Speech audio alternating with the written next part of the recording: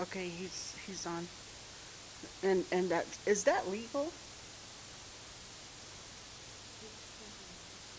Right.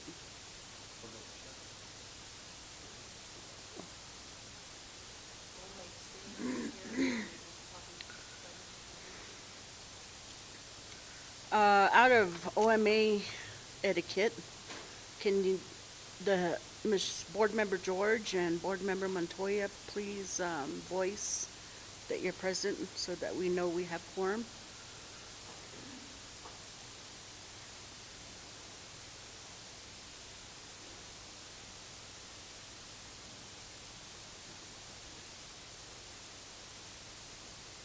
Instead of the chat, can we hear you say here that you're present?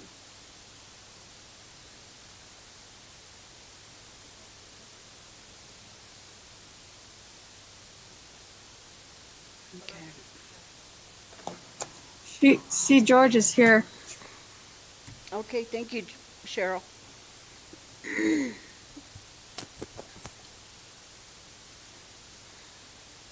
Present. Okay, Suzette, has she joined us yet? Okay, and I'm here, so when she comes on, just let us know.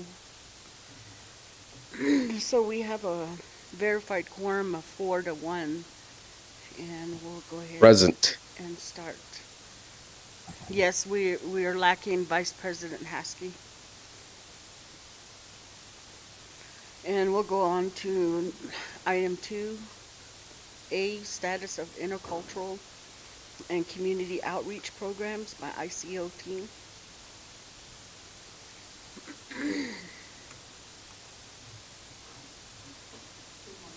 Morning.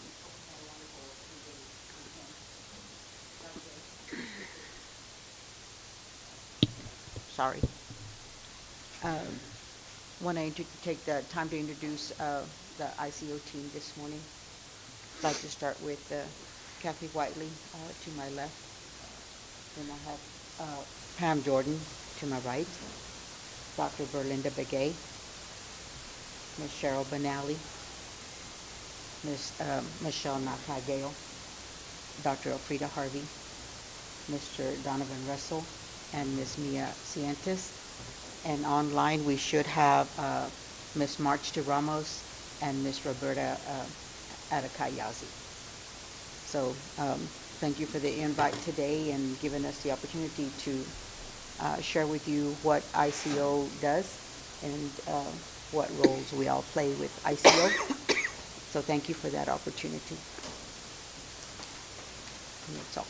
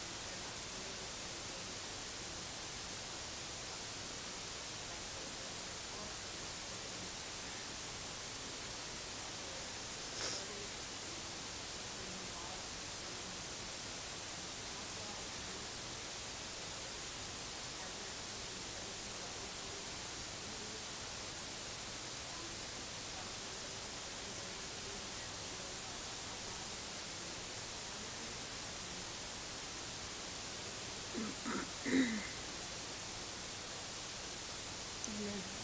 Thank you. So, before we jump into the status, we do have some board members and members of the public here.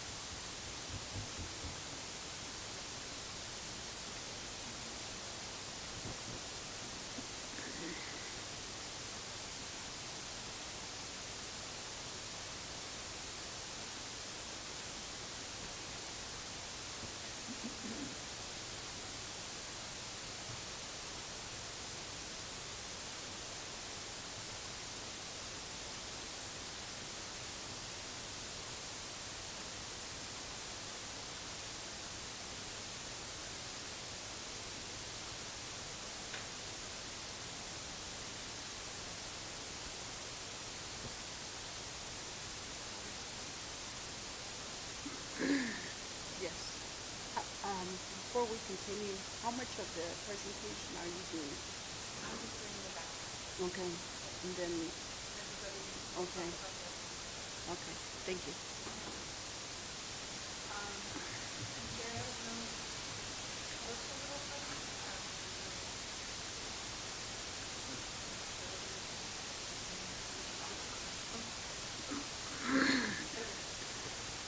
So there's a lot of us who have heard some of our key district demographics, but since we are live streaming this, thought it might be a good idea just to overview some of those for the members of our public. So right off the bat, we have a very large geographic area that is also rural and remote. Our district is about 3,000 square miles, and we serve 3 distinct areas with very diverse needs. Those areas are Shiprock, Newcomb, and Kirtland. We represent and include 15 chapter houses, including the largest chapter on the Navajo Nation, which is Shiprock. Many students in our most remote areas travel 2 to 3 hours round trip to get to school. They often leave home in the dark and come home in the dark. Right now, we're experiencing increased construction maintenance costs and decreased availability of teachers, workers, and resources. One of the central components that we've been identifying over the last several years is that our communities lack scarce resources or have scarce municipal resources, and the reason for that is, for example, in Newcomb or Shiprock, there isn't a Farmington or an Aztec, and there an echo? There's an echo. In that regard, yeah, there's an echo.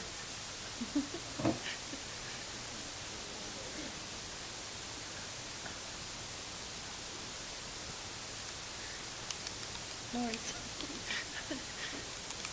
Always fun hearing yourself. So, what was that? I'm sorry, sir. Better to hear you with.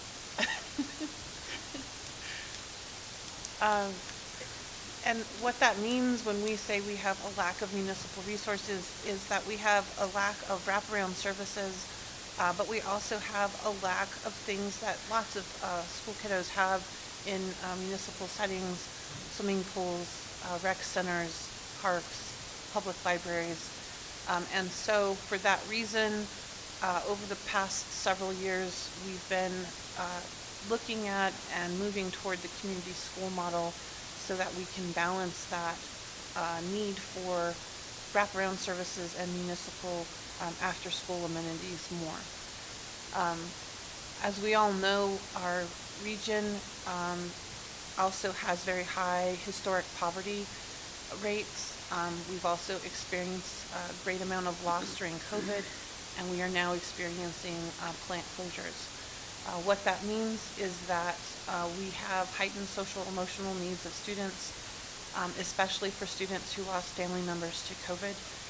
Since the shutdown of San Juan Generating Station, our child homeless rates have increased from 150 students annually to over 500, and that number is growing by the day and week. 30 to 40% of our families don't have electricity, potable water, internet, indoor plumbing, and in remote areas, we believe that's as high as 70%. So together with historic underfunding and COVID, we have seen exponentially increased learning loss and educational and social emotional gaps. With respect to our challenges, the leadership of our board has been very proactive in working with the legislature so that we can minimize the impact of plant closures. And so one of the key items that the leadership of the board and the underlying or our internal team was able to accomplish was to get the legislature to give us 100% of our impact aid funds instead of the 25% that the district got in the past. Together with that change and several legislative appropriations over the past few years, that has led to about 80 million additional dollars coming to the district, with about 20 to 25 million of that being recurring annually. One of the reasons that this is an important thing to discuss, especially in the context of the ICO status update, is that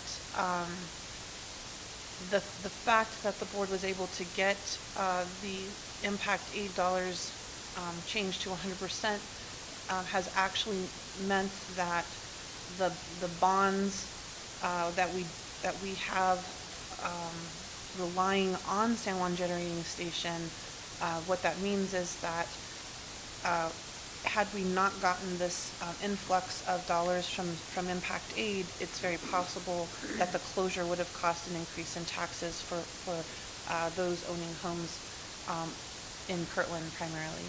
And because of the proactive efforts of the board, it does not appear that that will occur, so that there won't be a property tax increase for the foreseeable future, related at least to San Juan closure.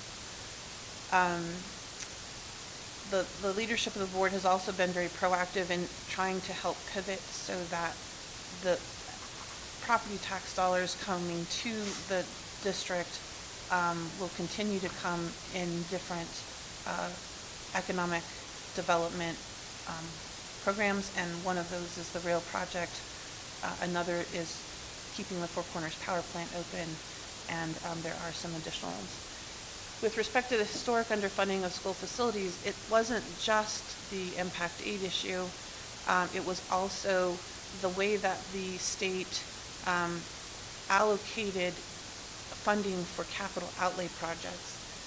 That primarily is represented in another lawsuit, which is the Zuni lawsuit. From the Zuni lawsuit, there have been some changes made that have helped with that process. We believe, however, that more changes need to be made to make that a more level playing field. Of course, the other very important case to discuss is the Yazzie Martinez case, and that really is the central issue that we're going to be talking about today in terms of the ICO. Real quick, with COVID and historic learning and social emotional gaps, and the Yazzie Martinez case, the district beginning in 2018, and I'll walk you through this here in a minute, started talking about how do we deal with potential plant closure, but also the holdings in the Yazzie Martinez case. During that time frame, internal mapping occurred, and what came out of that was a decision to create a department that would focus on marshaling district resources to close student gaps as soon as possible. One of the outcomes that came out of that was a whole child focus, meaning one size doesn't fit all, and we need to look at what each child needs to be able to succeed. At the same time, this is a focus of the National Indian Education Association as well as PED. Along those lines, holistic wellness and strength-based teaching, honoring cultural and linguistic diversity have also been focuses of the district. And those are also foci of National Indian Association and PED. So as we go through the presentation, you'll kind of hear some of these highlights, and that will become a little more understandable as we move through that. So one of the things that we've talked about in the past is this really great depiction of kiddos trying to watch a baseball game, and we have used it as an analogy for what the effect was on the ground when we funded all students equally. What the court in Yazzie Martinez found was that funding students equally actually violated the New Mexico Constitution, because in practice on the ground, funding children equally that came from at-risk backgrounds ultimately created inequity. And so the court defined at-risk students as those children who come from economically disadvantaged homes, those children who are English language learners, those children who are Native American, and those children with a disability. The court also, in different parts of the opinion, talked about Hispanic children and children in general who lived in rural and remote areas. And so at the conclusion of that, what the board began wrestling with in about 2018 was, even though we have many dedicated teachers and educational leaders that have worked very hard to bridge gaps, what we found was that equality policies, and certainly this is what Yazzie Martinez found as well, have not actually effectively bridged gaps for Native American students on or near reservations. And so in this picture, for those who are streaming in, those at-risk students, when funded equally, actually can't participate at the same level as other students. And so the reality of that is this kiddo who's actually kind of in the ground, so to speak, trying to have the same types of opportunities as others. And so ultimately, what the Yazzie Martinez decision found is that one size does not fit all, and that ultimately what we have to do from the court's perspective, and this is also borne out from literature from PED and other organizations, is that we must provide educational programs and opportunities that fit the diverse needs of our students. As the court in Yazzie Martinez indicated, programs that are more tailored to the individual needs of students to help them succeed. And ultimately, the thought process and the outcome of the Yazzie Martinez decision is to create equity so that the dollars that are spent create an equal playing field, and the programs that are implemented create an equal playing field to provide all students with the best opportunity to succeed. The court focused quite a bit in its decision on providing a multicultural education system, And so I'm going to read these four components. They come directly out of the decision itself. And so the court noted that a multicultural education system helps bridge gaps, that attracts and retains quality and diverse teachers to teach New Mexico's multicultural student population, holds teachers, students, schools, districts, and the state accountable in supporting students with cultural and linguistic backgrounds, integrates the cultural and linguistic strengths of its diverse student population into the curriculum with high expectations for all students, provides students with a rigorous and relevant high school curriculum that prepares them to succeed in college and the workforce.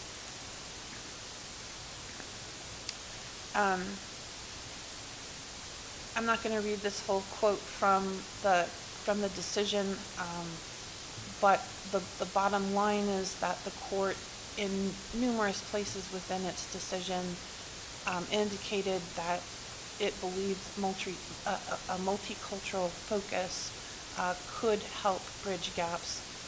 One of the interesting points the court observed is that the goal of multicultural education in New Mexico has been implemented statutorily, but unfortunately, from an on-the-ground perspective, hasn't been realized in most of the districts with significant Native American student populations. And so I'm going to walk you through where we were, and then get us to where we are, and then turn it over to the department so that they can talk to you about the programs they've been implementing. And that point I have highlighted in yellow because it is a pretty important point.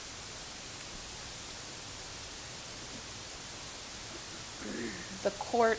Can we go back to that? Yes, ma'am. My apologies. Do you want me to read that? That bottom one? I'm Yes. happy to. The court stated this: at-risk students begin school with certain disadvantages which are not the making of the school system. This fact does not, however, mean that at-risk students cannot learn if given proper support. Various programs have been shown to provide such support. These include Quality Full-Day Pre-K, which addresses the issue of at-risk students starting school behind other children, Summer School, which addresses the loss of skills over the school break, after-school programs, smaller class sizes, and research-based reading programs.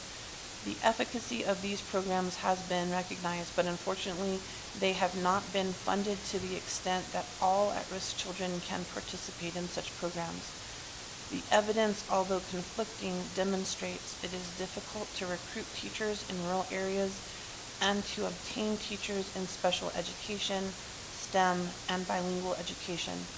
Some districts have difficulty maintaining a sufficient number of TESOL endorsed teachers because of an inability to compete with neighboring districts.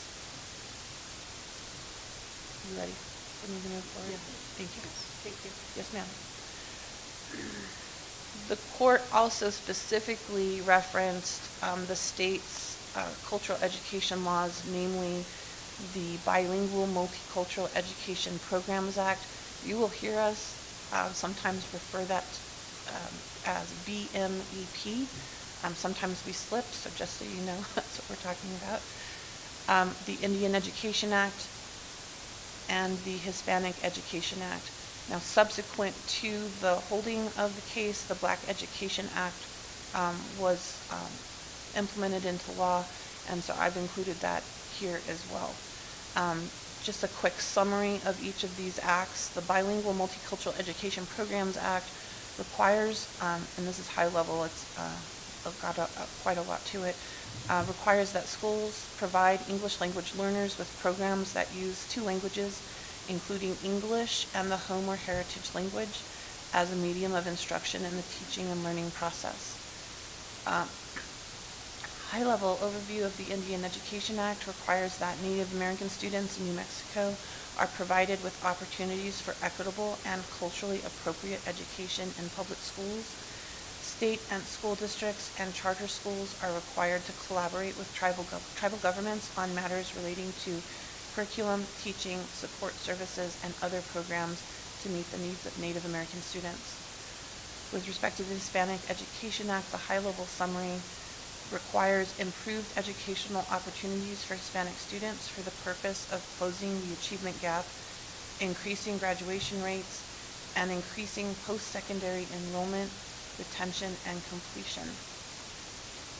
The most recent of these acts is the Black Education Act, and it requires the inclusion of culturally inclusive curriculum, anti-racism policies, racial sensitivity, and anti-racism training.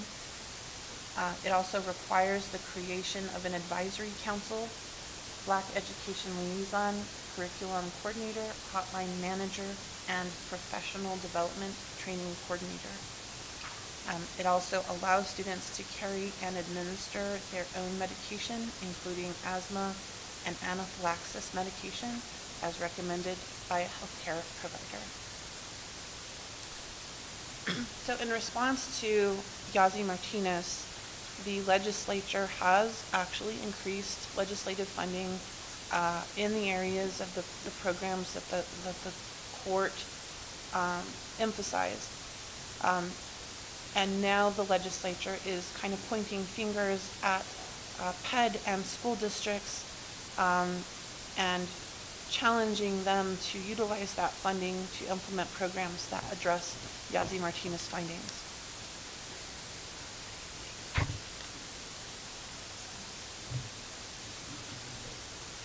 NMPED's response has been to expand multicultural educational programming with a focus on social emotional needs, addressing the needs of the whole child, implementation of equity councils, and the use of data to determine which programs help bridge gaps and which do not. Overview for us, our district response has been the ICO programming along with the implementation of our equity policy. All of these programs and the policy are aligned with Yazzie Martinez, PED initiatives, and community input coming from the graduate profile. And if the board would like, I can walk you through the documents from PED and our graduate profile that shows that. However, I know you all have seen that before, and so I defer to you on whether or not you want me to walk you through those documents. Are they in there? No, I would pull them up. Yes, ma'am. No. Okay, great. If we want to circle back to that at some point, I have them in a special folder, so it'll be easy for me to pull them up. So with that background from a law perspective, wanted to just give you the overview of when and how we started circling around and developing the idea of a department to focus specifically on bridging gaps. At the board retreat in September 14th through 15th in 2018, there was quite a bit of conversation about potential impacts for the potential San Juan generating station closure. In that conversation, there was quite a bit of discussion about impact aid and Yazzie Martinez student gaps, the identification and closure of those gaps, and internal mapping to identify how to strengthen processes and services to students, implement efficiencies for cost savings, and determine if grants could be expanded or if funds were being utilized fully. So it was really from that platform, that conversation, that discussion, that this work started. On April 16th, 2020, there was a joint working session and regular meeting by the board, and at that meeting, the then interim superintendent, Dr. Goldtooth, began discussing the organizational chart and restructuring and a need for expanded resources and new department to address the Yazzie Martinez gaps. May 1st, 2020, at a special board meeting. That restructuring was approved, and it included a new department, unnamed at that point, to address the Yazzie Martinez gaps. And I do have the minutes if the board wants me to bring those up, although I don't know that that's necessary. On August 21st, 2020, there was a board retreat, and there was continued discussion about the programs for ICO and the naming of the new department. And it was at that time that the board named the department Intercultural Community Outreach Department. So what I'm going to go through next are, yes ma'am? Since you talked about the intern at the time, these were also different board members. So, I think that needs to be noted.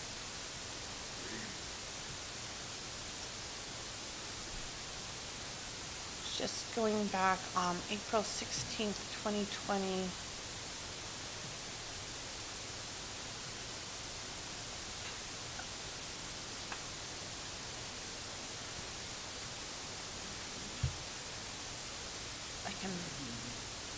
I can pull that up.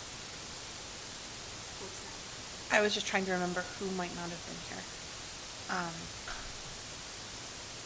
And I believe that would have, okay. So the next slide is just kind of an overview about what we're going to start talking about next. Internal mapping identified the key areas needing the most attention, and the ICO has been organized to address those key needs. We're going to go through the ICO organizational chart, and I'll turn that over to Dr. Lopez. And then we're also going to talk about ICO mapping documents to kind of walk you through what was actually discussed and how we got to those outcomes. So one of the things that we looked at first was an overview of the continuous cycle of improvement process, which I'm going to walk you through here in a minute, and mapping documents. And so I will pull those up once you go through the organizational chart, but just very high level, what we were looking at is in that internal mapping is, despite dedicated work of experienced professionals, the district at that time continued to have significant educational and social emotional gaps, and our question was why. And so that's what the mapping really focused on. And high level, the mapping identified, and there's quite a lot of detail to this, so I'm just giving you high level on this slide, and we'll dive a little bit deeper when I walk you through some of those documents here in a minute. But expanded resources to implement cultural and social emotional programs. At this time that we're talking, the 2018 timeframe, JOM, Impact Aid, BMEP, bilingual, Title III, and Title VI were handled literally by 2 staff members for the entire district. And so you might imagine that those folks were spread pretty thin, trying to accomplish all of the goals and needs, much less the additional concerns addressed by Yazzie Martinez. Other high-level needs that were identified were programs addressing holistic wellness and cultural and linguistic needs of the whole child. And by whole child, what we mean is not a one-size-fits-all, but looking at what challenges each child is bringing to school with them and how we can address those. Also identified the need for additional strategic planning and completion of milestones, bridging gaps. Increased interdepartmental coordination and collaboration. I apologize. Increased community input and collaboration. Increased cultural and social emotional training. Meeting needs of diverse communities through community schools. Better and more thorough data to identify gaps and determine program effectiveness in bridging gaps. And I'm going to pass this slide to Dr. Martinez so I can drink this, get rid of this little tickle. Okay, as a creation of the Intercultural and Community Outreach Department, as Ms. Chappelle had originally stated, came into being in 2018, and the name was then at that time also changed because it had a different name then, and the board came and they decided that it was a department that needed to address not only the educational part but also the community part. And so thus the board came up with the name Intercultural and Community Outreach. So we were created to prioritize the culturally and linguistically relevant program and equity in the district. And we were created to be the hub and helping to address the district in the Yazzie Martinez lawsuit and to assist in the learning and social emotional gaps of students, thus working collaboratively with the other departments. We did do an internal mapping at that time and looked at what our programs were, what we had in place, and as a team, we strategized and looked at everything that we felt needed to be addressed and what we felt was lacking, and that we had not seen through our experience as teachers or working in the buildings. So this internal mapping identified the key areas that ICO organized and wanted to assist in addressing the needs of the district. So on this internal mapping, the priority was the emphasis and to reach more of JOM and Title VI, Title III bilingual and safety net, that those programs needed to be expanded. And also thus came also later the discussion of the food pantry, which was an ideal that was shared through Rachel Brown, which is our cultural specialist. And so then the need was identified by her as what she had experienced in the buildings, and so that we incorporated that into the cultural safety net for the district. And so all of these programs that mentioned above are the foundation and the creation for ICO. Also, in discussing the mapping and going through all that, we looked at the state's goal and also community schools. And so we started to look at the implementation to provide services and supports for each community on the collaboration of schools to meet the student needs, the parent needs, the community needs, and which stakeholders brought in to support the system, and how we could expand it and enrich the learning time and opportunities that could provide not only extra opportunities for students, but also promote the family engagement and collaborate between the schools, the school leaders, the community, and the stakeholders of CCSD district. Next slide, please.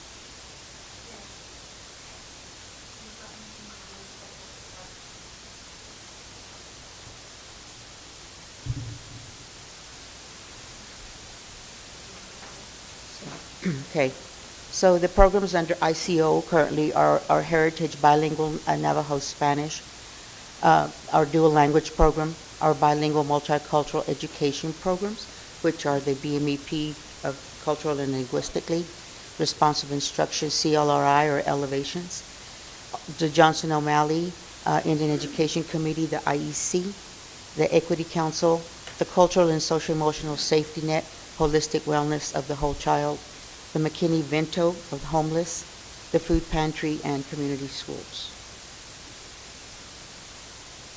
Here is our organizational chart. In our organizational chart, it states everything that everybody in our department is responsible for. If you look at the chart, some of the things do bridge, but not as every department, we should bridge with other departments so that we can be more effective in helping address the needs of the students of CCSD. So under Dr. Elfrida Harvey, you see the safety net and everything that she is responsible for. And under her, we have Rachel Brown, which is the cultural specialist, and how she works with the schools and everything that she does. And I apologize for Rachel not being here today, but she did have a what do you call it, Belinda, a puberty ceremony that she needed to be at today, which in this district, we do honor anything that has to do with the culture. And so that's where she's at today. And in the creation of community schools, we have Michelle Nakai-Gale, which joined us, and this all the responsibilities that she has to do, and then we work in collaboration with.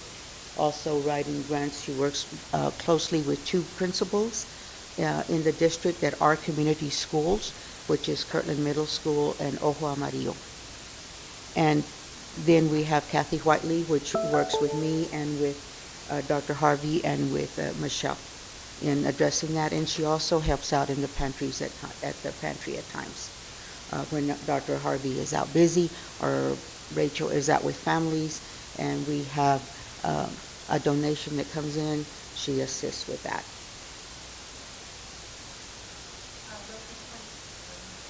Before we move on, these 5 folks are paid out of operations, Oh, and right. as you'll see on the next slide, the rest of ICO are paid out of Grants. federal or state grants. So Right. we'll walk you through that. Thank you, Michelle. Yes, ma'am.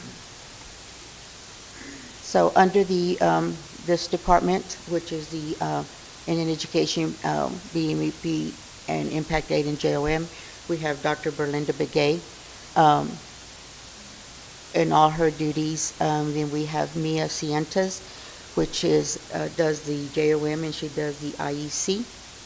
And we have Mr. Donovan Russell, which is the supervisor for the Equity Council.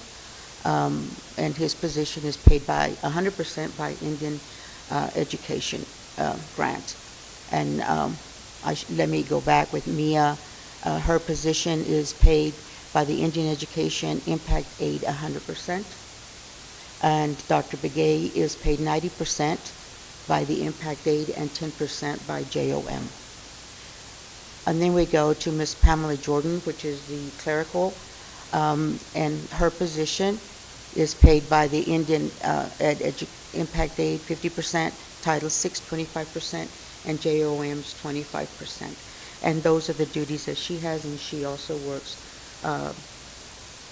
under Dr. Begay and with Mia and with Donovan, and then she assists also Ms. Benally.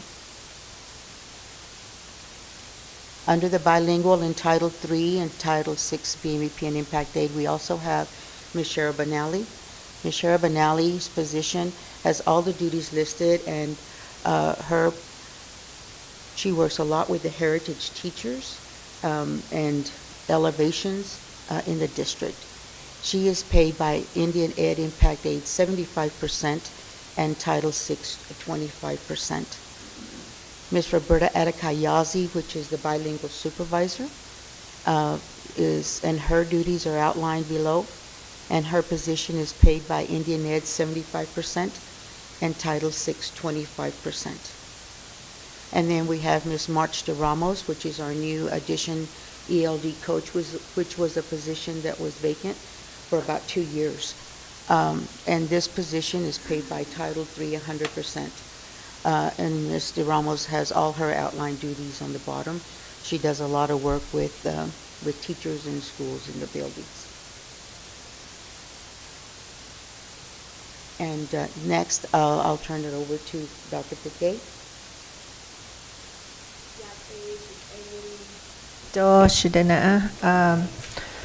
I just want to say good morning. I'm going to go over what's entailed as Indian education. So under Title VI, it's a federally funded grant. And the way this grant, the funds that are generated from for this grant is from the 506 form that parents fill out at the beginning of registration.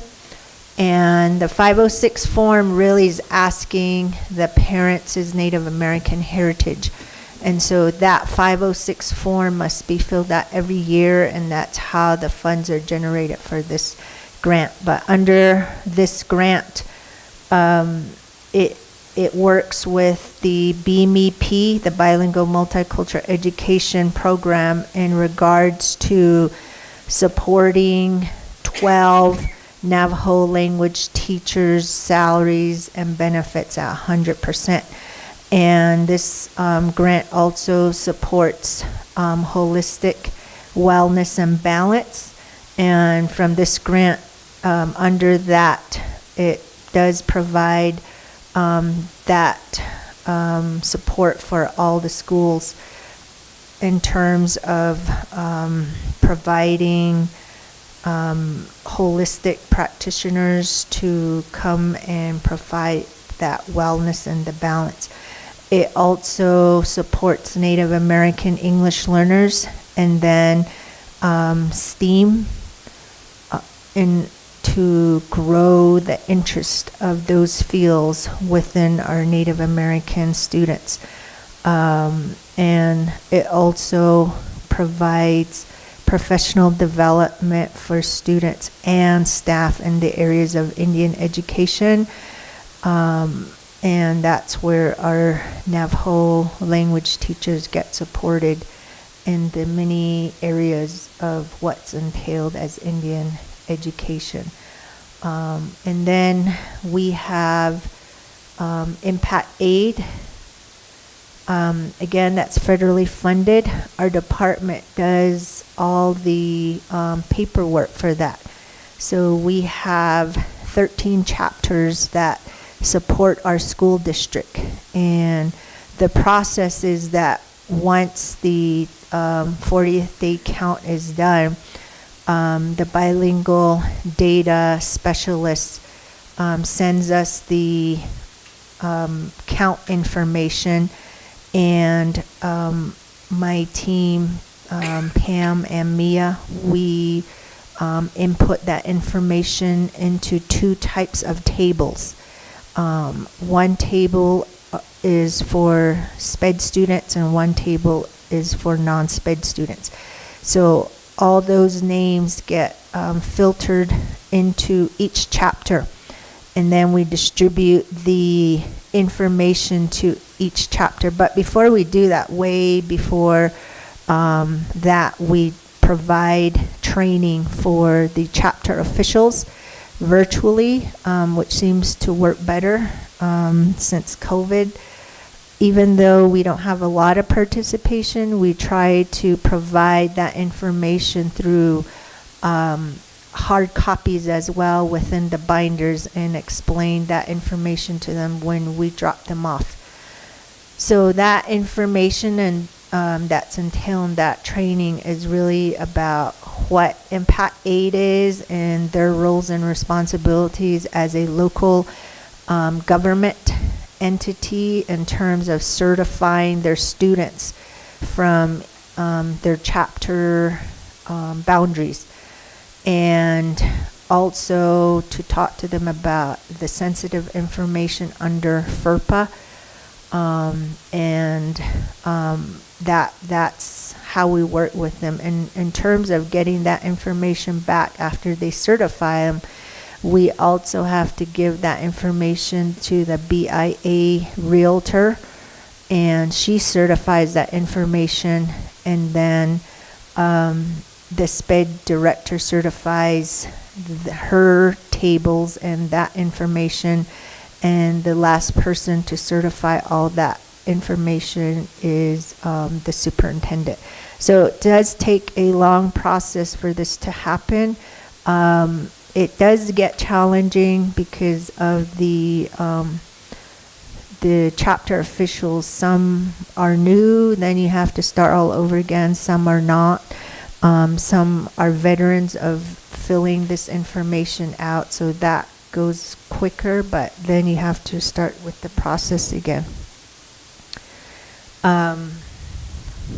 So because the tables contain sensitive information of students, like their physical addresses, which is how the funding is generated for Impact A, because students, any student in CCSD, regardless of their ethnicity, if they have a physical address on the nation, on the federal trust land, then that's how the funding is generated. And that's why we go through all the process of certifying those physical addresses. It does contain their student ID numbers, and with SPED, their IEP information too. That's why we have to provide the FERPA training for the chapter officials. And then we have, Bernadette, just say what FERPA is, because not everyone knows FERPA. oh, FERPA is training to, The acronym means what is FERPA? Families and, what was it that stood for?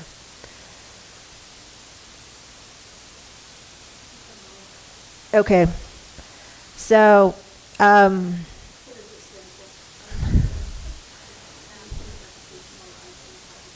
yes. reassuring. So because that information, it does have the family, the parents' name or the legal guardian's information, that's why we have to provide that training. And then with the PED Indian education, we do have the grant. Before it used to support our Navajo heritage programs, but since the inception of the Equity Council from PED, it was recommended that this position be a full-time position based on all the requirements that were being communicated from PED in terms of what should be happening. At the time, it was just myself and another colleague in our department that were taking care of 6 grants. And so this really was a full-time position which was granted. And so the salary and the benefits to support a full-time position is what we applied for, and it was approved. And so that's where Mr. Russell's salary and benefits are coming from in terms of all the tasks, goals, and objectives that are recommended from PED to be implemented to ensure that our district has an equity council.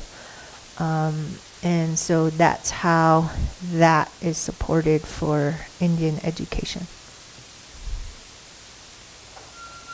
So I'll do my part on this because we work collaboratively with my sister here, Cheryl Benali. Under the state-funded bilingual multicultural education program, if you can see it as a umbrella into the 2 programs that we have in the district, this program exists in the entire district, and we have to emphasize that every school in this district is under this program. And so because of that, it breaks it down into 2 components. I partially take care of the language programs, and in that's where we have our Navajo Heritage Program and the Dual Language Program. And under this funding, it does support the remaining Navajo heritage teachers and the Spanish heritage teachers as well. But within the dual language program, it is in its 3rd year with the 90-10 model. In the years prior, actually when it's actually in its 12th year too, this program. And when it first started, it started off as a 90-10 program. But in its third year, it changed its model to a 50-50 program. It stayed there for several years until 2 years ago, with the Benavides administration, it changed to a 90-10 model. And so it's in beginning in its third year.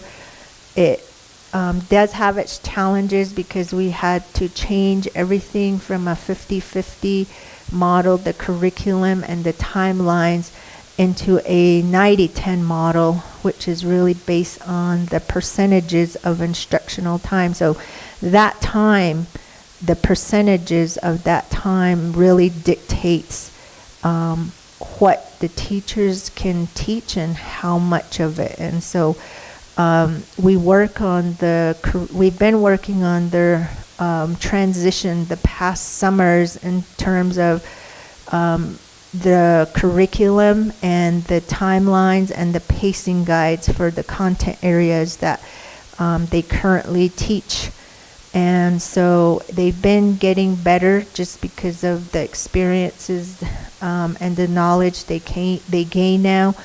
And so they're getting more experienced in a 90-10 model, and that's my part in the language program in terms of the BMEP, and I'll have my colleague share the rest of the information for the BMEP.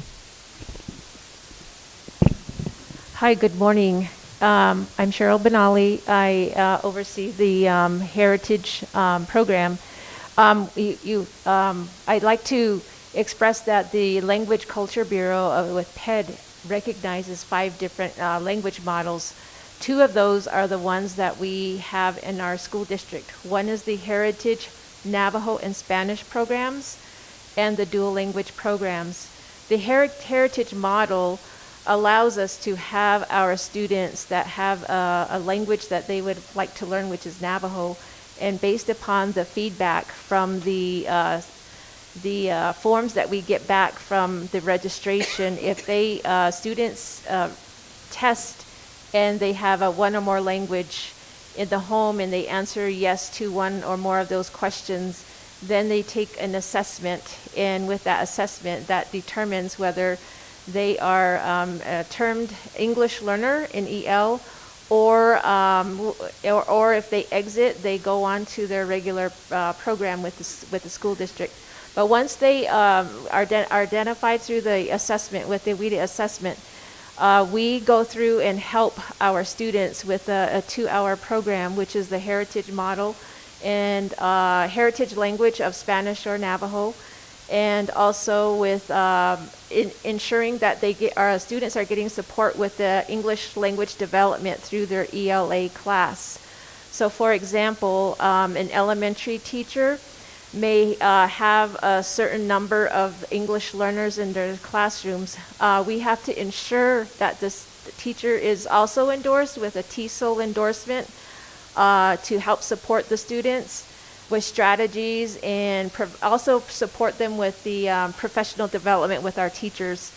And in that, we go through and monitor, and that's where Title III comes into place to help us specifically provide programming to and support our ELs.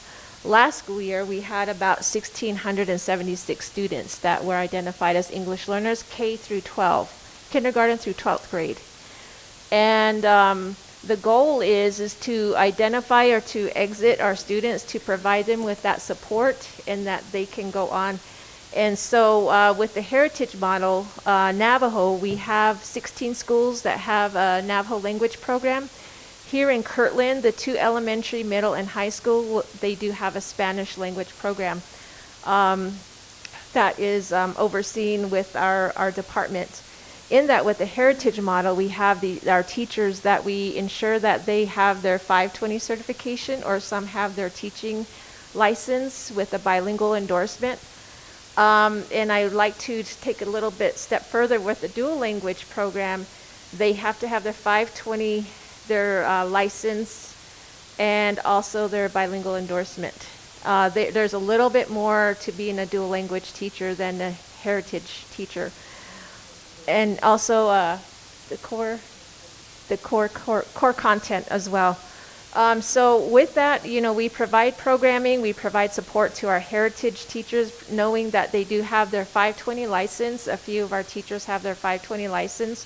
So in accordance with the Navajo Nation, we have to ensure that they have so many professional development hours. So for example, an incoming teacher that has a 520 license may need to have a total of 90 professional development hours. So we have to ensure that we have that in place.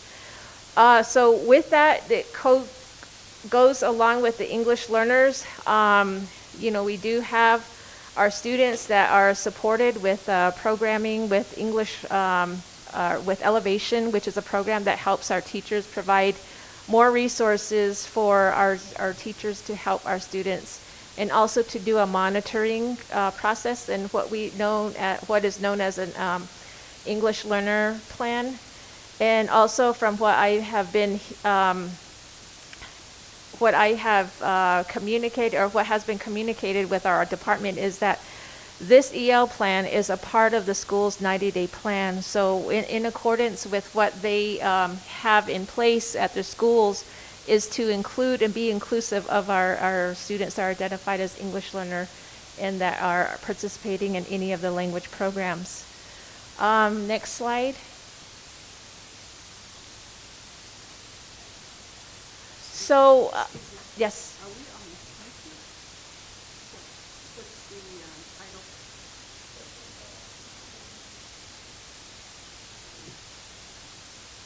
Because I don't see it. Okay. So requirements for the federal and state funding. Requirements for the federal and state funding, as it was stated, in order to get a clear idea of to make a visualization as to what the programs are, the grants and requirements. And so through ESSA, which is Every Student Succeeds Act, those grants are supported with the Title VI, Title VII, and the IED, RFA, PED grant, and the requirements of what we have to do to ensure those grants are in compliance. Now with the BMEP program, which is the Bilingual Multicultural Education Program, that's where we have our Navajo Heritage, our Spanish Heritage, and dual language programs.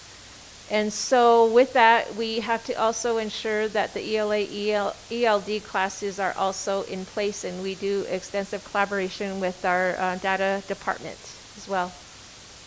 Next slide. So to give you more insight of what the Heritage and EL programs are about, an overview, PED has a BMEP Act of 2004. That's just been recently revised. Well, originally we had celebrated the 50th anniversary of the BME Act because that was originally enacted in 1973. So at the district level, we have implementation of language programs. We have as I stated, the Spanish and Navajo heritage programs.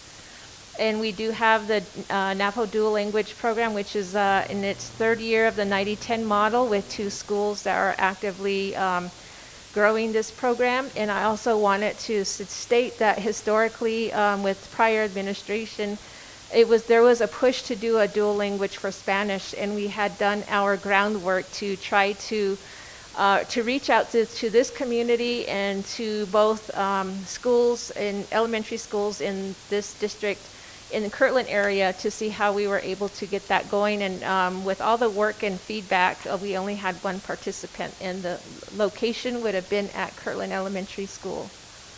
But we are looking at avenues, and that was a challenge, and it was something that we did look at. And also for the Navajo dual language here as well.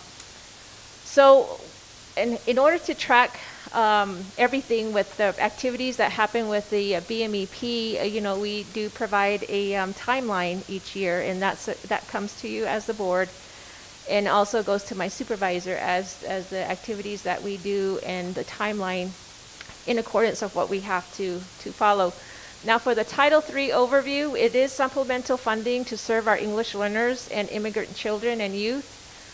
A few weeks ago, we did have a directors meeting, and they did provide more details of the migratory children and what their thoughts were on that. And it's a push from PED, but it seems like the South states are the ones that really report those. So that was very interesting to hear about that immigrant children. Also provide English language development. ELD is what we term that as, from kindergarten through 12th grade. And basically, we look at strategies, and we do provide pathways for our teachers for professional development to see and how they can work with their students. Also, there is a timeline for that as well. And keep in mind, I did not note this on here, but with the training that happens with the heritage teachers, we did do a summer curriculum work and also a back to school training with our teachers, and to be inclusive and to have it noted on their lesson plans that the 3 district initiatives that Mr. Carlson has outlined, teacher movement, student engagement, and calling on the students, are implemented into their lesson plans. So that's something that we are happy with, that our teachers are able to put that focus in their plans as well. So here's the breakdown and rundown, the grants, the programs, the requirements, and the types of activities that we do with each grant. So for the BME, we have talked about the heritage programs. We've talked about the student placement under the requirements and the activities. So those are all the activities that we do. And in addition to that, with the BME, we do emphasize the bilingual seal. We have successfully, years in a row, have had bilingual seal recipients. For Spanish, this past school year, we did have 5 students that earned the bilingual seal. For Title III, we have programs for the English learners, and also focusing on training with dually identified. Now, the dually identified, what that means is that a student is identified that are an English learner and have an active IEP in place, an individual education plan is what that stands for, the IEP.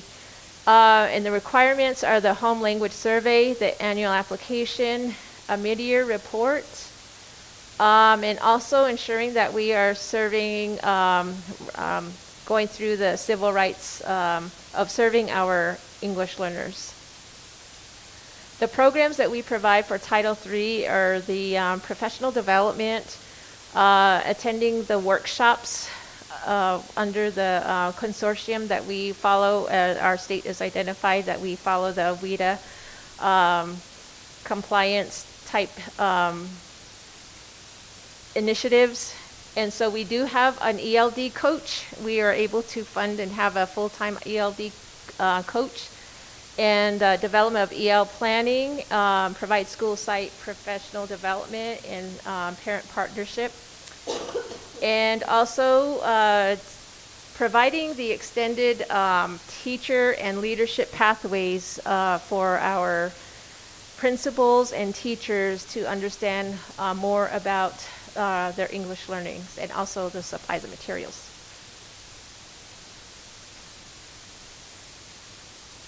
So this kind of gives you an idea of the snapshots of the schools, more in detail. There's course codes that we have to ensure when we do the grants.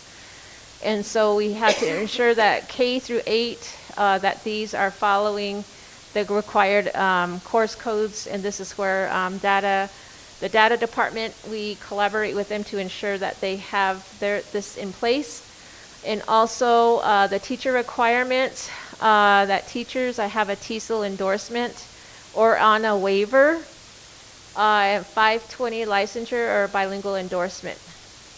Grades 9 through 12. The course codes are pretty much are different because of the levels and the teacher requirements as well. Okay, we also collaborate with HR, Human Resources for the TESOL endorsement. And they help us provide us a list of those new teachers that are working on their TESOL endorsement.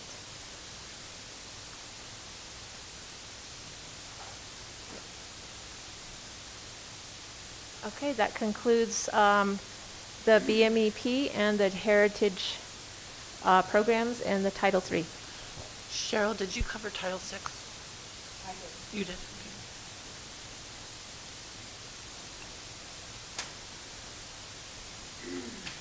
I have a question. For Cheryl. The application that you were talking about for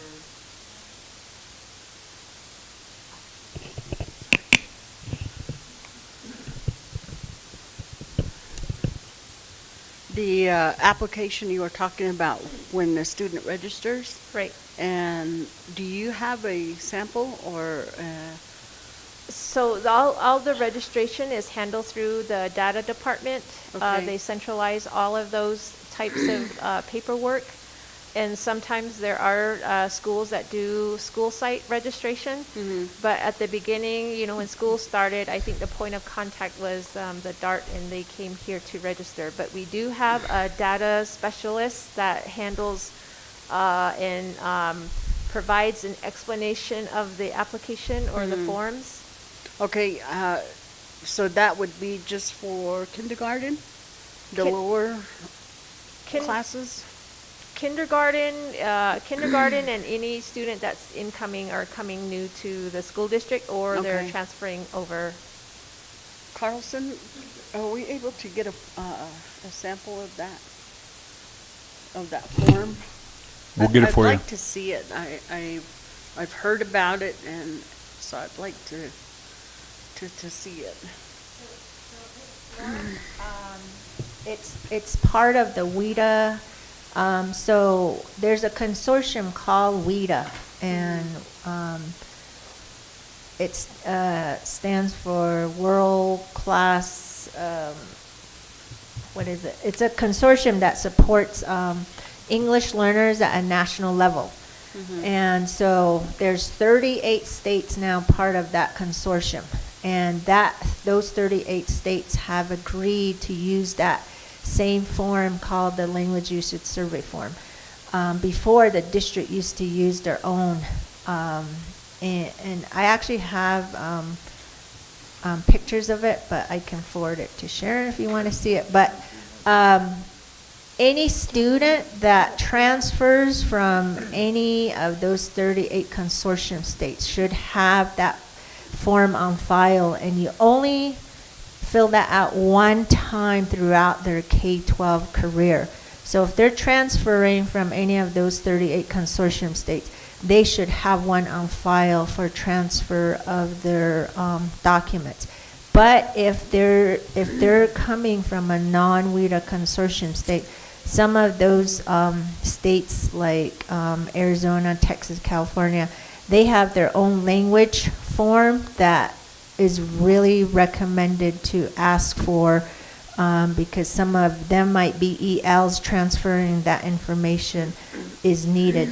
But in the case that they don't have one, that's when the district will provide them that form to fill out, if there's no history of them having that language usage survey form. Okay, and when did we get away from the district form, or do you have that history? 4 years ago. 4 years 4 years ago, we started using that new form. The state uses that form now. It's the guidance through the NMPED Language and Culture Bureau that provides this, the information to us in order to provide the forms to the parents. And these forms are also, in Navajo and the Spanish language as well as English. So it's the guidance that we receive from PED that these forms that are in there. And so I just wanted to provide clarification of what WIDA stands for, is the World Class Instructional Design and Assessment. And so we are one of the states that supports or is supported through that. So PED, if they want to provide professional development to our teachers, they do provide regional meetings like in Ruidoso or Farmington or Aztec to provide that support. Thank you. I have a question. Go ahead. You stated that they fill out this form once in kindergarten. What if the parent or the guardian decides they want to opt out or to change that form? Is that available? Can they do that? The form is only filled out one time, and they cannot go back and change the form. And now the parent may decide to opt out of the either the heritage class. I would probably be the heritage class, but we still have to provide the student support through the ELA ELD component with the self-contained teacher, or if that's elementary school, or if it's middle or high school, they still will have to take those course codes that until they exit and score a 5.0 or higher on the WIDA assessment, which is a spring assessment that happens every February through April. So once they do have that, and so once the student exits, they are still monitored and provided support, so there's no regression happening with the student learning. And that's how we support our students. So there's 4 domains as far as what the student is tested in. And I remember it as SWIRL because it just helps me remember. I'm an English learner as well, and so I have to remember the acronym in order to know what the students are being tested, which is speaking, writing, reading, and listening. And the major domain that we struggle is speaking and writing. So with this the 3-district initiative of what Mr. Carlson has put out there to our school district, is that we will get support with the speaking and the writing. If we do that, provide those additional supports. So once they fill out that form, they're locked in. Yes, sir. Mr. Wells, they are locked in until they do pass that 5.0, but parents can send a handwritten note to the teacher to say that they would like for their child to opt out of the services, but Only for only Navajo, And Spanish, it's basically mandates to do or it. do a language note. Out of That's the something ELA people have a big / ELA, that one is required, they have to take that. So I will even if parents present say, that. I want my child out of the EL program. That means their child will not be taking any type of English language arts program if they do that. So that's why it's recommended that because the ELD is embedded into the ELA, they have to take it. But it's only the Navajo and the Spanish heritage classes they can opt out of. But they also have the opportunity to opt them back into the Navajo and Spanish heritage classes too. But the other ones they can't. Before, when ELA and ELD was separated, ELD, there was a separate class, then they could opt out, but it's not. It was reintegrated back in with the ELA classes 3 years ago. So that option is not there anymore for parents to opt their child out of the ELD classes. So it's really important that schools provide this training information to kindergarten parents and explain how that language usage survey form works, because there's a lot of misconceptions and misinformation about that form. and we have trained principals to ensure that information is shared, because we have parents that'll say, I don't want my child taking the access test, I don't want my child to be an English learner. Then they tell us that they didn't know what they were filling out with that form. So that's why that information is important.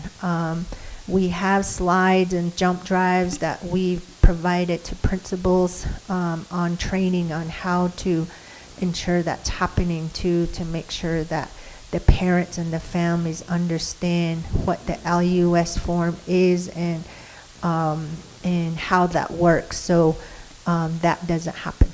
Dr. Bay, oh, I'm sorry. So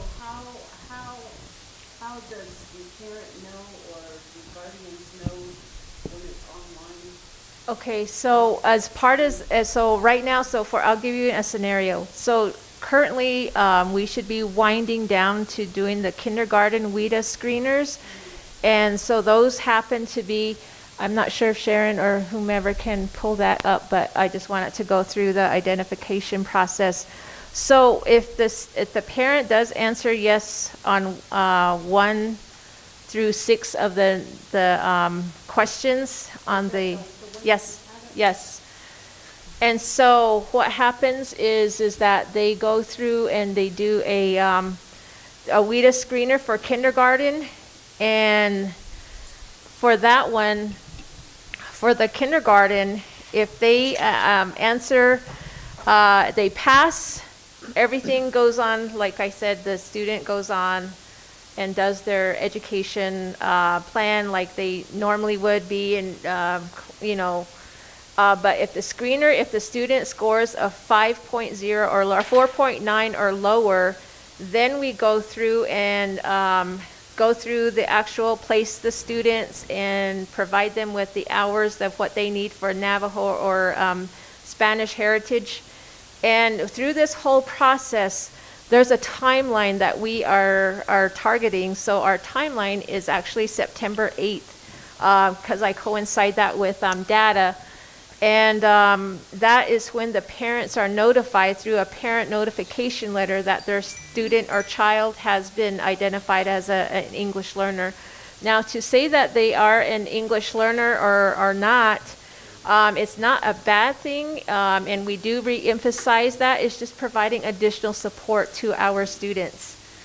And so the notification letter goes home to the parents regarding their English learner status.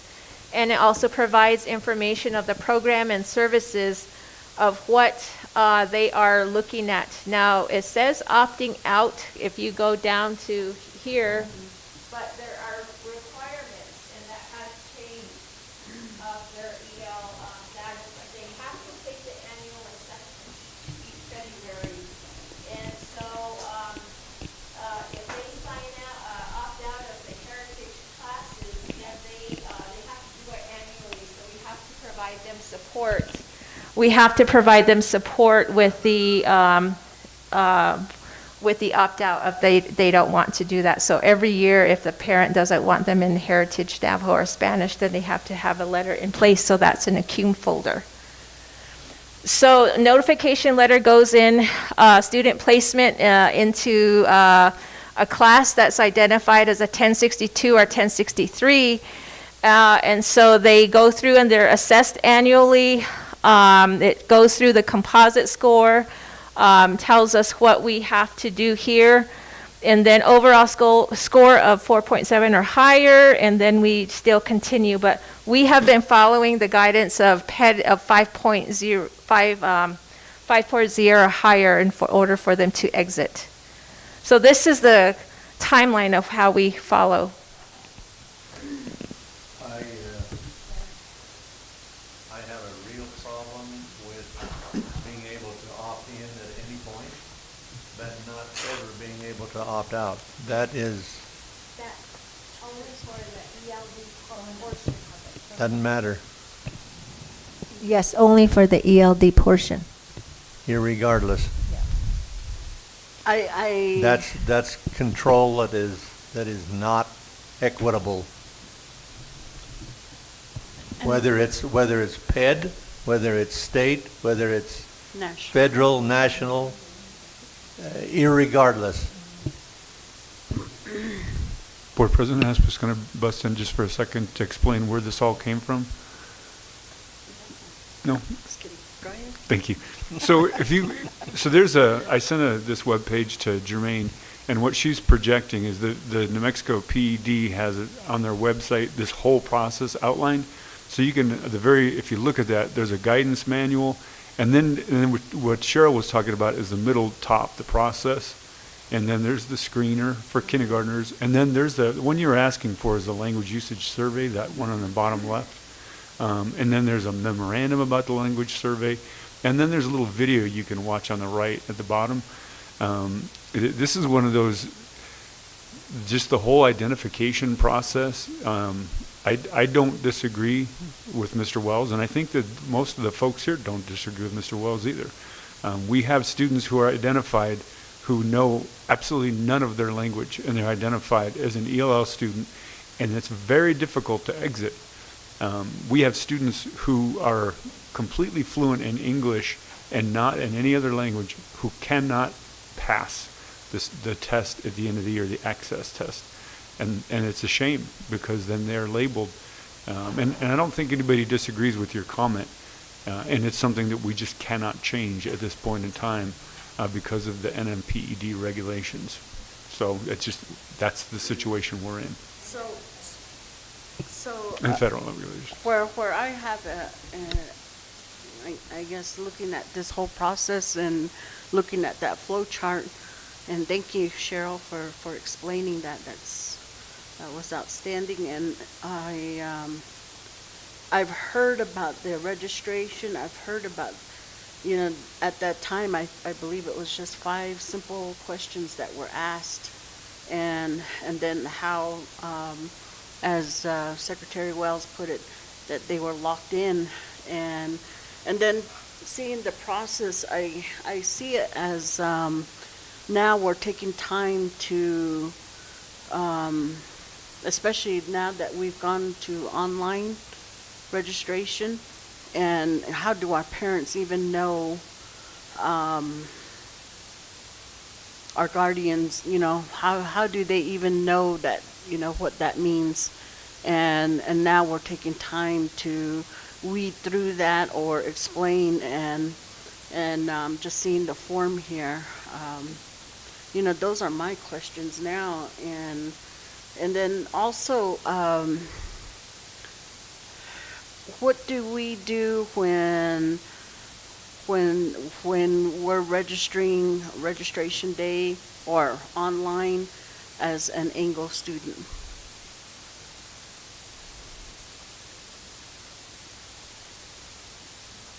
Identify that as an Anglo student? the Anglo, language? white student, non-native? Yes, ma'am, but Yeah. what do they do when they're filling out the language survey? Well, on the language survey, they would just mark down no. If they're all kindergarten, they would just mark off no, no, no, no. And then they would not be considered into the, Why would they say no if there was any other language? because Other than English as a state, spoken. everyone's required to fill out a language survey so that we can have it on file.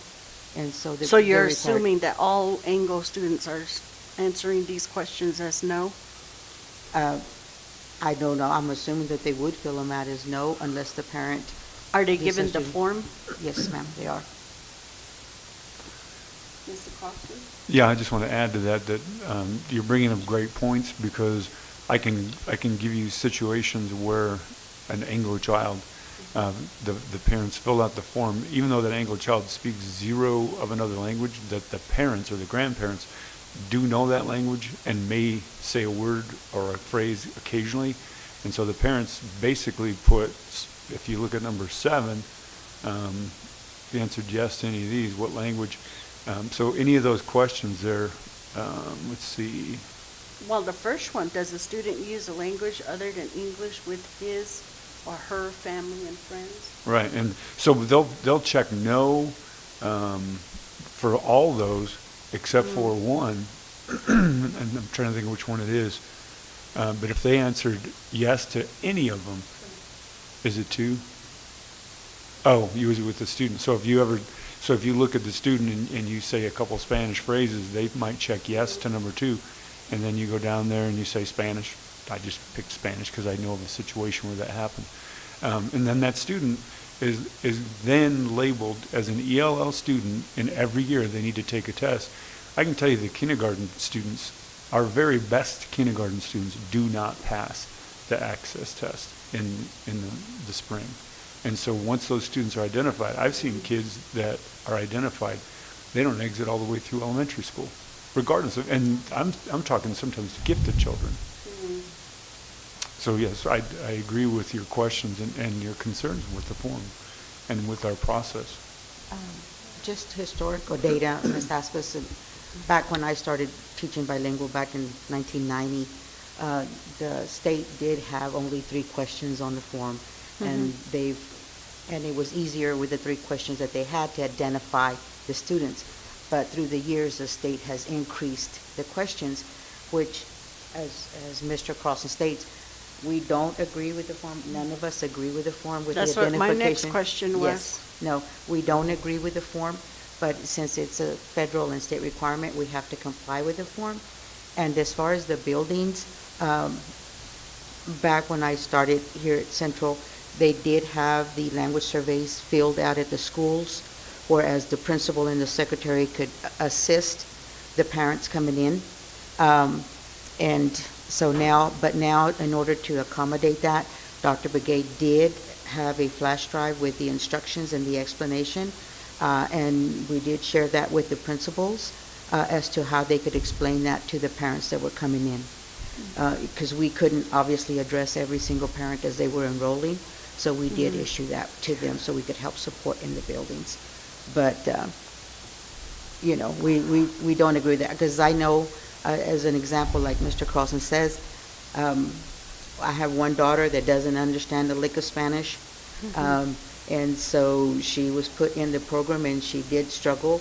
Eventually, she did exit out at the high school level, but it was very difficult for her to exit out. So we are in agreement with the board on that. We also provided mandated ICO training, and one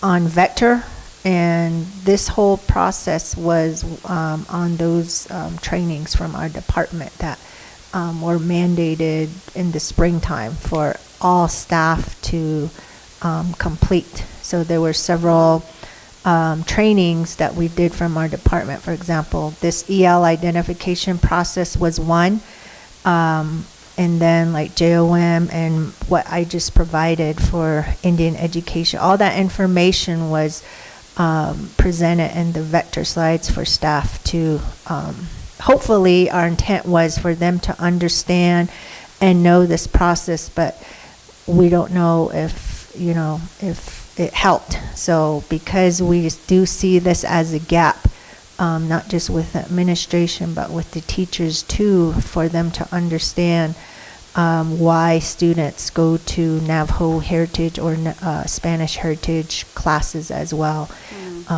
in terms of the importance and the compliance of that. One last, it may seem that, we have students that are identified as English learners, and being a former ELD, English Language Development teacher at the middle school level, there are trends in the students that may, and it's those transition periods that go from 6th to 7th or from 8th grade to 9th grade. And by the time the students come, they're in a whole new realm of their whole environment of actually going from class to class, and it's different teachers. But what I have seen is that their speaking has really decreased, as they were probably really good speakers and good being able to reiterate or explain a main idea in the story of some sort of the essay they may have read. And so they're locked back in, and that's where Alfreda's department will come into the place, is the social emotional part. And so I have found activities to engage our students that, and embedding the culturally relevant piece into the lessons really helped engage our students to be more speakers. And as I was tracking, I think the last class of 2022, that was one of the classes that I did for ELD, and I think out of that, there was probably, even before that, there was probably five of my students that were from Kirtland Middle. 5 of those students that had overall had exited before they graduated, and that kind of says a lot to providing them support, because there are areas within their high school career or their whole educational career that something may have happened, and that one skill is being looked at as like, okay, you're an excellent writer. How can you convey that to like an interview, or if you're doing a panel or you're doing some sort of speaking activity? So that really speaks volumes with that. And even though we went through COVID, and I presented the data at one of the board meetings regarding that, currently, 2019 to 2020, we were doing outstanding. We exited 44 students out of 1,688. I know that number is high, but we exited a lot of students during that year. And when COVID happened, and I think that's where we're seeing that trend again, and in gaps, but we're working hard to doing that. And just this past school year, we exited 31 students. And out of that, 21 were elementary students. So good, that's a good job. So that tells me that at the elementary level, they're doing the skills and the practices and strategies that is needed to help our students to engage and be more focused on their education. Whereas we had 8 high school students that exited, and 2 of them were 11th grade, and then 2 middle school students. So that tells you that, we are working harder again to help our students to be where they need to be and to be successful. So that's the way I also look at it. Thank you. So, Dr. Lopez, as a former principal, an Anglo student comes, and do you, as a principal, do you just tell them just to mark no on that form, or do you go through and explain? No, I would go through and explain the form and explain our programs in the building to the parents, to make sure that the parents understood that this was strictly for, to identify the language. And if they didn't have the language, I still would explain the program, but I would also give them the opportunity to say if they want to go into our Navajo program or our Spanish program, we could admit them as an enrichment student, and that all I would need would be a letter from them saying they would like for them to participate, but then they wouldn't be tested with the access. It would just be them getting that opportunity. But I would also train Why would they not be tested? because it's not their language. As enrichment students, they don't get, they're in there voluntarily by their parents or the students themselves. The enrichment students don't take the access spring test. It's only the identified English learners who take the access test every spring. The only assessments that they do take in those classrooms are probably classroom formative assessments, that teachers give to identify how much they're gaining in the language or things like that. But it's not the access test that state. So, but they do have the opportunity, and I also would train my office staff. If I wasn't there, I would train my office staff to go through the language survey with the parents so that they could make an educated decision on that. One last comment is that in middle school, so in elementary, they have that 2 hours. So they have the ELA, ELD component, and also going to Navajo or Spanish. But as they transition to middle school, students start to have choice. So a choice may be like having a Navajo class or a Spanish class. They're not obligated to being in that class, however, because they want to have that extra elective for the students. And that's the reason that we have worked with our data department to ensure that the ELA, ELD component is embedded into the English language arts class.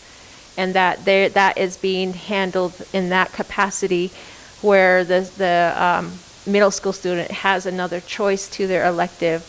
Otherwise, it used to be a required ELD class, which I used to teach, which middle school principals a couple years ago did not want to have the separate ELD class because they saw that those students didn't have another choice. They only had one elective.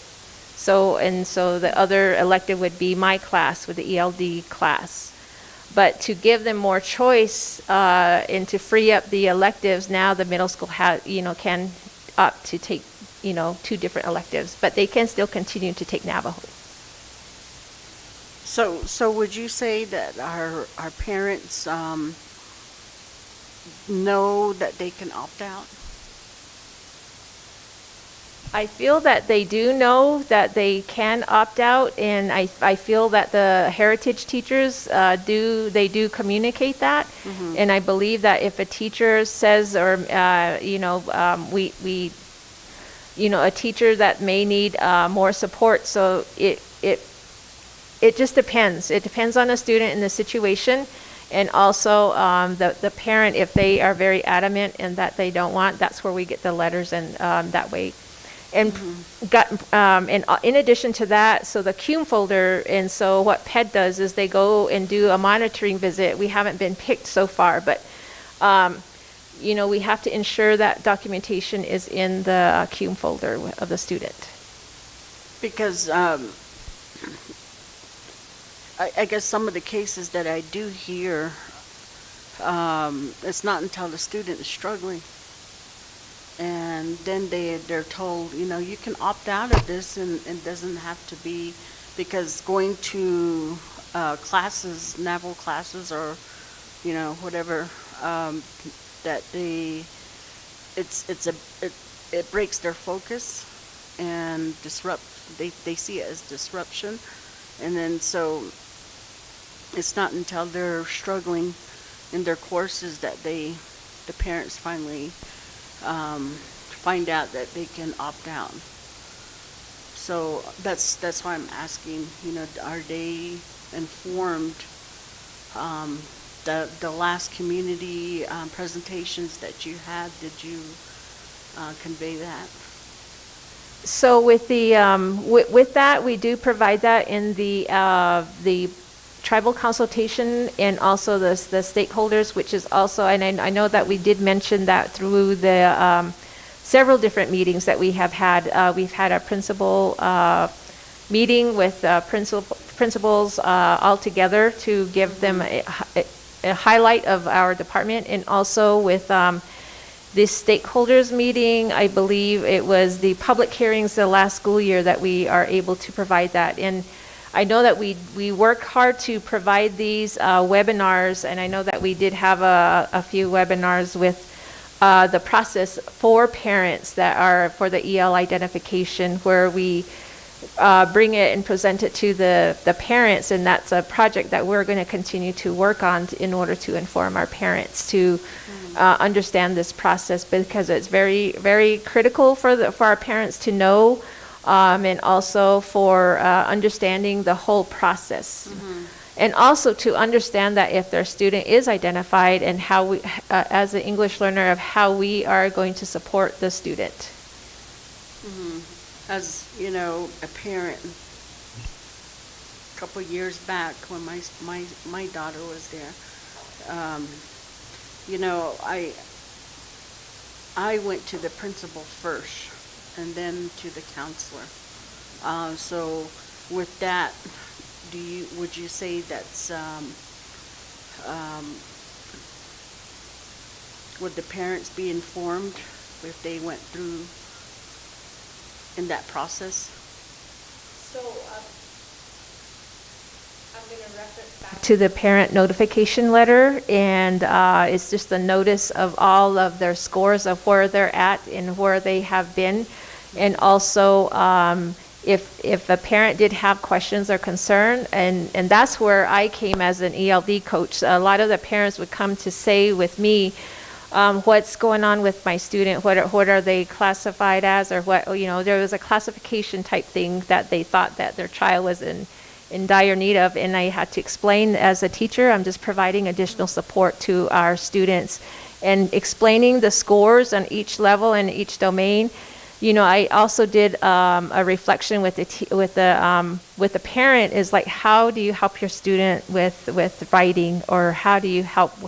And they could be a star student in elementary school, and something happened, and suddenly there's all these social emotional things that are happening to where they're not speaking, or they're not effectively writing and that type of thing. So we do, as a teacher, you do your best to help support those strategies and to provide scaffolding and differentiation in order for them to, for the student to be successful.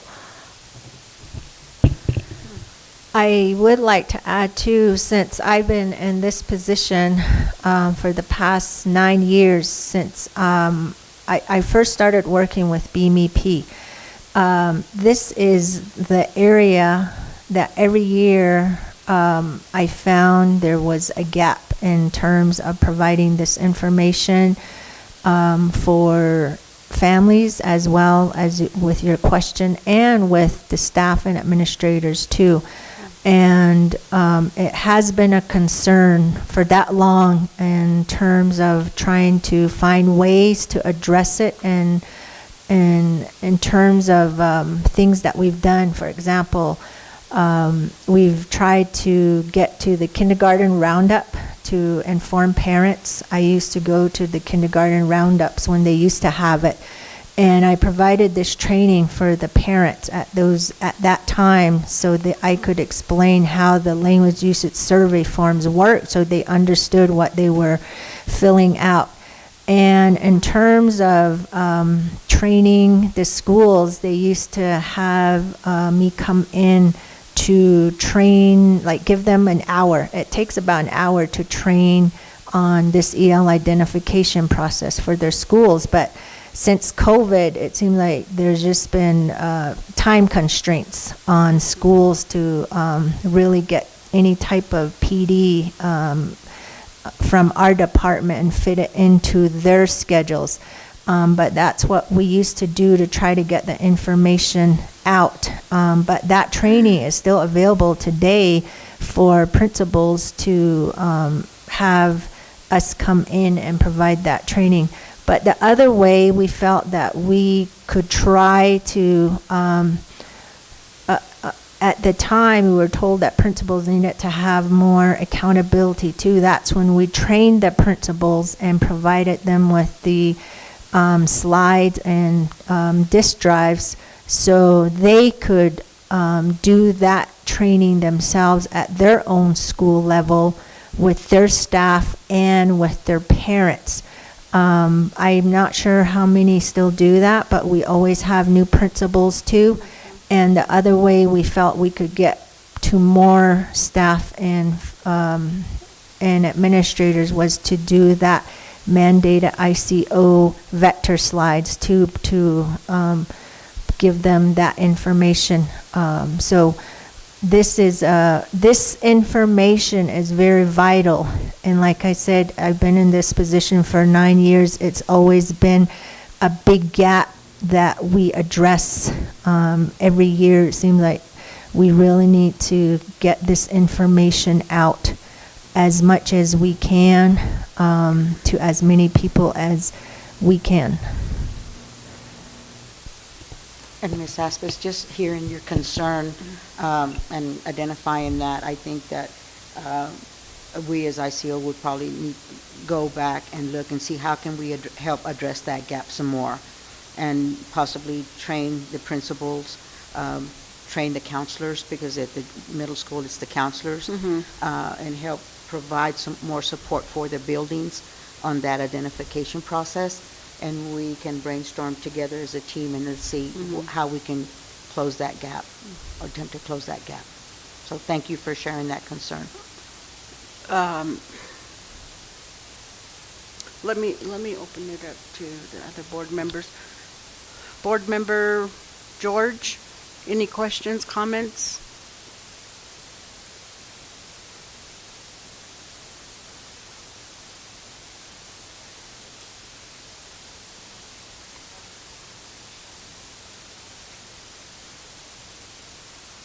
Board Member Montoya?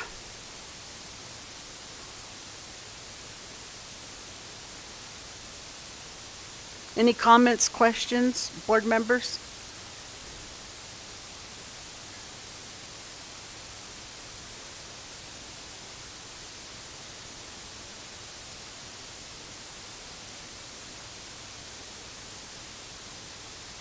Okay. Go ahead. I do have one more question. This funding is grant funding, is that correct? Am I correct in assuming then that this form that's filled out that opts the student in increases the grant funding? Well, that answers a lot of questions. Yes, Thank you. sir. Yes, sir, it does.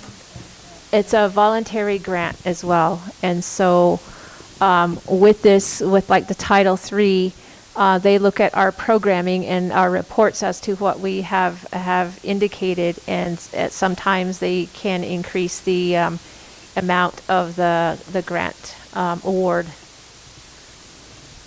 I would respectfully submit then that's the reason precisely why there's no opt-out.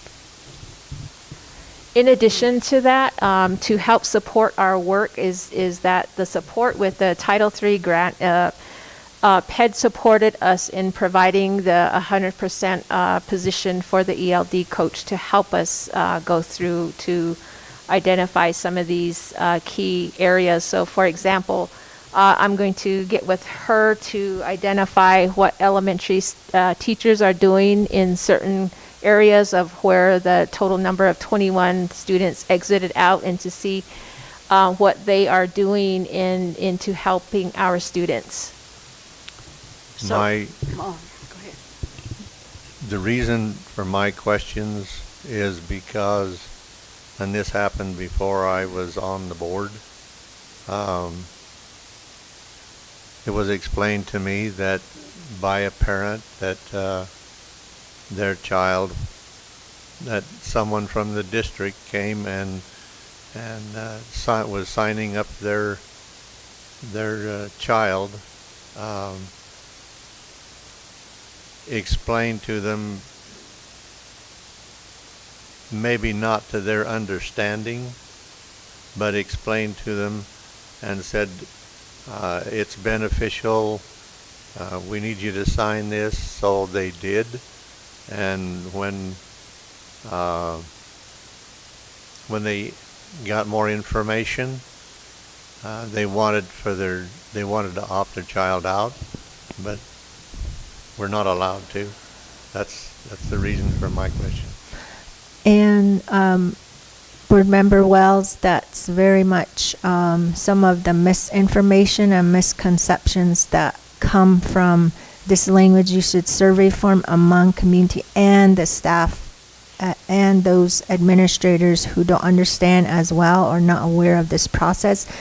I only say that because, like I said, I've been working with this BMEP program for 9 years now, and I've seen a lot of this happen throughout those years in addressing these issues as well. For example, we have parents who felt that this language usage survey form was a way to get them into the Navajo heritage classes as well. And so when it came to their student taking the access test, they didn't want them taking it because that was their understanding. And, you know, those things were happening, and that's why we tried to put some process and procedures in place, like the training at each school and train the staff, like during their staff meetings after school or during a time that the principal scheduled us to present that information for them to understand and make sure. The other misconception is that, and this is actually coming from staff too, because the parents are the ones who provide that information to us, is that being an English learner is a deficit, and it's also part of the SPED program, which it is not. If you really study, my background is on language, and so it really should be celebrated in a way, because you have more than one language that this child is exposed to, and the research behind that is huge. And so, but that, unfortunately, that's the information that gets communicated, those types of misinformation on that. So that's why it's important to address this huge gap that we have. And again, that was one of the reasons too why our department initiated the mapping that we have done, and within our department. It really provided eye-openers in terms of the gaps that we deal with and within our jobs with the grant compliance, accountability, and in terms of the implementation and management of it as well. I appreciate that you're all doing a better job than was explained to me in the beginning of what this was. This was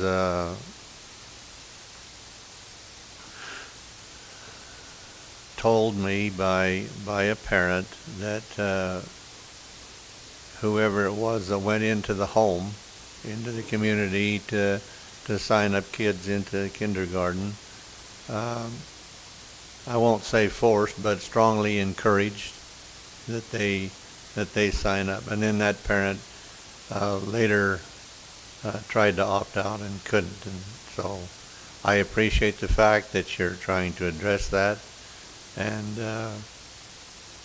educate the parents more on that. That's a definite plus. But possibly there still is a lack. And I recognize that it's not in your power to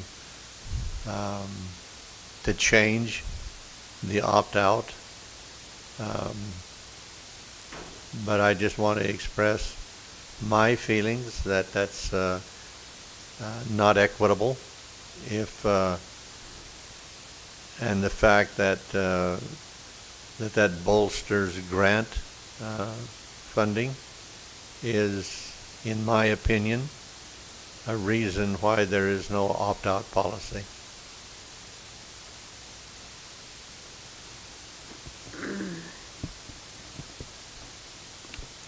Board Member George had a question. The 520 endorsement teachers, they should be increased with a raise due to only teaching Navajo with certified certification. Actually, they did. So with the legislation that passed 2 years ago, it's in its second year. The 520 teachers, they're licensed under Native American Language and Culture licensure from PED, but from our end we call it the 520 license. Under that legislation that passed 2 years ago, they did have that increase in salary in terms of having the Native American Language Culture teachers that are licensed in that specific area to have a level 1 salary. But in terms of the Navajo dual language teachers, I would like to add that these teachers are actually, for the EVA B program, they're actually teaching 2 grade levels, and they're doing additional work for ensuring that, I mean, teaching the 90-10 program is really challenging in itself, but because of the low enrollment, which is now slowly increasing, they've had to combine grade levels, but within those grade levels, it's an additional part of it in terms of the work and the expectations of teaching 2 grade levels. Not only that, it's providing instruction and lesson plans in both grade levels in Navajo and in English too. So that's also the difference between what was being communicated by Board Member George. In addition to that, at our legislative House Bill 60 is what was passed in March 2022 that supported our heritage teachers across the state to be supported and recognized as a level 1 teacher. And with that, you know, we saw increments of 20% increase in their salary to be at a level 1. And in addition to that, we knew that coming in 2 years ago, when that House bill was sent, actually it wasn't 2 years ago, but it was not this past summer, but the summer prior. I felt like we had to prepare our teachers in order to understand what the level 1 was for. So now they're not only going to be responsible for their lesson planning and implementation and curriculum work, assessments and things of that nature, but they had to be accountable, just like a level 1 teacher, to understand the New Mexico Elevates, so the evaluation system, and that they had to understand the domains 1, 2, 3, and 4 of what they're being evaluated by their principals. And a lot of our teachers did not really have that training or the background, so we felt that was a need before our teachers went back into this last school year's teaching, is because, you know, there are expectations when you do have a salary increase, and that you do have certain precursors of understanding what professionalism, the ethics behind it, and also the creating the environment for learning. Those key pieces were like, we brought consultants in, and from my knowledge, in addition to that, you know, in exploring the New Mexico Elevate system, it also, I feel like our teachers had one plus on their end, is because in all the dialogue with the New Mexico Elevate is that to provide a culturally relevant instruction to all students. And so they already knew what they were putting into their lesson plans. And so it was like preparing them to doing that. And that's where my colleagues help with providing that help to our teachers one-to-one of how to log in, how to upload, and how to, you know, what are the teachers, or what is my principal looking for, or what are the look-fors, and what do I need to have in my lesson plan. So that was one key piece in doing that. But the celebration was, yes, they finally are recognized as a level 1 teacher. We're providing them with the support, and also helping with their professional development as well. Okay. And I don't know, you probably mentioned this, but what about the Navajo bilingual seal? How many students received those? And from what schools? So Kirtland Central High School for Spanish, we have the bilingual seal, Navajo? Well, Navajo bilingual seal, we do have one that had earned the bilingual seal for the Navajo Nation. And that was a couple years ago, but we do have a consistent amount of Spanish bilingual seal recipients. And that was the only one? Yes, however, we have been addressing that through the curriculum at the secondary level, 9th through 12th grade. When we revisit the curriculum every summer, is to ensure that students who choose Navajo language as their electives, not only that, but those students who are going to apply for Chief Manuelito, they will choose to go through the Navajo language programs. One of the things that we did was to change the different types of leveling of classes. Instead of putting Navajo 1, Navajo 2, we changed it up to reflect the students' comprehension skills, which is like the main vital part of learning a second language. And so now we have Navajo language for non-speakers Navajo, for beginning speakers Navajo, for intermediate speakers, and Navajo for advanced speakers. And one of the other initiatives that we're starting to this year to address an increase of potential students to take that Navajo Bilingual SEAL assessment is that we are hiring a person to do Navajo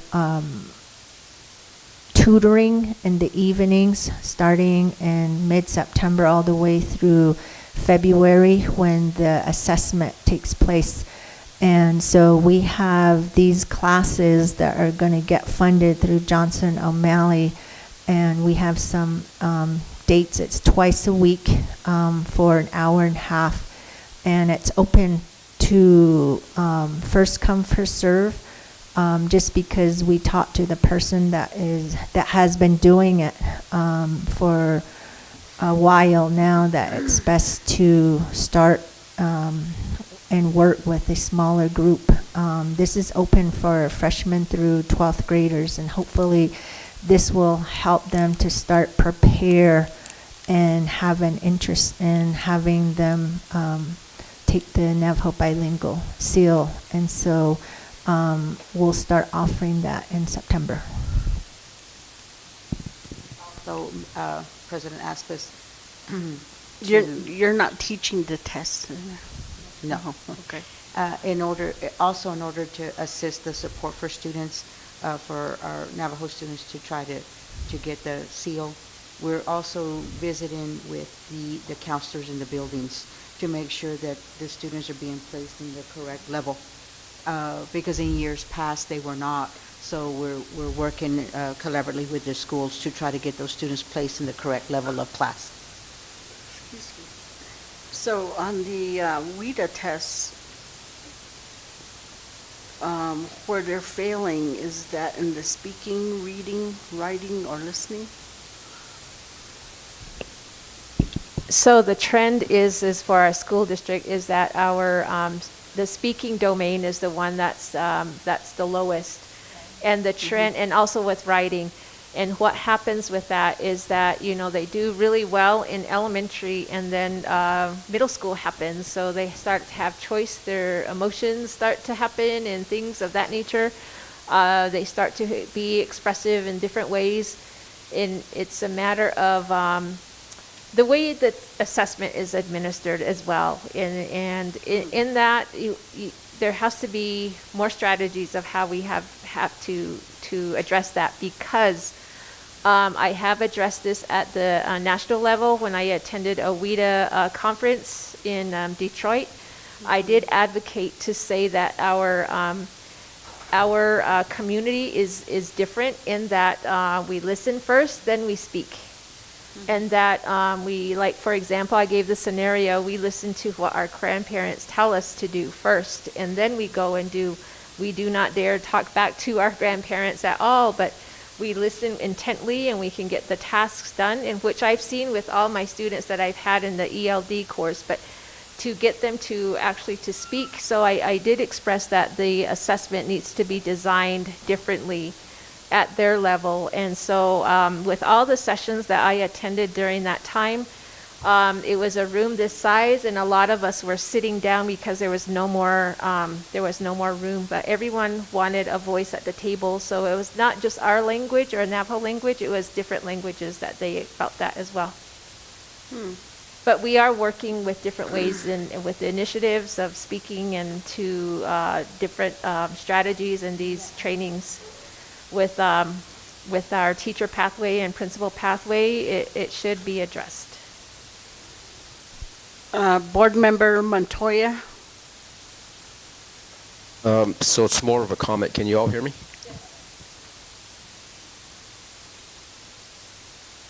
Did somebody nod? Go ahead. Yes. Yes. Oh, okay. Yeah, I was having the microphone issues. So in respects to what we're talking about here overall,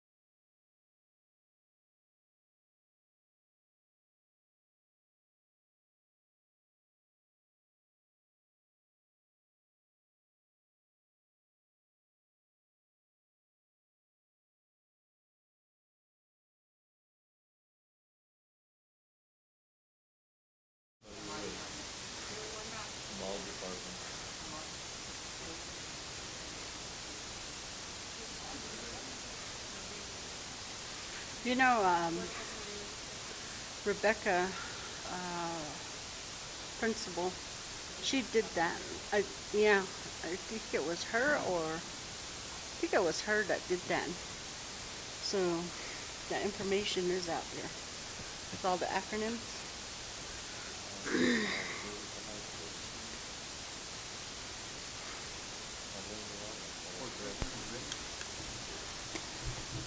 Hold on.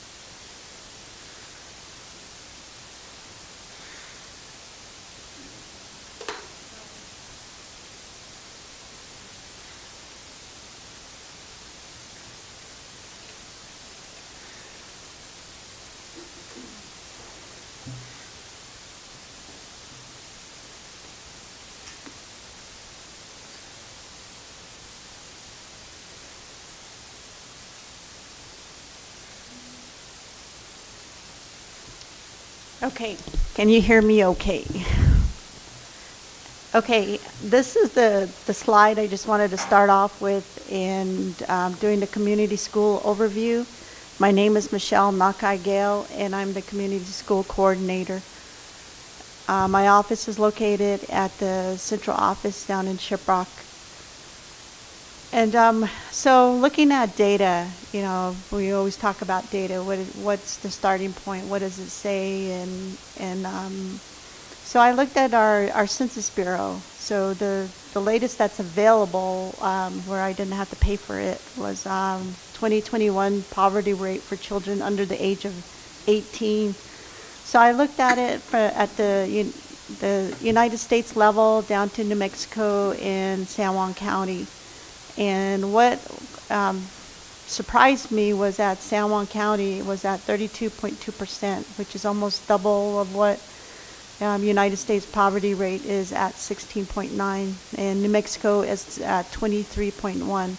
I don't know how much of our tribal data goes into this data, but comparing this number across the country, that poverty rate is very high. It's pretty high.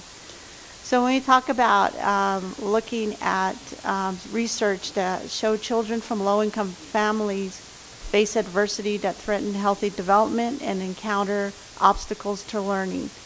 So, you know, back to San Juan County, 1 out of 3 of our students live in poverty. And so this does affect their health development and their learning ability.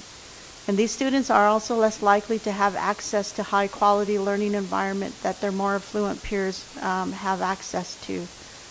In New Mexico, students face non-academic barriers to learning, such as adverse childhood experience, single parent home, poverty, lack of health care, food insecurities, and ... So that list goes on. It's a pretty much probably an endless list there.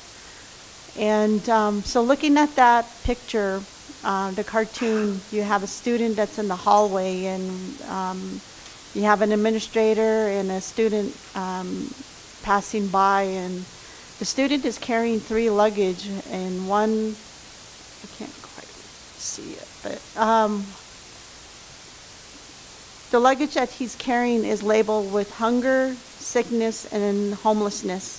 And he's asking the question, could someone help me with these because I'm late for class? So this is a representative of our students in our district, in our classrooms, in our hallways, and in our schools, that he's not, you know, he's trying to carry this baggage, but he's more concerned of getting to his math class. So the luggage is holding him down. And part of community schools is helping to find those services. We talked about the pantry earlier. We talk about the food insecurities and how do we address that, the social, emotional, and even the physical wellness. One thing that I always share with people is in a classroom, you have a student sitting in class, and the teacher's up at the front of the class and teaching off the board and writing things on the board. And you have a student that sits, towards the back, maybe the middle of the class, who can't see the board because he hasn't have his eyes checked, doesn't have glasses. So he's not learning anything because they can't see the board. So that's an example of how some of our students encounter what they encounter, that cause barrier to their learning. Yeah, next slide. So this past year, we've been working on the community school grant. Last year, I started in August of last year, and I pretty much spent most of the time just learning of what community school is. And in the prior administration, they did apply for community school grants. They did receive it for Newcomb, and nothing was really done. And mostly, I can say that New Mexico PED has really improved the process, has really defined a lot of things, put a lot of support out there for the schools to follow. What does that mean? So we have the community school strategy as a set of best practices that's based on evidence, data, and research that guides the implementation of the whole school transformation. So we have the 6 pillars, but basically we're right now addressing the 4 pillars, and that's more on a national scheme that they're looking. And the first one is the powerful student and family engagement, collaborative leadership, shared power and voice, expanded culturally enriched learning opportunities, and a integrated system of support. So we have later on, they're going to be adding on the community-connected classroom instruction and the culture of belonging related to safety and care. So this is, community school is a locally driven transformation strategy that promotes child well-being. It leverages and coordinates the resources of a whole community to build a thriving school. When I first started in this role and I heard about community schools and what is community schools, and all I could think about was back from my childhood show of Little House on the Prairie, where there was just a one-room school. But in a sense, it does kind of relate to that because everybody comes together at that school. You have, the students, the family, the teacher, the community surrounding are all involved and they know what goes on at school. So for this year, Kirtland Middle School and Ojo Amarillo Elementary received the planning grant for this school year. So we are in the planning phase. Next. Talking about the planning phase, there is five years for every school that applies for the grant. So the first one is the planning grant, then we go into the implementation. So we build a plan, then we implement, then we have 3 years of renewal grant. We have to show sustainability of things that we implemented. Maybe some things we planned on didn't work. How do we correct that and make changes to that? So after the 5th year, the expectation is the school is ready to go on their own. They're ready to have the financial support, the school support, community and parents, and the district support for that. So the key practices are the active family and community engagement, where they're really looking at the school as being the hub of the neighborhood, where students and families participate in the school community, and they're key partners in that decision making. They help to shape the school environment, set those priorities to promote student success, and they align it with I got bumped. Okay. Greater alignment between home and school and to build positive relationship and school climate to improve the student outcome. The next one is collaborative leadership practice, where students, parents, teachers, principals, community partners come together and build a culture of professional learning, collective trust, shared responsibility through the site-based leadership teams and the teacher learning communities. The expanded school learning opportunities is what we refer to as out-of-school time. We were at, I think our district had, some of the schools had an opportunity to participate in out-of-school time this summer. So it's activity to promote real learning and problem solving, after school, weekends, summer programs that provide academic instruction and support to build the students' strength and interests in assisting the students to feel safe and promote academic success. And even in ICO, all the camps that we do, some of the schools already do a lot of this after-school time. The last one is integrated student support, support services to overcome barriers to student educational and life success, promoting healthy learning, development using asset-based approach to nurture and strengthen students, family, and community, and also mitigating the social determinants that have impact on health, wellness, and the quality of life.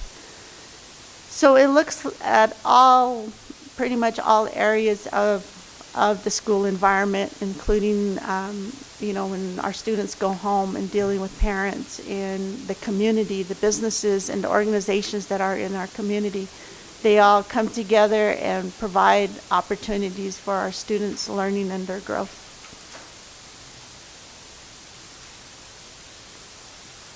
Again, like I talked about, the best practices, that's based on the evidence, data, and research that guides implementation. So it is a locally transformed strategy. It's not something that, the state, the government puts on us. They give us the framework, but we adapt it to our school district here, our communities. They leverage resources from the community to build a thriving school and approach each student and family can access rich learning environments in and out of school.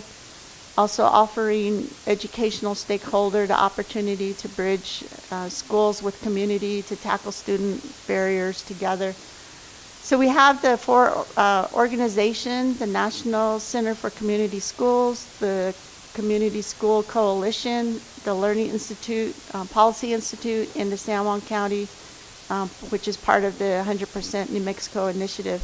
So a lot of the framework is coming from those organizations, and we have been attending some of the training that they're providing, and I will hand out folders for you guys to take with you to look at some of the framework that we're actually following and what that's going to look like.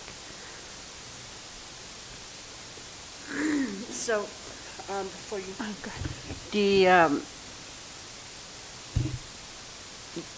the framework that we are following, meaning your department or ICO? The framework that we're following comes from the U.S. Department of Education. It comes down to New Mexico Public Education Department, and then it comes to us in ICO. So in ICO, my role is to follow that and making sure that our schools are who are under the community school grant follow that process. That's where part of the handouts you will have a chance to look at. It's pretty well defined. From my end, I'm a project manager, so it's like that's my experience. So to me, I like to see those because one picture tells the whole thing kind of, and also it keeps us on track. And as part of our grant for the 2 schools, one of the primary thing we have to do is do a needs assessment and an asset mapping for the schools in our district, just because our district is pretty vast in size, and a lot of our students cross over and use services in other parts of the school district. So we did go through the purchasing process, and we've identified Marsano's research to help us to do that asset mapping and the needs assessment.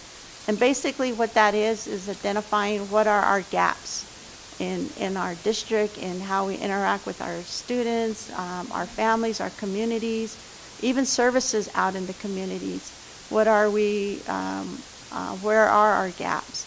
The asset mapping is identifying what are the positives in our community. What can we leverage to help to adjust, and address the gaps that we have. And then after that, then we go back and look at, okay, what are some of the gaps not being addressed? How do we help and fill those gaps? So that's one thing the framework really helps us with. And in talking about the needs assessment and asset mapping with the consultant, our timeline is, let's see, where do we start here? So we started on this process back in April. That's when New Mexico PED gave us the grant. So over the summer, we built kind of the time frame. It is our plan to, with the school starting and after the holidays, I think here in the next week or two, we're going to start moving forward.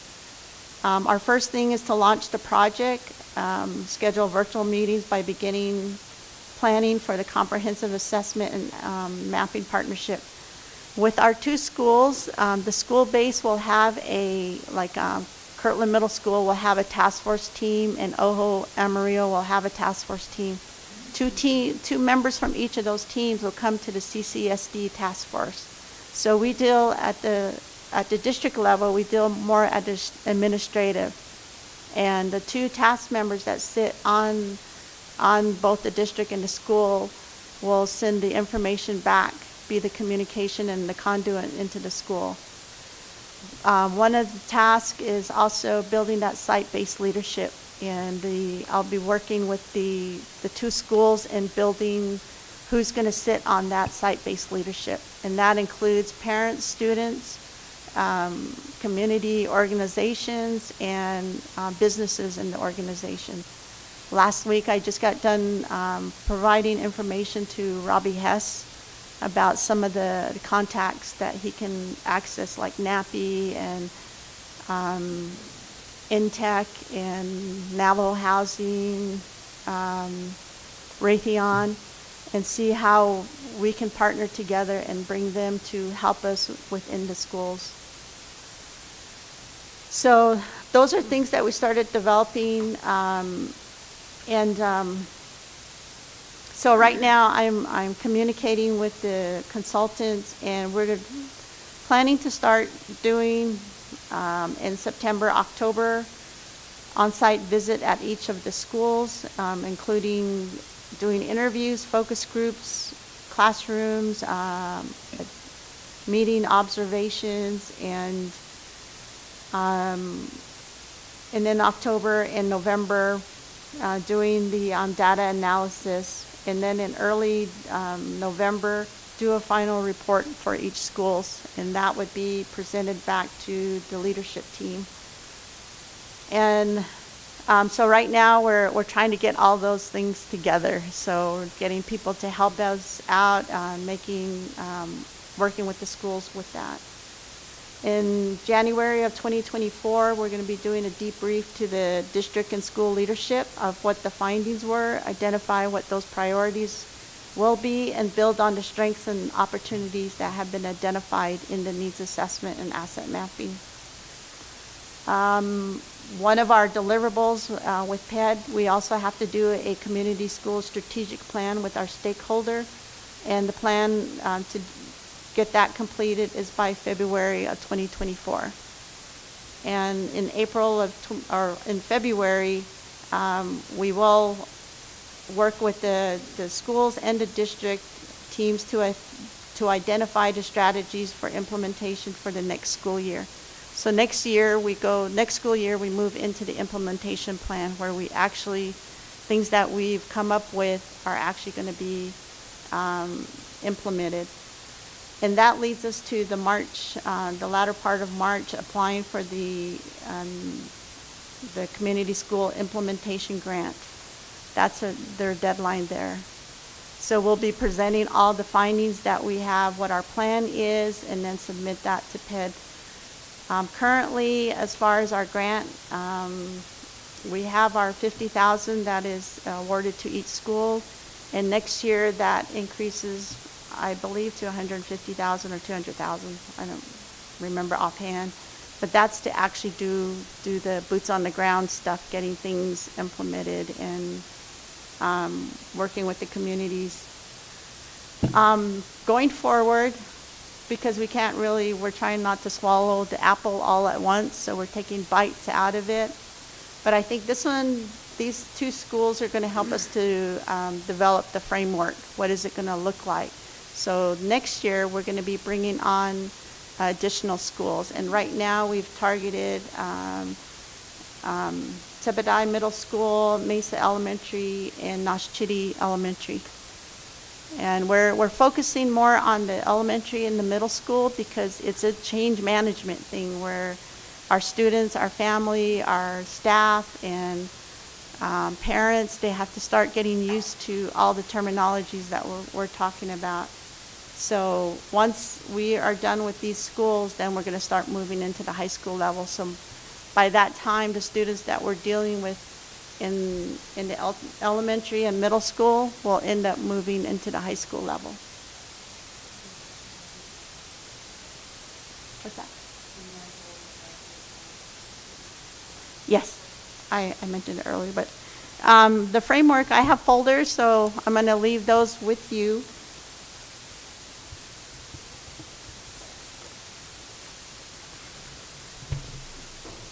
Board President, lunch is here, so I don't know if you want to take a quick break in between these two project areas. While it's hot? Yes. Yeah. So just in conclusion, we do have a plan of the schools, and we're going to start working with them now and getting them prepared. But I think going forward, the following year, we'll be able to add more schools. So hopefully, maybe in the next 3 years, we'll have all of our elementary and middle schools in under this community schools. So I currently am working with Kathy Whiteley on helping me, and also we have the principals, the assistant principals at the two schools, and we're going to get started on the task force team. So we're going to be doing a lot of data collection out in the community and in the schools and with our students and our parents. So any opportunity we can take advantage of, I'm hoping that we will be there to collect information.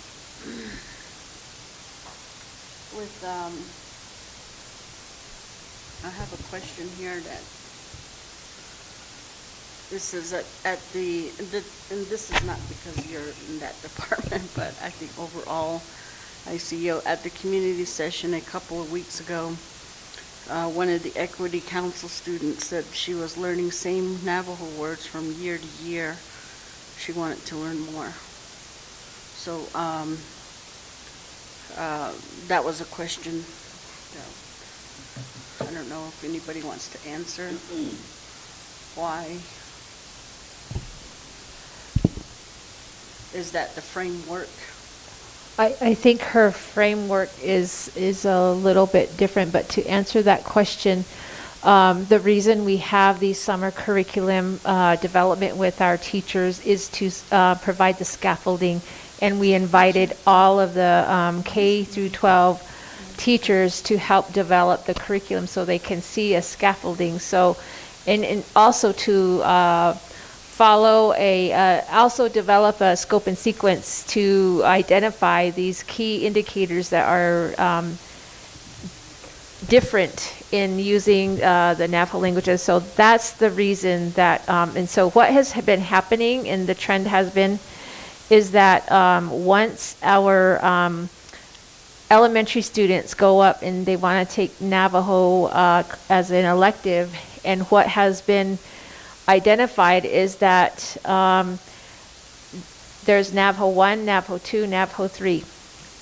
Then you go on to the high school and they have that same pattern happening. And so there was really no, transition. And in addition to that, our heritage teachers have advocated that they get brand new students in because it starts to be an elective and a choice in 6th or 7th grade. And so with that, they would just be all placed in Navajo 1. And so what we have created are the levels of the class for Navajo for non-speakers, beginning speakers, intermediate, and advanced. And that follows a level of how we gauge language through what we call the a language assessment called ATFL levels, and this is implemented into the teacher's lesson plan. And so that way they can say, increase the phrases or the language to be more than what it is. So I think that has helped the students in the secondary level as far as like ensuring that a student is in the placed in the correct class, as well as teachers at the secondary level do a placement assessment prior or at the beginning stages of the coursework. And I appreciate that feedback because there are some students that do, I don't want to say age out, but that have taken the extent of these Navajo classes. And so I'm going to bring it to the forefront that we need to bring in something more as far as collaborating with our partnering college with San Juan College or Dene College to see if they are able to provide like a dual credit language class that at the collegiate level if they feel like they want to learn more and to be a part of that. So that is something on my question to Dr. Lopez, so that way we are addressing that as well. In addition to that, I think that has kind of outlined some of these things, but we are going to be doing, that was one of the directives from my supervisor, is that we need to be out in the classrooms more to do school visits more, and that's something that we're going to be looking at as far as like how is that being addressed and how are the students being engaged into the classrooms. Now the overall goal for us, and this has been talked among our colleagues, is that in order for authentic learning to happen, in order to embrace and bring the language in, is to be into the format of having the real learning in a Hogan. And that's where the teaching happens. That's where the hands-on happens. That's where the content and the knowledge and the understanding of these different areas of how we learn language and how they're able to embrace that. And so that's, I hope that answers the question, is that we were able to segue and keep that going. Okay, I guess we'll go ahead and break and do a working, okay. We'll just break enough to get your slice and continue.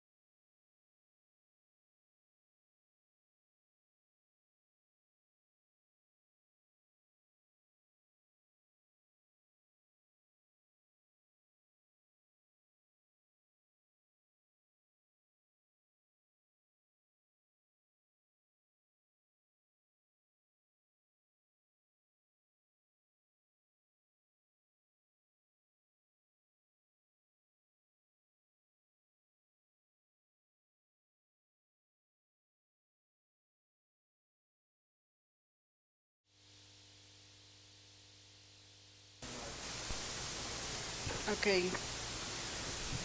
All right, we'll continue on with Equity Council.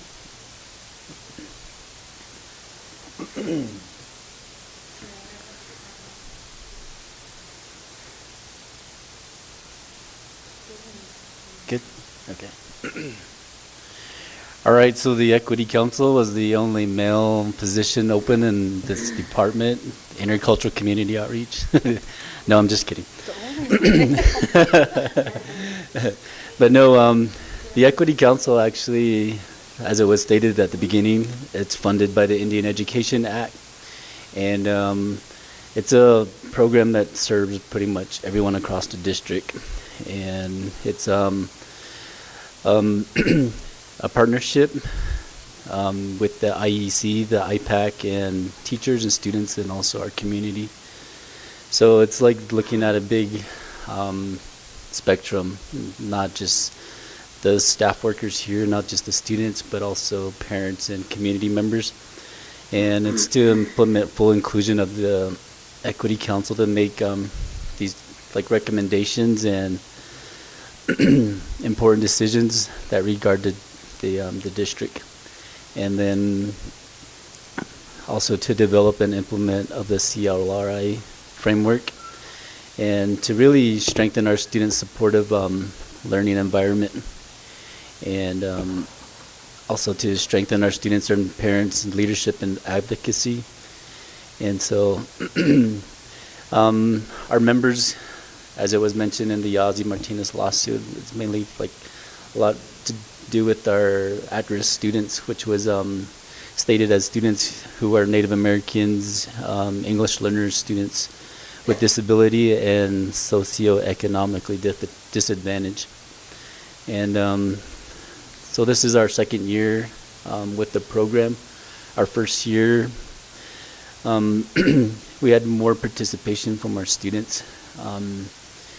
Not that it wasn't really put out there for the adults too, but it was mainly student driven, and a lot had to do with the students who were in secondary level, high school students. And also, as it was mentioned, that our district is a large community, and we like to, and we serve all three districts. So we got 4 high schools, 1 in Newcomb, 2 in Shiprock, and 1 here in Kirtland.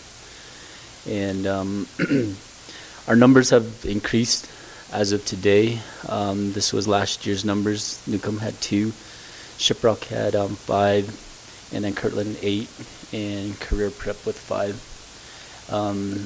With a total of 28 students.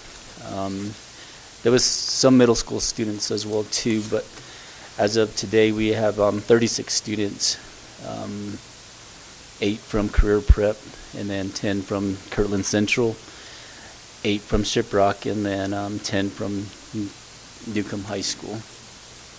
And so, and then our adults, we have 7 parents who are consistent with the Equity Council, and these are a mixture of parents, grandparents, and staff members here with the district.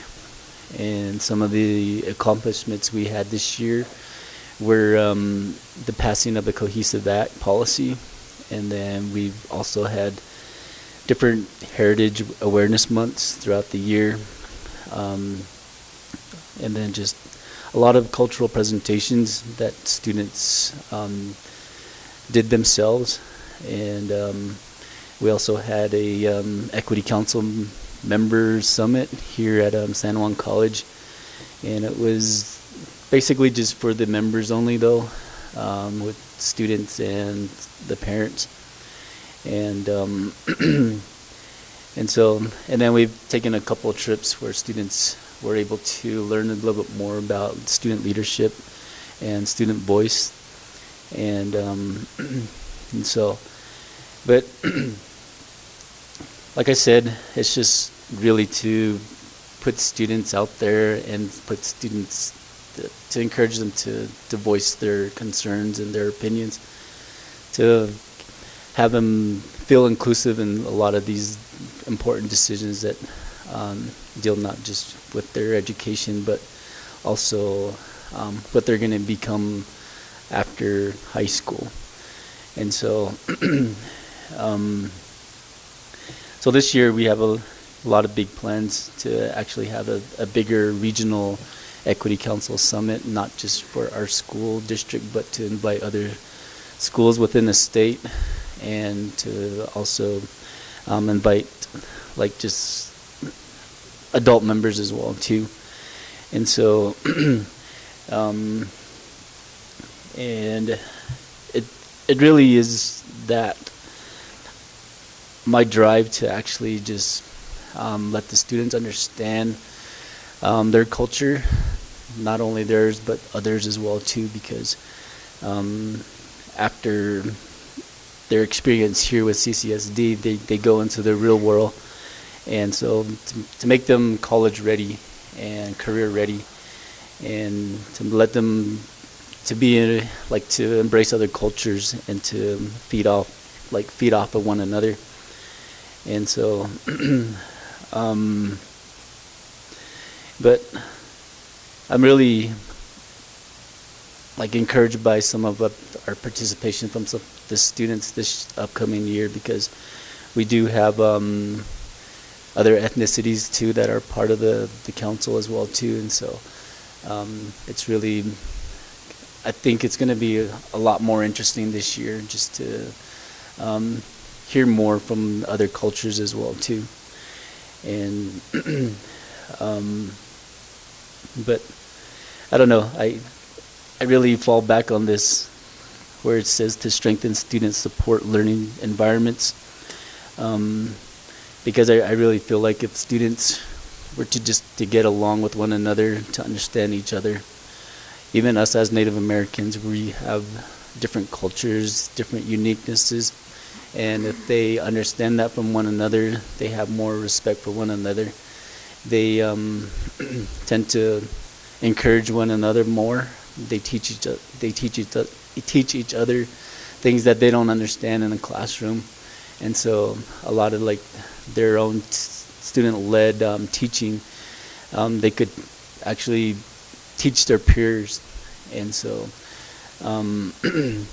but like I said, there's looking at cultures, it's like it's a variety of different in our district. And so, but there's a lot of support from students with different backgrounds, not only just ethnicity background, but just things that they're interested in, what makes them unique and how they fit into this world.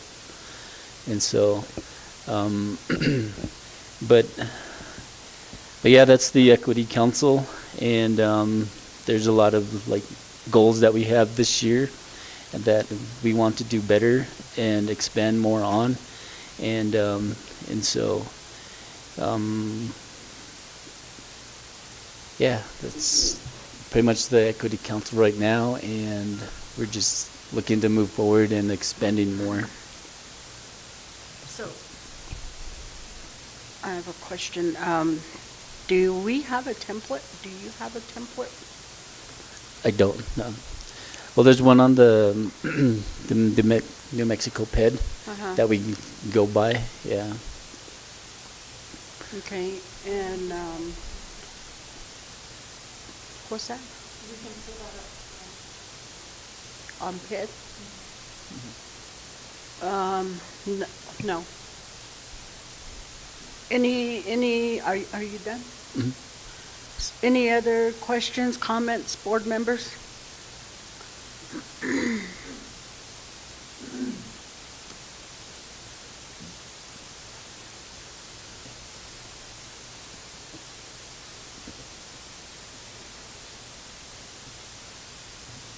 Do a Wi-Fi check. Board Member Montoya?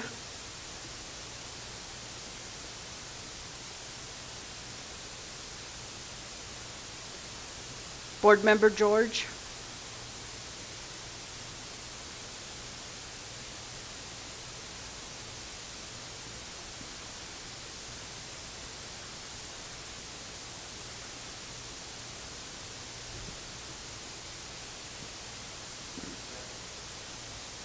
Okay.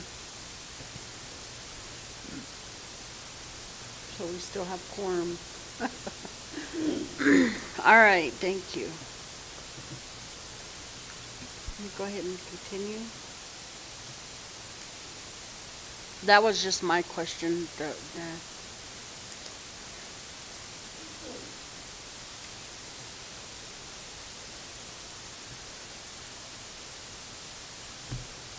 Hello, I'm Elfrida Harvey. I work also with ICO as the Social and Safety Net Coordinator.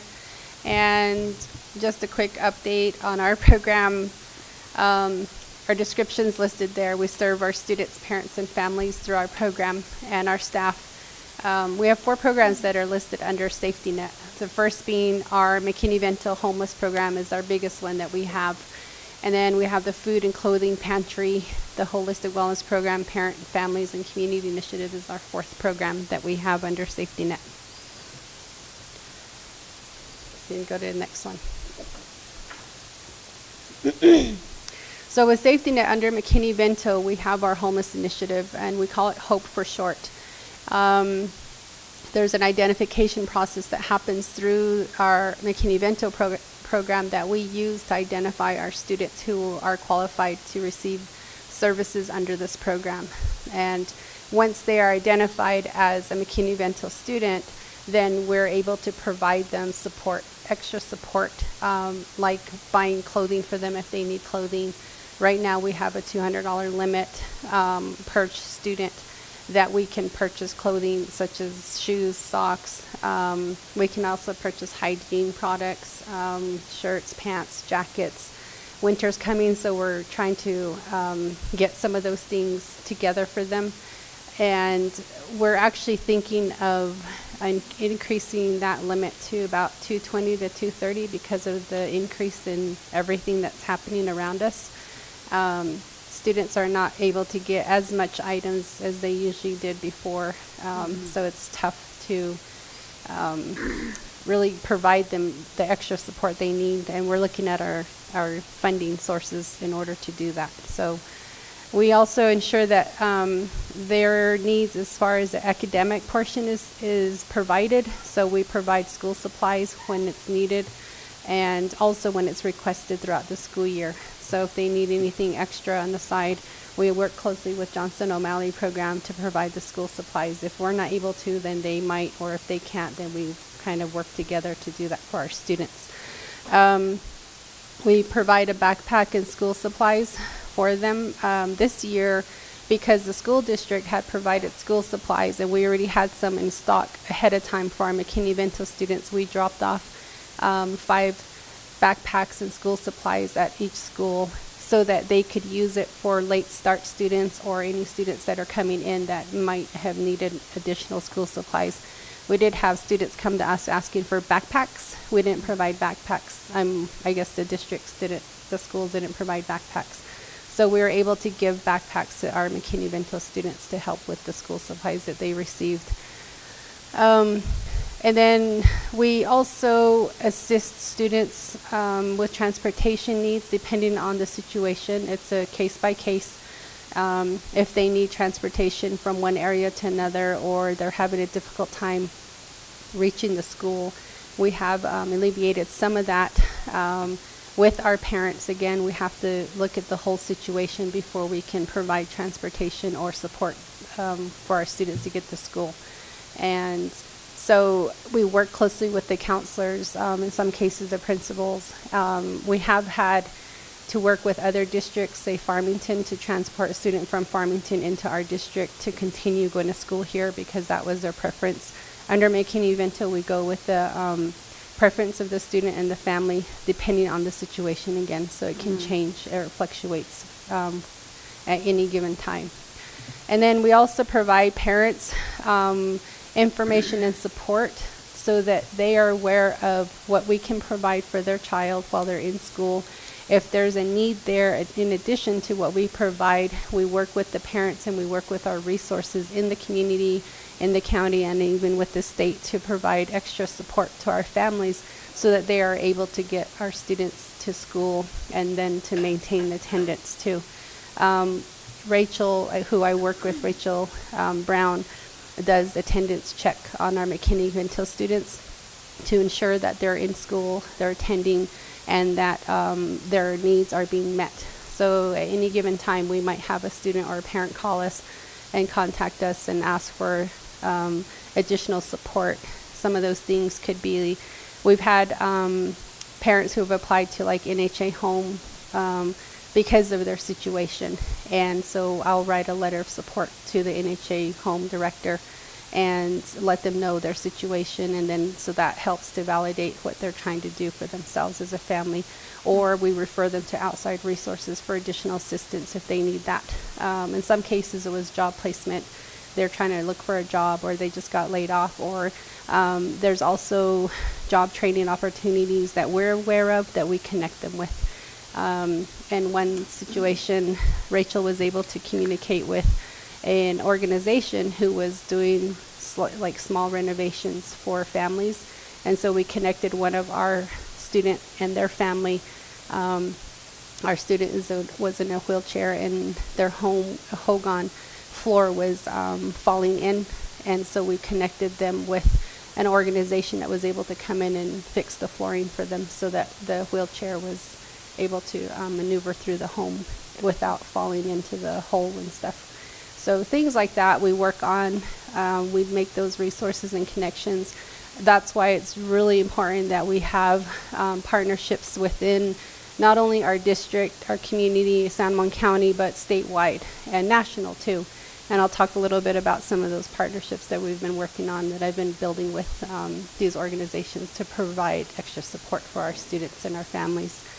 And then we have our clothing pantry and our food pantry that work together really closely with McKinney-Vento, because those who are at McKinney-Vento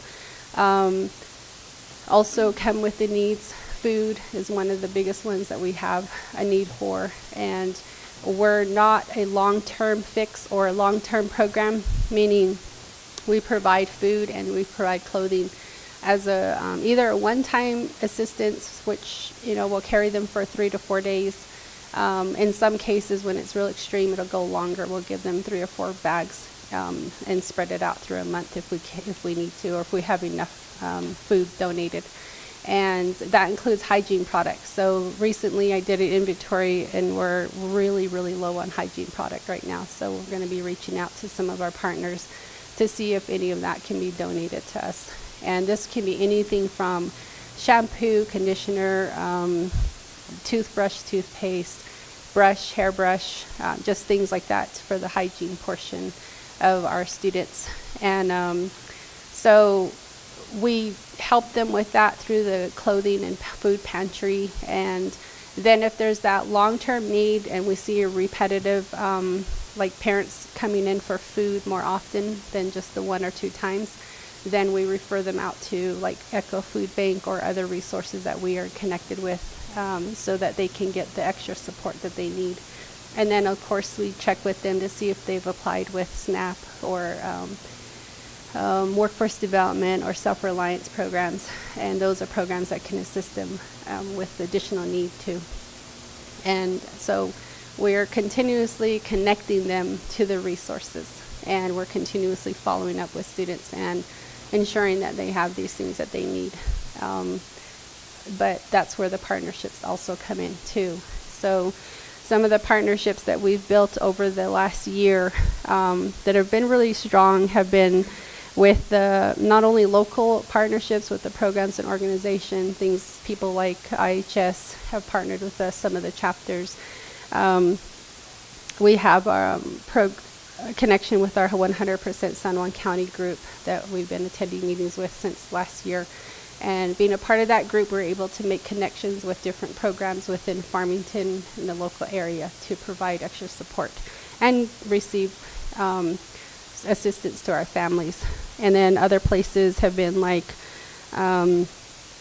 Echo Food Bank, of course, is our biggest partner. They donate every month to our pantry, so they give us a good number of food bags or boxes that we use for our students.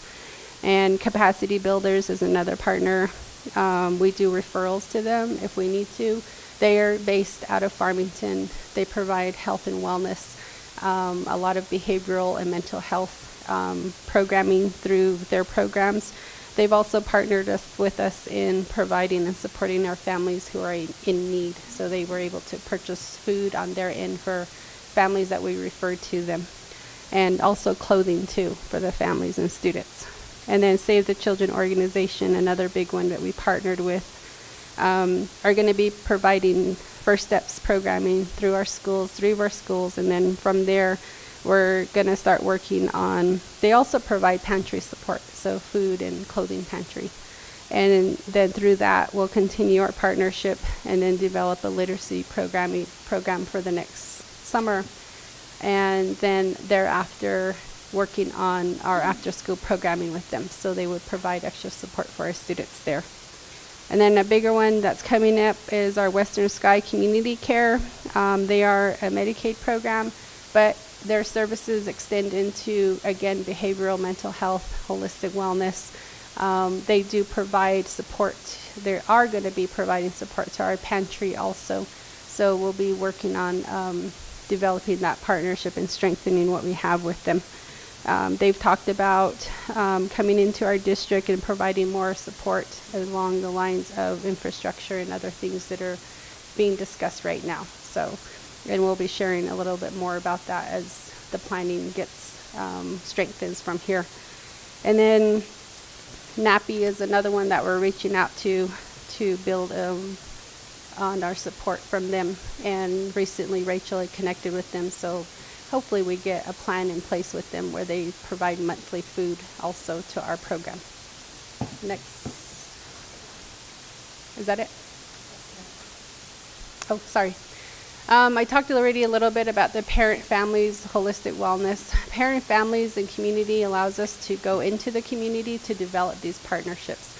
So we not only partner with our parents and our families, we also partner with the community programming that are provided, and that's where the resources come in. So understanding who these programs are or the organizations is essential to our partnership. So I'm one of those who likes to see people in person, and I try to connect with them and let them know, hey, we're still here, we're still, in need, our families, our students. Is there anything updated information that you need from us, or vice versa? They provide us their new programming. For instance, I met with one of our organization partners recently, and they let me know they received a new grant this year that is going to benefit our students and our parents. And they gave me an overview of what that was going to be like. So that's, part of the resources that we're building as part of our programming too. So, and even though some of those things are happening, I did realize this last year that we're not the only district that's looking for partnerships and for resources for our families. Of course, we're close to Farmington, Bloomfield, Aztec. So we're competing almost again, with them on these resources that we have locally and within our counties. And some of these resources are falling short here and there. So that's why I did a reach out to various grant programs within our state, but also the national programs that I've listed that I mentioned before. And I'm continually looking for partnerships with national organizations rather than locally. And it's panning off. It's going well. We're in discussion with a couple other ones that I hope to bring into our district so that we can have the additional support. And then our community engagement partnership, all of that works together within our departments. We collaborate together in order to provide the services that we need and the support that we have for our students and families.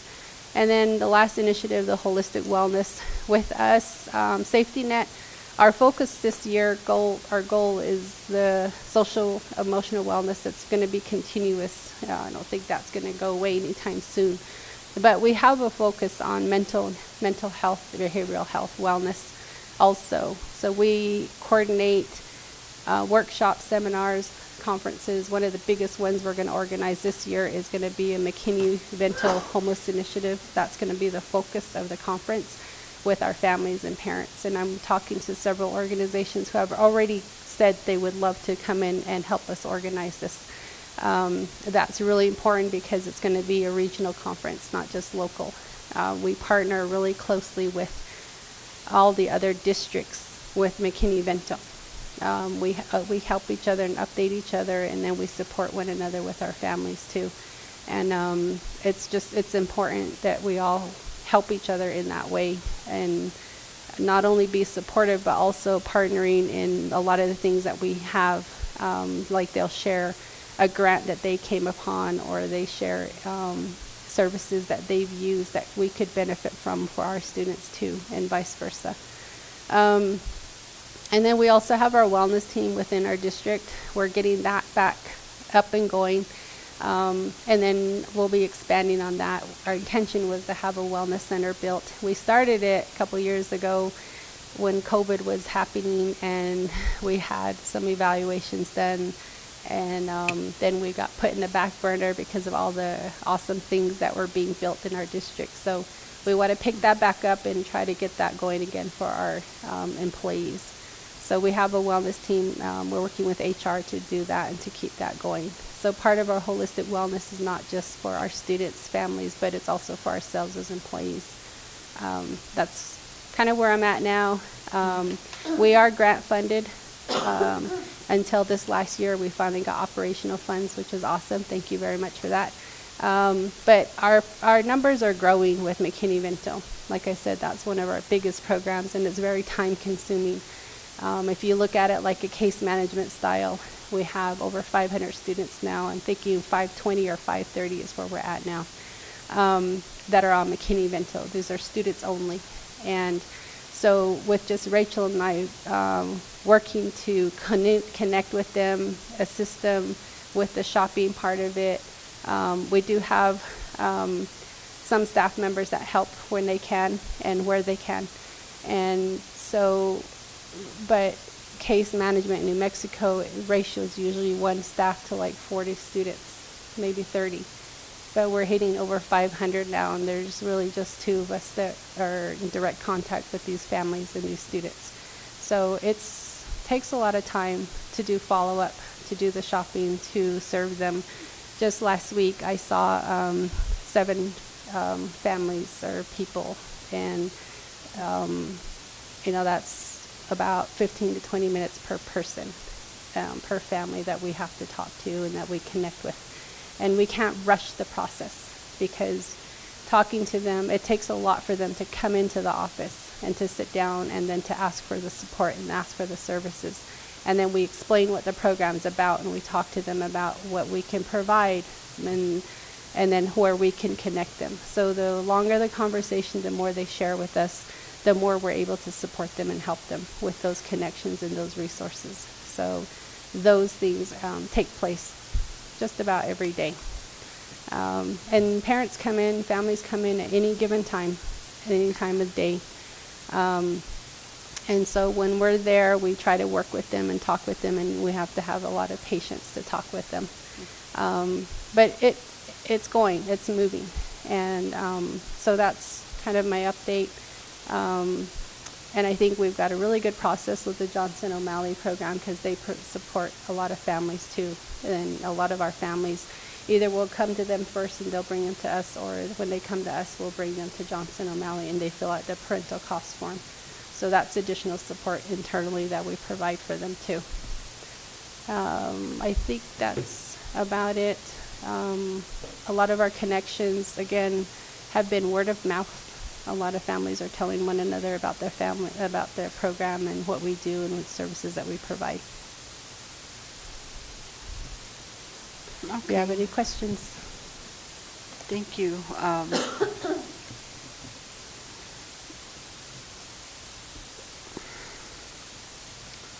With you're saying that these students come, or by word of mouth, and then as the plant closures happen, as our economy is not doing so well, and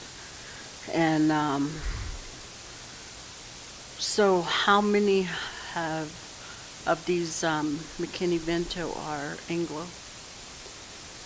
I don't believe we have any that are Anglo.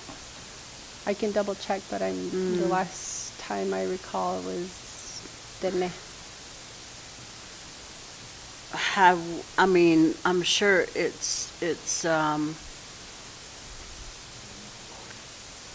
what's that? Hispanic. I mean, I'm sure it's affected all. Yeah. I mean, not just the Navajo. I mean, majority, yes, but I would have to say, how come we don't see those numbers? How come we don't have any Anglo? I'm sure they're affected just as much. We are working through the schools to help us identify students who are in need. And it really is up to the parents to come in and fill out the paperwork with us, or to call and ask for maybe a phone interview, or, when we talk to them. And so when they do get referred to us or they come in, then we'll have those conversations with them. As far as I'm aware, we don't have, I'm not sure if Hispanic is one of those. I don't know if you guys know Dr. Lopez. We had a couple. I guess before you answer, I hear this, I've heard this before, that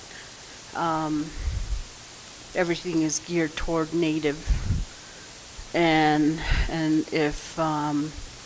if there's something that's lacking for whether it's Hispanic or our Anglo students, then they just go to Farmington. They enroll at Farmington. So For President Asmus, I think that since Rachel does keep data on those families, that we can ask her to break that down for you and to see if we have any, and we can give it to Mr. Carlson or Sharon, and they can forward that to you. We do provide as much information as we can into the communities. We have gone to do school visits to the schools around here. Majority of our Hispanic, Latino students are in this area, Kirtland, right? That's majority. And then those who are non-native also are like in this area. But we have done school visits. Rachel does school visits regularly and updates to the school officials on how to do the application if needed. That's when I say school official, that's usually the counselor. We used to see the social service worker, but I think we're short on them now. And then the teachers have referred them sometimes. I don't know, I can't really answer why we don't get more non-natives applying or being referred to us. That I couldn't answer, but the information is available to everybody. I just visited with Judy Nelson, vice principal, and gave her a lot of information about that too recently. So we can try to reach out again. I know there was talk about translating our information to Spanish, and I have talked to Dr. Lopez saying I'm working on contracting a gentleman who's going to be doing some of that workshop style stuff for us in the Spanish language. So when that gets going, maybe that'll make a difference too. So there's a better explanation provided. I guess while you were talking and while you were, and then now that our numbers were before 150 students, McKinney-Vento, meaning homelessness, and now they're up to 500 plus. Yes. And that's really concerning, and I'm wondering, I mean, the whole idea, and this is something that needs to go back to legislatures and for them to hear,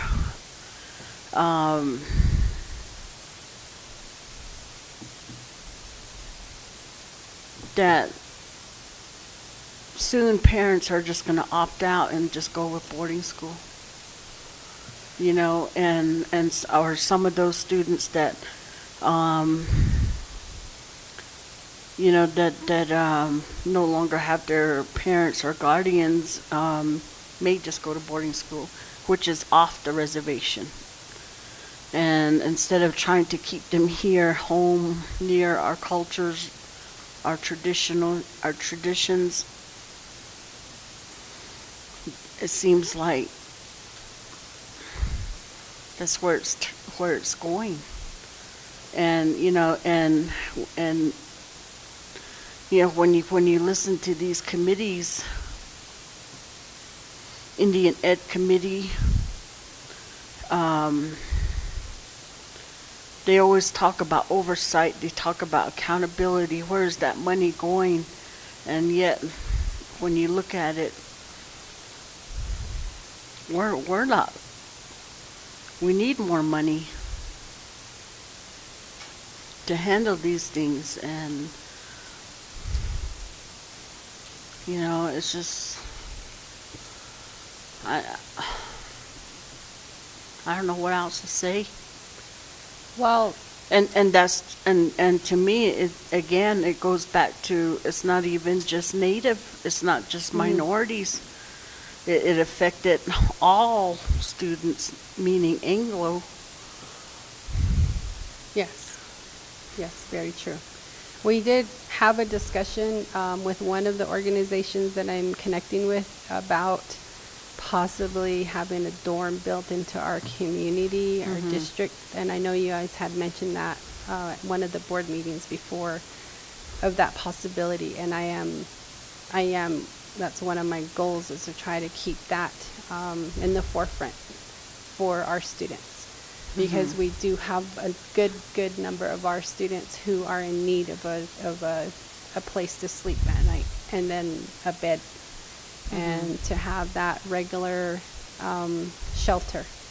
And I truly believe that having a dormitory built for our district would not only help those students, but also assist the families that are in need also, because a lot of our families are not being able to provide the necessary means to really be there for the student the way that they would like to be.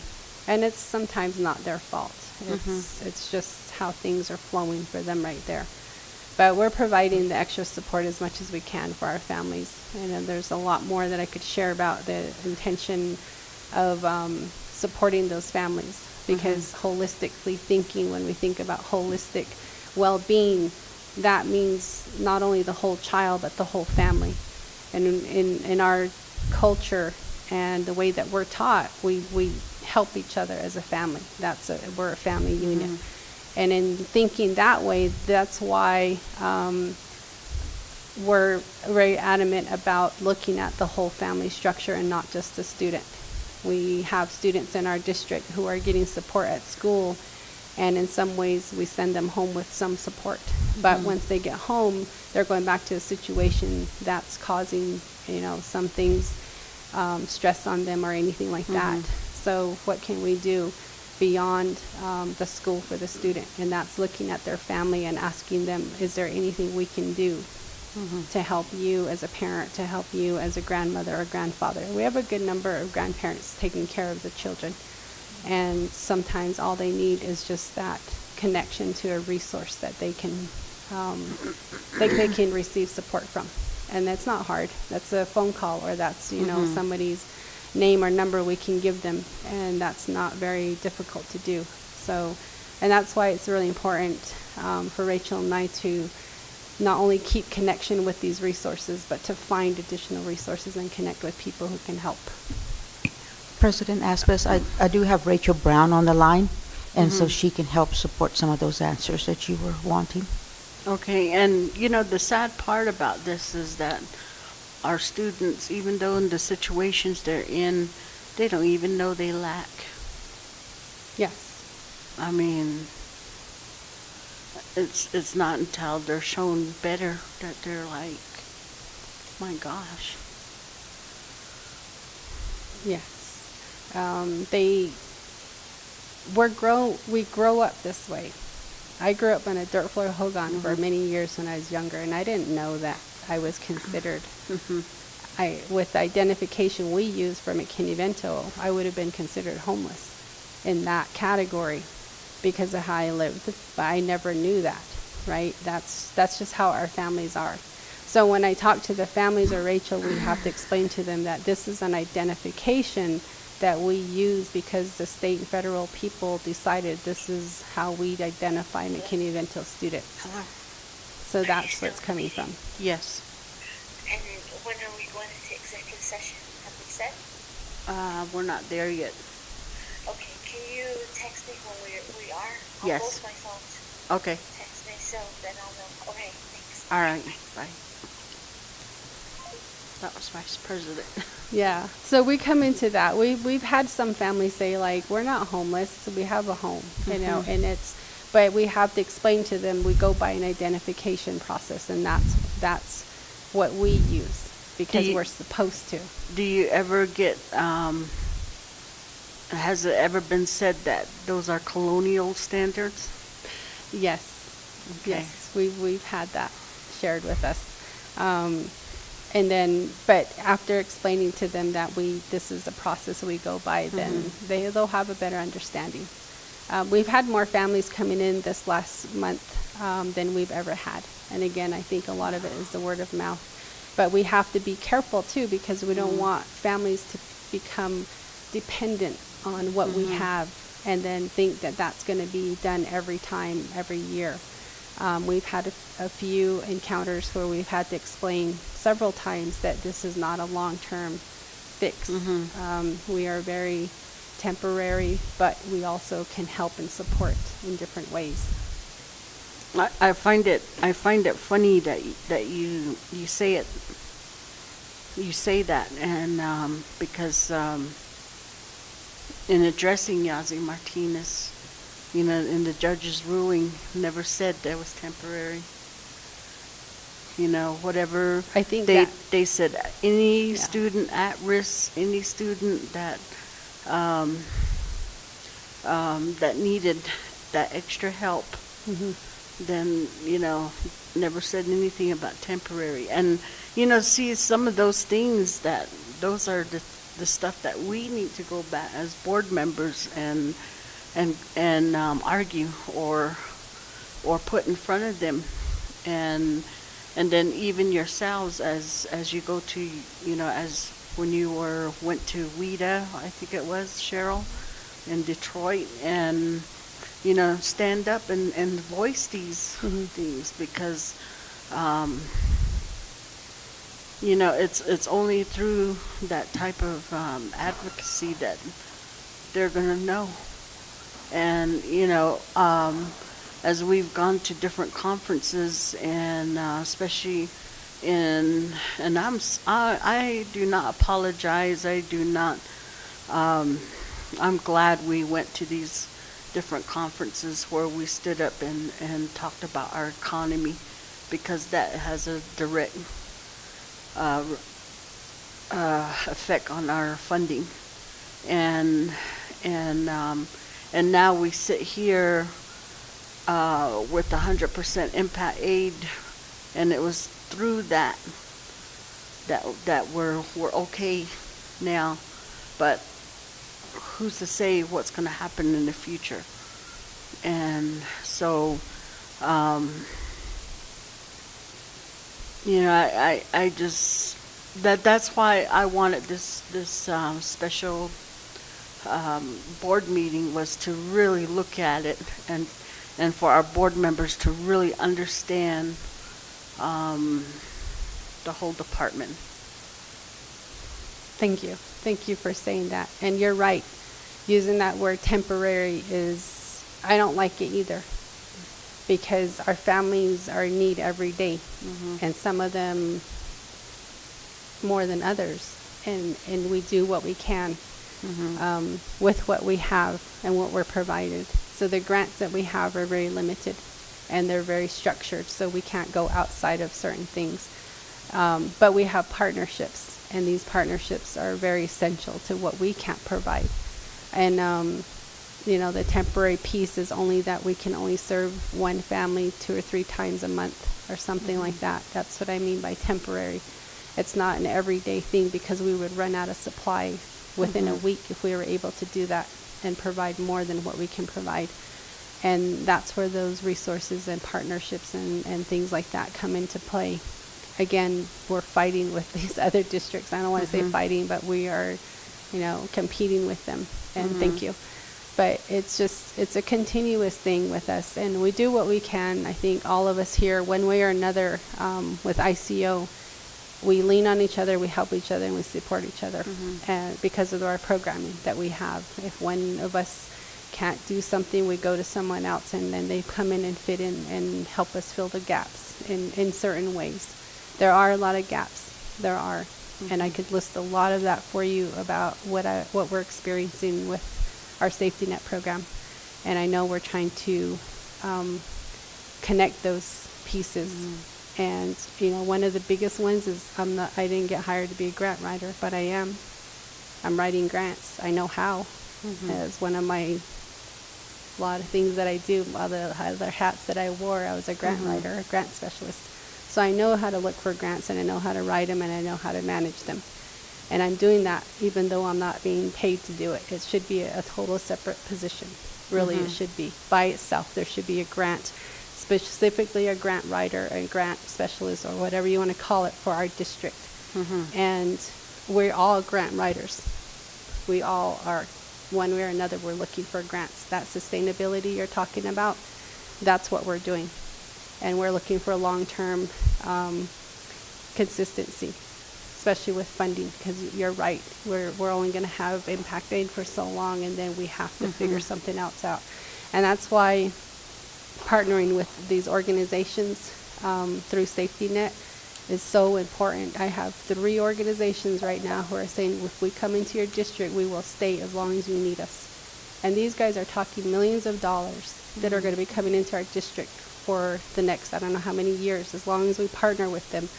And I've talked to our leadership team, my superintendent, a little bit about some of these things. And I feel very strongly about our connection and our partnerships with these organizations, because they're here to stay if we want them to. So I think that'll be my presentation, and I don't know if you guys have any other questions. Yeah, I think Cheryl had a question.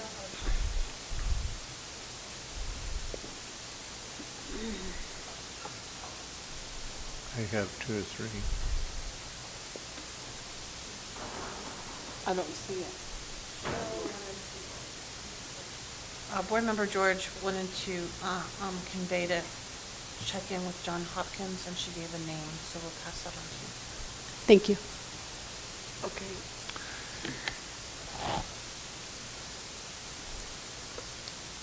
First of all, if I heard right, you said that you have a limit of $200 to provide necessities for these children? Yes. That's per school year.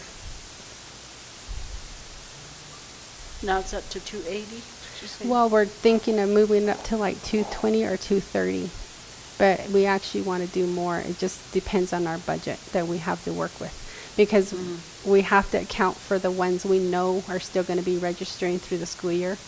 Every week we're probably averaging about 10 to 12. I think that's where we're at per week that are coming in now.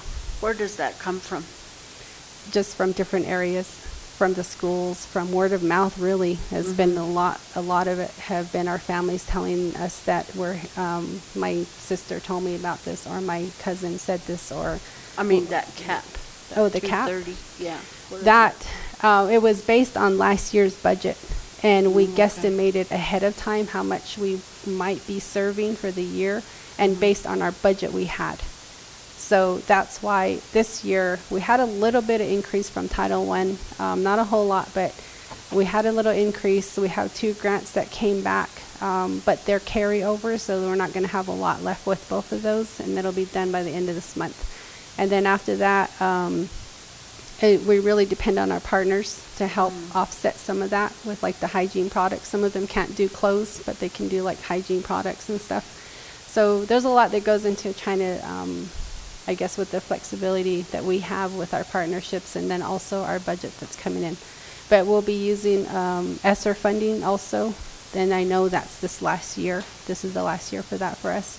So we'll be using a good number of that to offset some of the grants that we didn't receive back this year.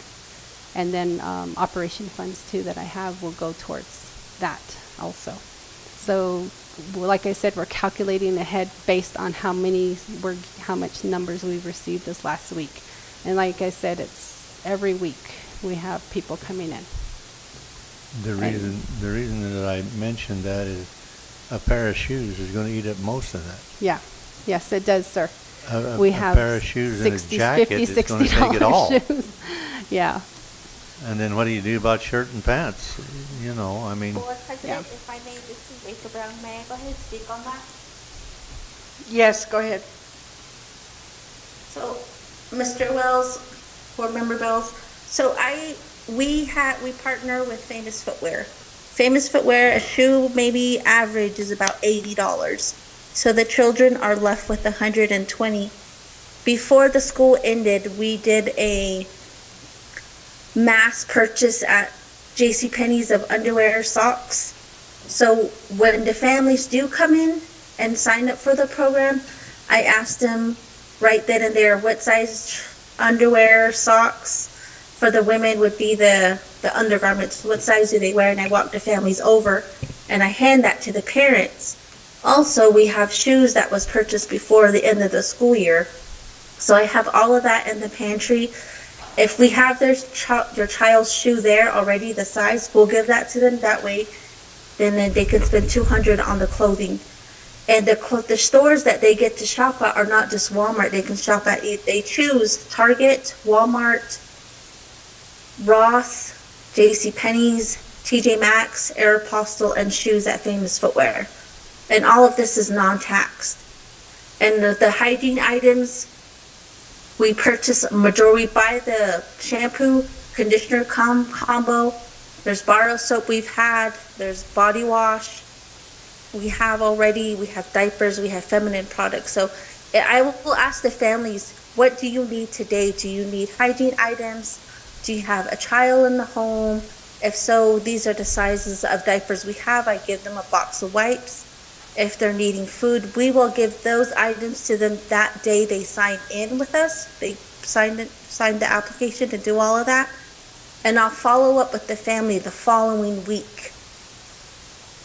Right now on our data sheet, I have 120 students. That's just from the beginning of the school year to today.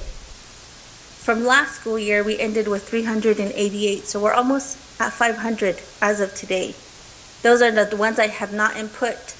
I have 5 applications I still need to process.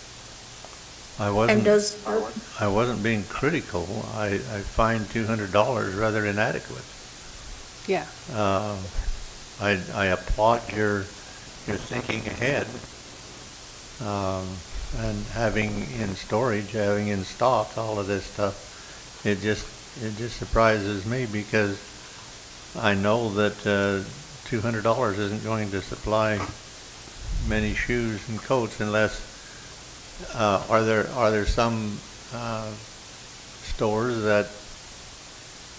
that will sell you these at a discount? Mr. Wells, right now we have to go by the $10,000 threshold per store. And that's another thing that we have to consider. For instance, last year we got cut off after we spent $10,000 at Walmart. And Walmart, we all know, has a lot lesser price as far as clothing, socks, underclothing are concerned. But once we reach that 10,000 as a program, we have to go outside of that, and then we have to go. That's where the JCPenney's, the Ross, and the footwear store comes in, because it's the same thing with them. So I understand the cap, the limit at the store.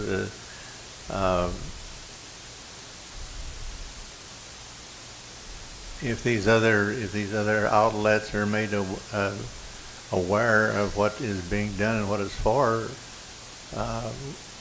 will they not offer a discount? My concern is that we have a limited budget.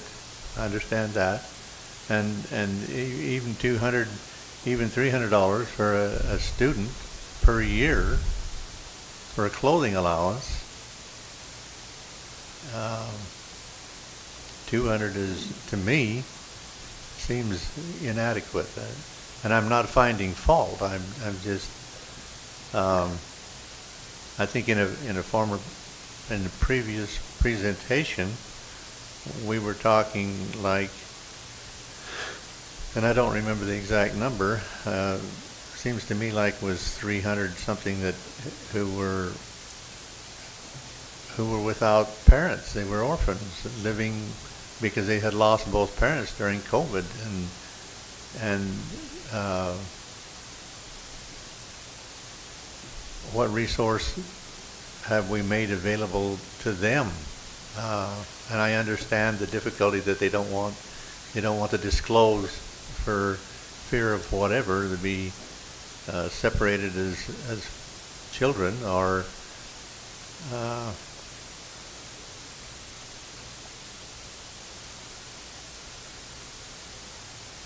when they're struggling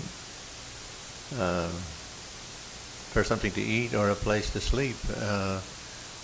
That's a real struggle. That's a real concern. Another question that I have is, what resources are available through the nation? Are there? Can you give me an idea of resources that the nation has available? So this past couple years, we've reached out to different organizations within Navajo Nation, and some of them require that the families have to apply for resources and for assistance. So again, that's where the referral comes in. We refer them to these resources, and then hope that their process doesn't have too much of a delay, so that these families can get served. We do work with chapter houses and feeding, getting our families to resources if they have it. We do work with social services when it's needed, and that's only to provide assistance to the families if they need that. Sometimes social services has connections to additional resources the families can reach out to. We have, there was a mention of John Hopkins with IHS, so we have connected with John Hopkins in the past, so we'll reconnect with them. And that was one of the things that we're working on too, is reconnecting with some of the ones that we've used before. We, again, through NHA, just the referral process with them. And then we have worked with a couple programs. We're connecting with Self-Reliance. Again, they're an application process in order for eligibility to work with them or to be a part of their program. A lot of our families are already. Yeah, it's part of Navajo Nation. Okay. A lot of our families are part of the TANF program, which falls under Self-Reliance. So they are already receiving resources from them as much as they can. Workforce development is another area we're touching on as far as connecting them with job placement for the families. Some of our parents have lost their work, their job and stuff. So, and we'll be strengthening that too. And then just additional programs that we can think of where people have told us that, these guys might be able to do this or this program might be able to do that. But with the Navajo Nation, there's usually a process, an application process with a lot of their programs, and it takes time for those things to go through. And well, I understand that, and the need is imminent. I mean, yes. it's hey. Rachel, do you want to share how you reached out to the president's office too? Sure. When I've been reaching out, sending emails bi-weekly to the office of the Navajo Nation president. I've even met with Vice President Montoya, and they just gave me different emails to set up meetings. As of today, I have not heard back from anyone. I've tried to set up meetings. I've gone to Window Rock, but I haven't got no meetings set yet. Well, I bet they have a meal tonight. And you mentioned NAPI. Are they Yeah, Rachel, do a you want to share resource? that too? I'm sorry, yeah. Sure. Rachel was making that connection. So I picked up 25 food bags on Thursday last week, and those food bags are literally snack bags for the students if they need them for the weekend. So we'll be receiving 25 snack bags every week. I will go ahead and just divide those with the schools. So the bag that I got, the batch that I got this past week will all go to Notch Judy Newcomb schools. The new batch that I'm coming in with on Thursday will be here in the Shiprock area. And then next week will be Kirtland. That way everyone's getting bags.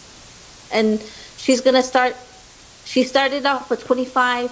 This coming week will be 45 bags, and it's just going to increase every week, just depending on how many people can help her bag those food bags. Her name is Holly. She's right there at Navajo Mesa Farms. Keep in mind that with these food bags, they're not just for McKinney-Vento. We actually give food bags to any student across the district, and who also staff who need food bags. So we do have employees who have taken advantage of our food pantry over the couple years. So the food pantry itself serves everybody. It does not limit it. We're not limited to McKinney-Vento. McKinney-Vento students, however, get the extra, like the other stuff, the school supplies and things that we purchase with McKinney-Vento funding, which is this year we got from Title I $30,000. Normally we were getting $15,000, so this year is the first time we've had $30,000 with Title I. And then the other two grants that we received, again, those are going to be going away. And those were under the ARP funding that was received because of COVID. You can read that. My concern, I guess, is how many of these students go home hungry, and Yes. our bureaucracies who don't answer the email, they don't answer the text, they don't answer the phone, go home to a plentiful dinner. Well, one of the ideas I have for that is to see if we can work with our kitchen, our food services department. This is something I had a discussion with the previous director, with food services director, was to see if we could, as a district, get funding for evening food bags or evening trays or something. We can, as a district, request to have that built into our food service budget, or however they do that, to send home students who are in need of food for the evening, or snacks at least, that they can take with them. And we were talking about it, but we never got that part of it off the ground. So I wanted to revisit that conversation with, I don't know if we have a new food service director. Yeah, it was Mr. Armillo, and he was awesome. He was so awesome. I think with that, wasn't it, like these other after-school programs, if they're longer than 2 hours, then we're supposed to provide a snack. It was something to that effect. I don't really know. He knew all the ins and outs of that, and he even said that we could provide weekend snacks or something to that effect if he worked it into the budget for the next year. And before he, I didn't know he was going to leave. So now we're here. So that's something I wanted to revisit with our new person, to see if we could still do something like that. Thank you. So Ms. George had a couple of comments.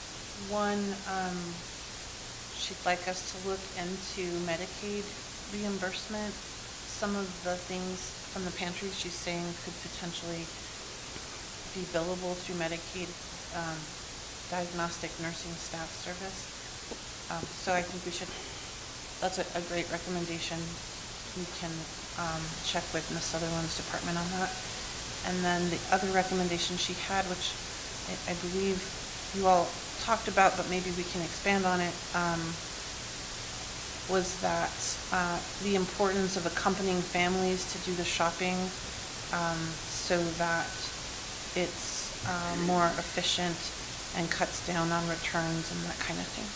So Rachel does meet the families. She does meet the parents or the grandparents at the location to do the shopping for the kids. In the past, when they were available, the kids would go and then they would try on the clothes themselves.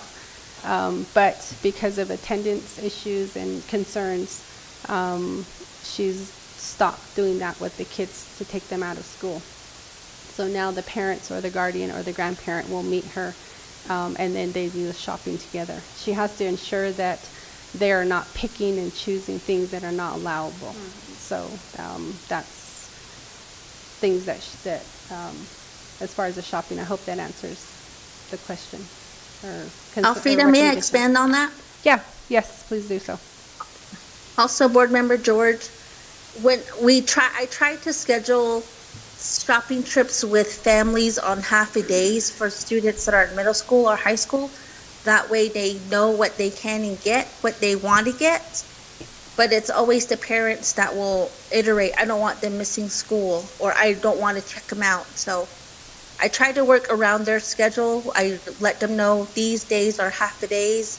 Are you available to take your child? If not, we have the liaisons that are always willing to help take the children up with the parent, but majority of the time the parents would want to take them themselves.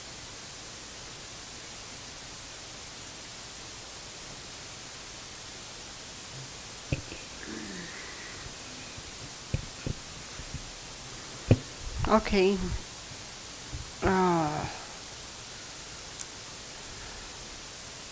We'll go on to the next. Are we?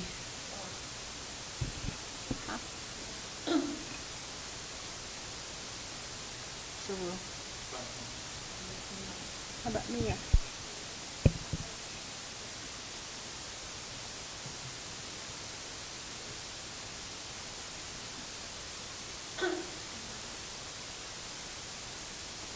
Hello, everybody here and online. My name is Mia Ciantes.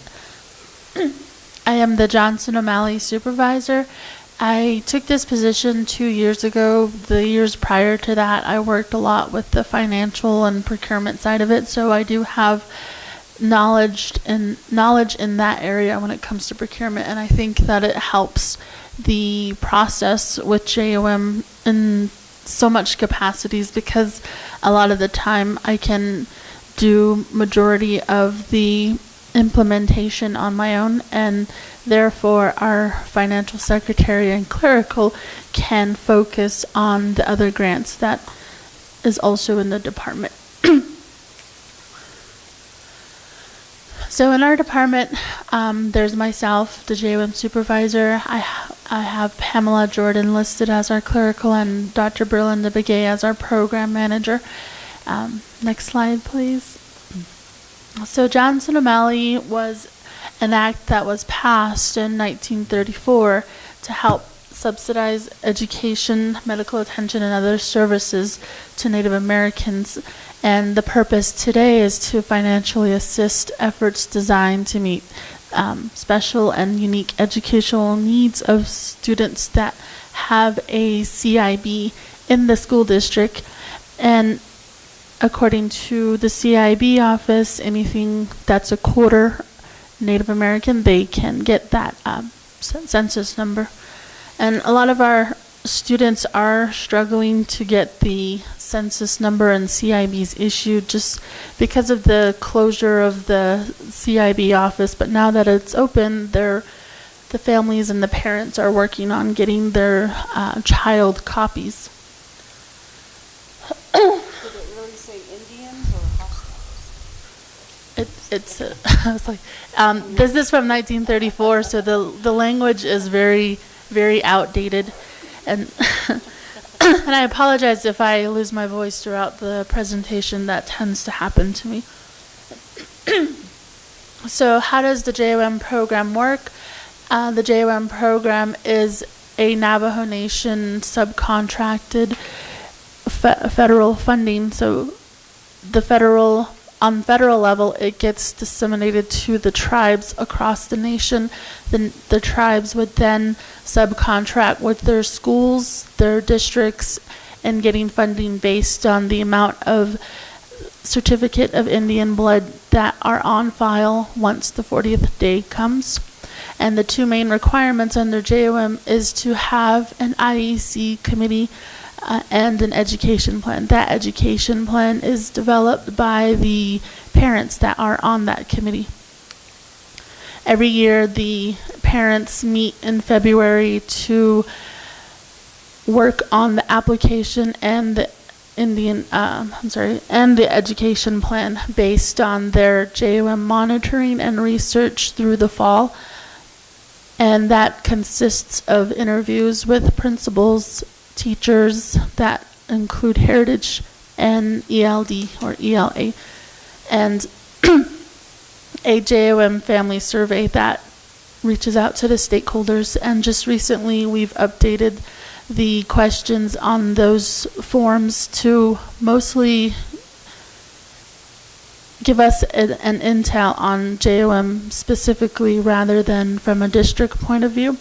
I know in previous years that survey was pretty extensive and our data didn't really help us write the education plan, but I'm very confident that our parents this year put in the work to make sure that our needs assessment is up to date. Next one. And so what is the education plan? Our education plan consists of 5 different components. Components 1 being culturally and linguistic responsive classrooms. Component 2 is connecting colleges and communities. And component 3 to 5 are given percentages of the whole budget.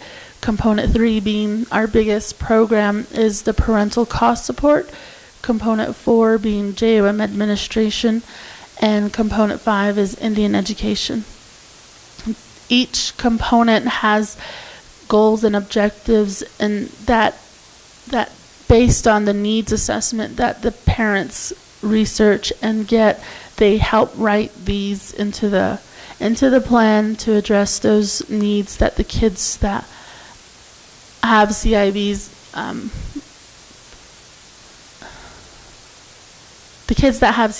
and as an example of that, I had Pam give you a copy of our parental costs. This is the most recent and updated parental costs, and on the list of services you'll see letters A through M. Some of the services include student eyewear, eye exam, eye frames, contacts, lens, school supplies, cap and gown, testing fees, college application fees, and just recently we've added the holistic wellness coming of age supplies and holistic cultural healing session. And just some information on that, that's to help with the puberty ceremony, anything towards the supplies needed for that. That's where our program helps. And then the last one, the cultural healing session, is to help provide services for any practitioner that's conducting the session for those students, whether it be the puberty ceremony or back to school educational meeting or a blessing. Okay. Next. So what's allowed and what's not allowed? Our IEC is initially responsible for determining such eligible items such as big tickets, anything that's going into the thousands or questionable when it comes to Johnson O'Malley purchasing. And an example of that could be a national field trip or a equipment that's used in trades, such as lumber supplies for woodworks, sewing machines for traditional making. And then the second one is that JOM is supplemental, not supplant. It is to help fund programs that are already existing and not replace. So anything that could be covered by operations doesn't need to be covered by JOM. Next slide. Okay, this slide is actually updated and it's similar. So the allowables is direct student instructions. So what is allowed and what's considered allowed while staying in compliance is CLRI related resources, materials, and artifacts. These resources are available to any teacher who is planning any cultural presentations, activities, or lessons. We also support ELL, ELD, materials and supplies, student field trips in support of STEAM, arts, leadership, college and career readiness. We have cultural presentations and assemblies, cultural food demonstrations, parental support for education and financial support, which again is the parental cost program, and any support with additional student activities and workshops that fit the criteria of JOM. And to elaborate on that, that's our after-school program that offers traditional dressmaking, traditional food making, and these after-school programs are offered in all 3 locations. We start off in Kirtland, down to Shiprock, and then all the way down south. So, I have a question before you. Yes, Madam Chair. On JOM, as you talked about these extra, like the traditional sewing, so is this mainly no other minorities, just Navajo? We do have a local de minimis policy that helps cover non-Native American students that participate in JOM-sponsored activities. But when it comes to the parental costs, that's on an individual basis, and the requirement for that is a copy of their CIB, whether they be enrolled in a Navajo tribe or any tribe. Since we include other tribes in our application, those other tribes can participate in that program. So JOM itself, I mean, just that program is geared more for Navajo students, not for other minorities? Correct. Okay. Our Native American students? Yes. Okay. But we don't separate when it comes to like field trips or anything like that. Yeah, if we bulk order, all students are eligible to receive that based on that local de minimis policy. So through that funding, it allows you to do that, or are we just doing that? It allows us to do that. Okay, because you're talking about grants and the strings attached and the restrictions, I was just wondering. So,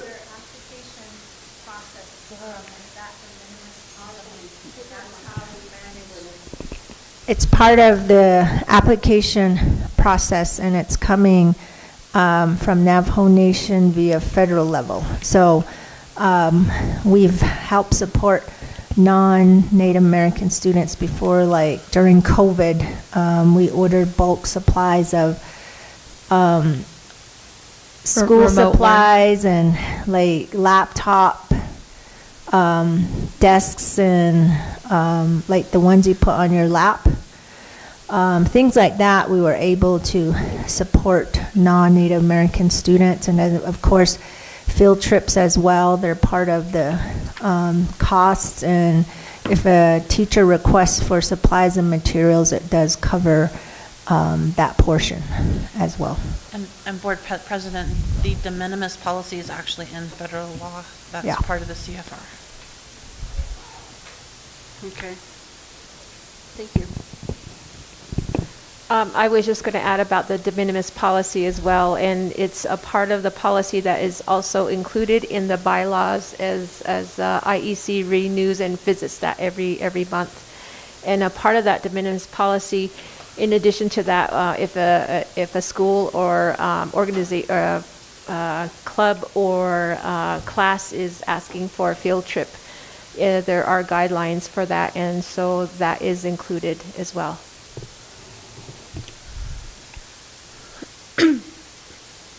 Okay, on to our timeline. I've provided a short timeline of the highlights JOM will be doing, and usually we have our committee begin September through June, but for this year we're going to be year-round, July through June, and our IEC begin the school year July 2023, and the JOM Family Survey and Monitoring has been pushed to October. This is just because a lot of our parents aren't familiar with Johnson O'Malley. They've heard about it, but never in depth as to how we are now.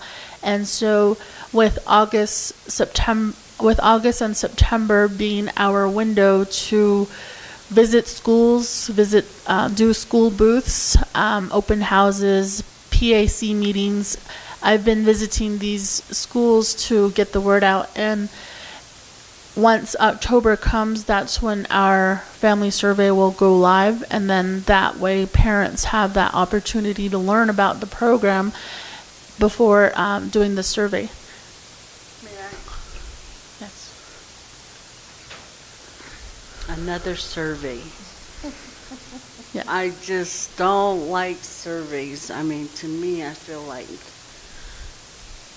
and you know, as you said, JOM, even me as a student, even me as a parent, the only thing I thought JOM was good for was clothing. That was it. I didn't, and then the pencils and papers that we got during the school year, and somebody said that was JOM. That was it. Yeah. I mean, and then to be on the board now, and then to see what's all, you know, part of that program, I'm like, wow. And I think again, you know, to use that, I brought this up before about really informing our community, our even the people that attend our board meetings, but also the parents. But to have a student, say, you know, Suzette's picture up there, and then everything that comes in and then is available to that student, you know, JOM, ICO, you know, everything. And so that when a parent comes to the school, they just see that right away, and they know, oh, what is this? What is this? You know, and I think that's, you know, because I'm sure I'm not the only one that thinks that. Yes. I would like to add I've had the privilege to accompany some of the parents, and also the being a part of the former IPAC committee as a teacher representative, and also understanding how this, and sitting in on meetings, and also going on monitoring visits with the NAFU Nation representatives, and or going into the teachers' classrooms to seeing. And I think it gives a more perspective, and I think that's why the services are more broadly exposed to what is being offered now. And it happens, it's as a result of these monitoring visits as far as like what the teachers participate in and the IEC committee members go into, and also at the meetings and special meetings of what the immediate needs are for that. Because I remember one meeting that there was a shortage of, we do have, like she said, they support STEAM. And as a former parent, it was difficult for me to find saxophone reeds for anything in the location, because we don't have a reliable music department or outlet. And so with that, they were able to write that in to provide reeds for all of those that have woodwind instruments in the band across the district. So those are the needs of what they listen to and what we lack, and help explore and bring in those opportunities in for our students to participate in the classes. And so that they don't, because the one in Durango is no longer there no more, the music store. So it's just a matter of bringing that and bridging that also. So I thought I'd just add that. I would like to add that the JOM survey is probably the most longest running survey that's been in the district, that's been consistent for so many years and decades, because it's just part of the application process too and requirements. But I do know that the district, because Title I is required to have a survey, the district wasn't doing it for many years, that they did use our JOM survey to use as their justifications for their grants. And so this is one of the most consistent surveys that we have. However, it does change over the every year, depending on the Indian Education Committee as well. They're the ones who create it. But the main emphasis for the surveys is really to get input about the language and the culture, which is the main emphasis for Navajo Nation JOM. That's what they focus on.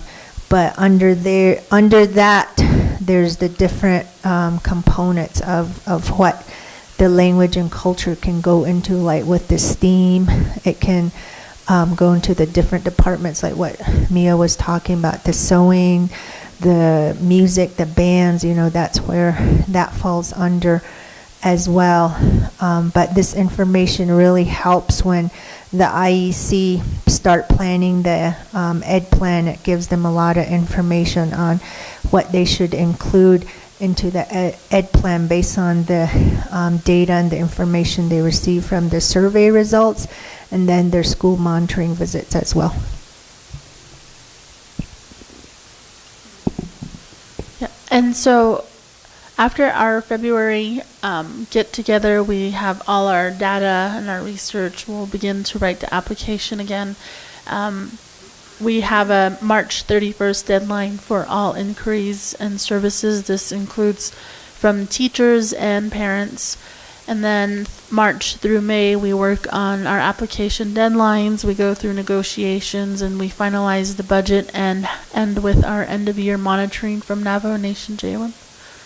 On the next slide, I've included important deadlines, and this is the old one. It's similar, it's just the bottom part where it says all services rendered May 25th. It's actually April 26, 2024.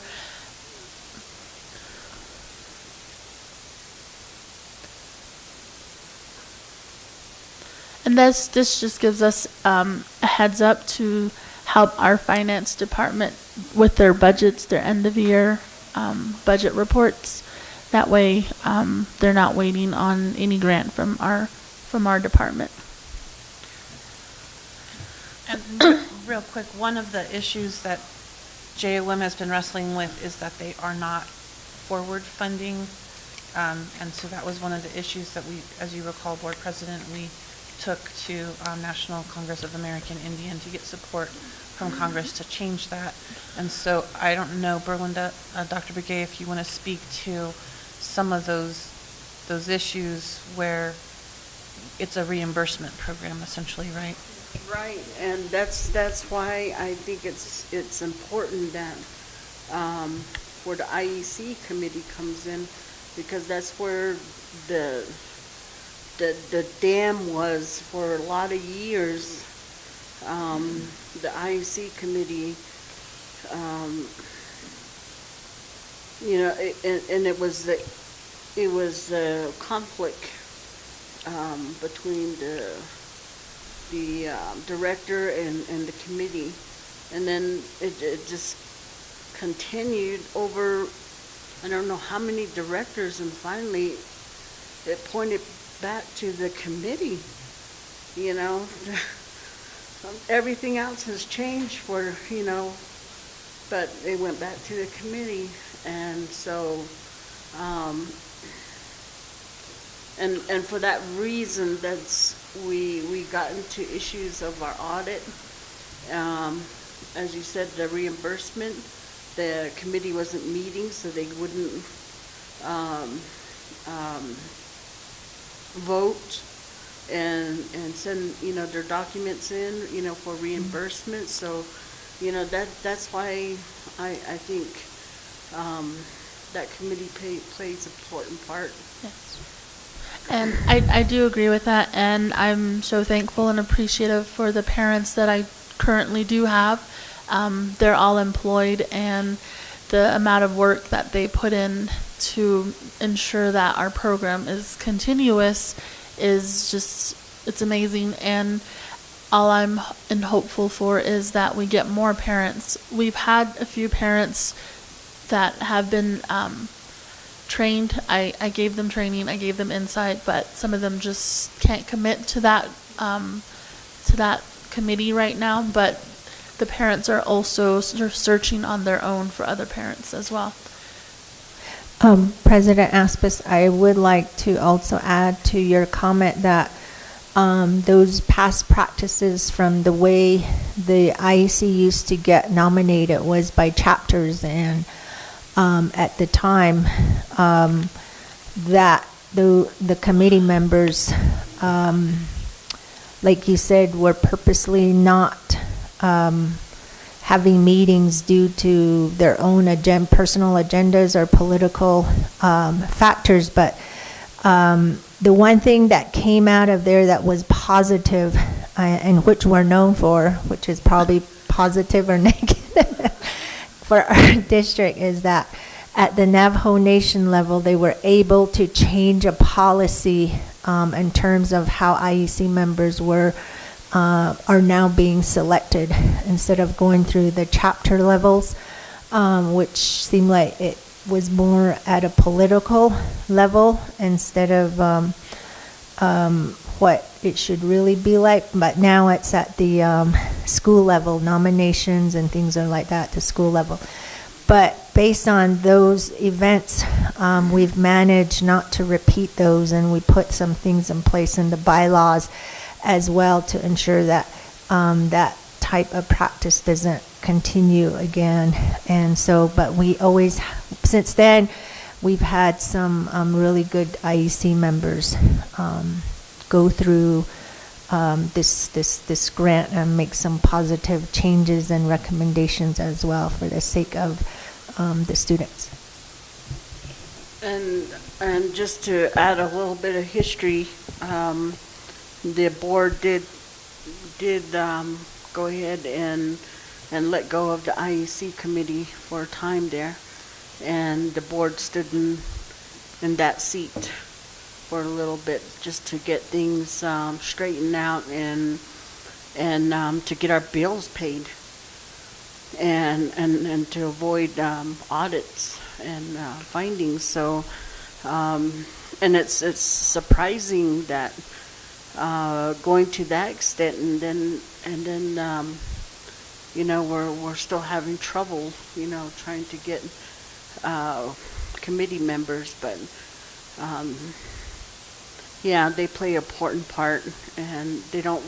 I sometimes I wonder if they realize that, but you know, they can have an effect on our audits. They can have an effect, you know, on the students. and what they received too, and so, thank you. Did we get it? Okay.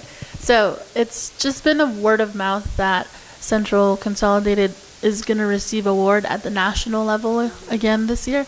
And so we did receive another award at the Navajo Nation level, along with, I believe, 2 other districts. So that's two more awards for our program, and hopefully we continue receiving these awards. That way our funding can be continuous, and it'll draw parents more in, and that's the goal, is to just ensure that these students who have their CIBs on file are receiving the services that they're entitled to receive. And with the parental costs, it's so massive that in the first 2 weeks we've received 200 applications. We had to put a hold on it. You probably got the phone call that we're holding off until October 1st, and since then we received at least another 100 applications on that, and that's the first time since I've been in the district and working with this department that we've received 300 applications in the first month of school. And I've managed to get through almost 100 students and providing them services as far as school supplies, scientific related expenses, and especially eyewear. Just that last week we had a student who had only one lens, and he was walking around and going to school like that, and it was just heartwarming to know that the parents are reaching out and are trusting us with them and their families to provide those services. And we'll just continue to do that. In addition to her comment, is that we have done a push this school year to reach out at the school's open houses. So a number of us have been at the school and sports meetings to back to school events in order to capture these applications. And when word of mouth, I believe in that marketing strategy, because once one's relative or grandma knows, they're going to refer 3 or 4 more to the offices, and our offices have been really busy as far as like accepting these applications. And so that, I think that really is the highlight of this influx of the parental costs. Just to add on that a little bit too, it's really nice to just see like these families coming into the office, and so like just customer service has been really positive in the ICO department. They come and we always have coffee for them. We always have snacks for them. It's just, I guess, that like I don't know. I just want to just emphasize on what one of the students said in Newcomb was they want their school to feel home, like a home. And so, and I just feel like the department has been doing that. And just as Cheryl was talking about earlier, just open houses, we've been just getting a lot more like family support, and just them to come over and just collaborate with us and hear about the different programs and services that we offer. And so Joniet, thank you for this meeting and learning more about us. Yeah. So thank you. And I'll end it with while I am responsible for the implementation of JOM, there's no way I could have done it without all the members in my team, especially Pam and Berlinda, Donovan and Cheryl, who are constantly in the office with me, making sure that there are no hiccups or oversights anymore, and just really allowing me to make the program as streamlined as it has become. So thank you. Thank you. Any questions, comments?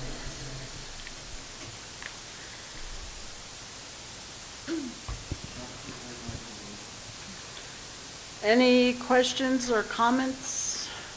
Board Member George? Oh, okay. Board Member Montoya?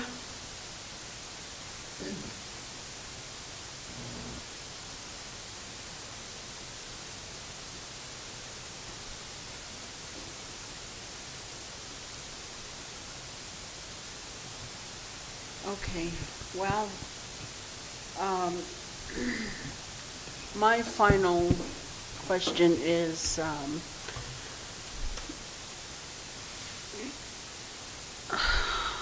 gosh, there's been so much, but I think the one thing that really stands out to me is that, well, have you guys read Yazzie Martinez? The court papers? Not the meaning, I mean the court papers on it. I think most of us here at ICO have read most of it on the Yazzie Martinez, yes. And we all have, at one point, had copies, and when we did our presentations, we looked at what the findings were and what the causes were.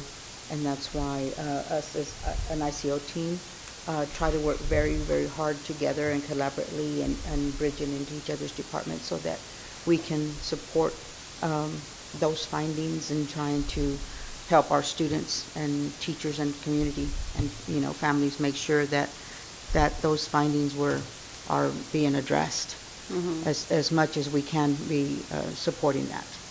And of course it is a team. It does take team. It does take collaboration from not only our department but from SSO, data, and all the other departments, from the assistant superintendent, from superintendent, for us to be able to help us address a lot of those findings in that. So as a ICO, we've discussed it and we've talked a lot about it because that is one of our driving forces, is to make sure that we meet those findings and that we correct some of those findings, because we all believe that those were unjust for our students, whether they be Diné or Spanish or Filipino, whatever students.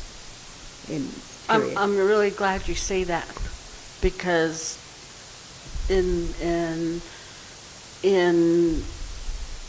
so I'll just tell you a little bit how my timeline has been, with Yazzie Martinez. And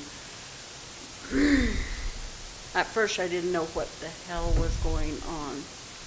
I didn't know who does what. I don't know. The department just kept growing. And I'm thinking, what's going on here? And then I see presentations made by a board attorney instead of, the department heads. And so, my thoughts as a board member, what is happening here? Are we doing this right? Is it the vision of only two people? And, well, at the time when it started, it was 3 people.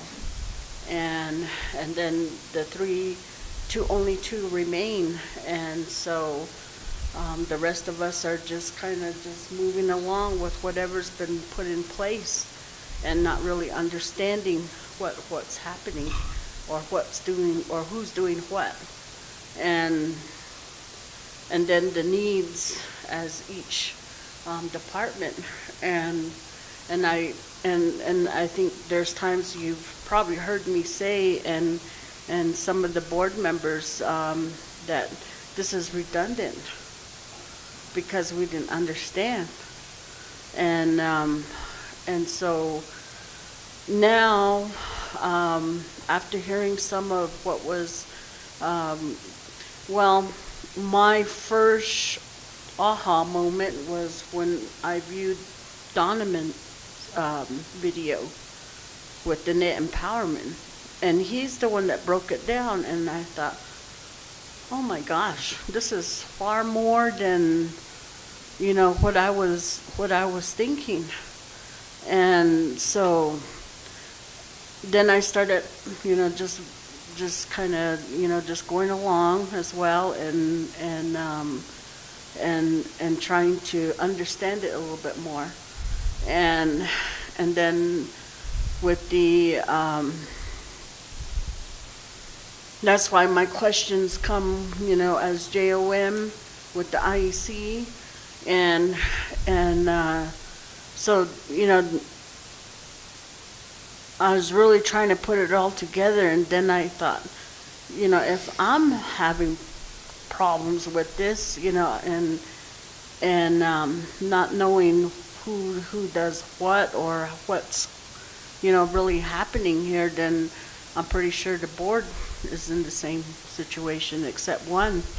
And so that's what, and then going to the community meetings and just listening, and then, the one out in Newcomb, listening to that online.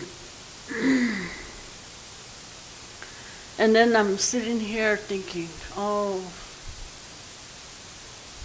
and just as what you said, Dr. Lopez, all students. And my questions throughout earlier this morning, I've been asking, what about our Anglo students? We are leaving out. And yes, it's, I'm glad we're doing what we can for Navajo minorities. But looking at that Yazzie Martinez,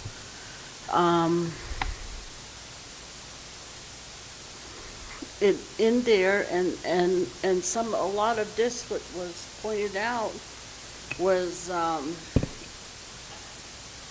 it talked about all students that were at risk for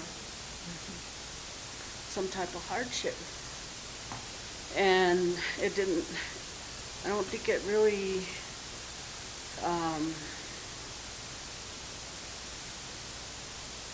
just said Navajo, just said minorities, and so the way I see this going, what if that one parent comes forth and says, you left out my child just based on him being or her being Anglo. And here it says all students. And that's something I really want to just, I don't know how you feel. I don't know how you take that. But, in the past, when scholarships have come up, for Navajo Oil and Gas wanted to present a scholarship to Shiprock and Newcomb only. Why? We have Navajo students up here also.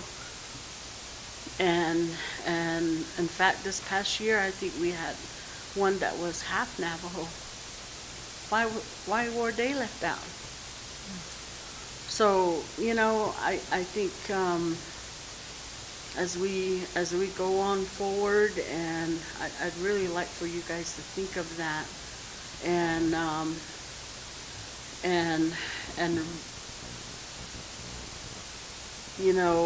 where our students don't have to look at Farmington, that they can get help here. All our students. So, any comments? Mr. Wells?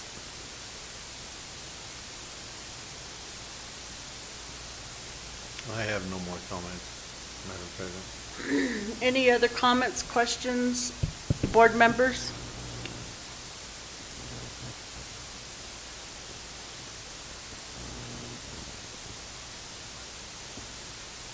Anybody? Huh? Cheryl. She does? Okay, Cheryl. You want me to read it? Yes, I don't see it here. I don't know why. She said no comment. Okay.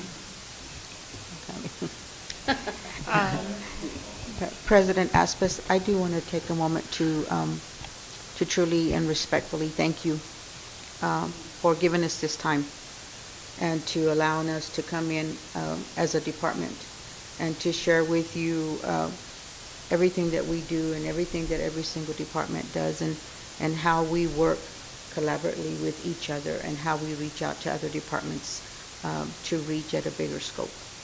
And so we want to, I know all of us have the same feeling, and we want to thank you and thank the board.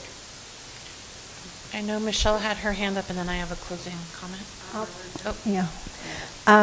Thank you again for providing us this opportunity. I would also like to add that the rulings from this lawsuit covers the at-risk students identified in the lawsuit. And some of those at-risk students are also identified in Title I. However,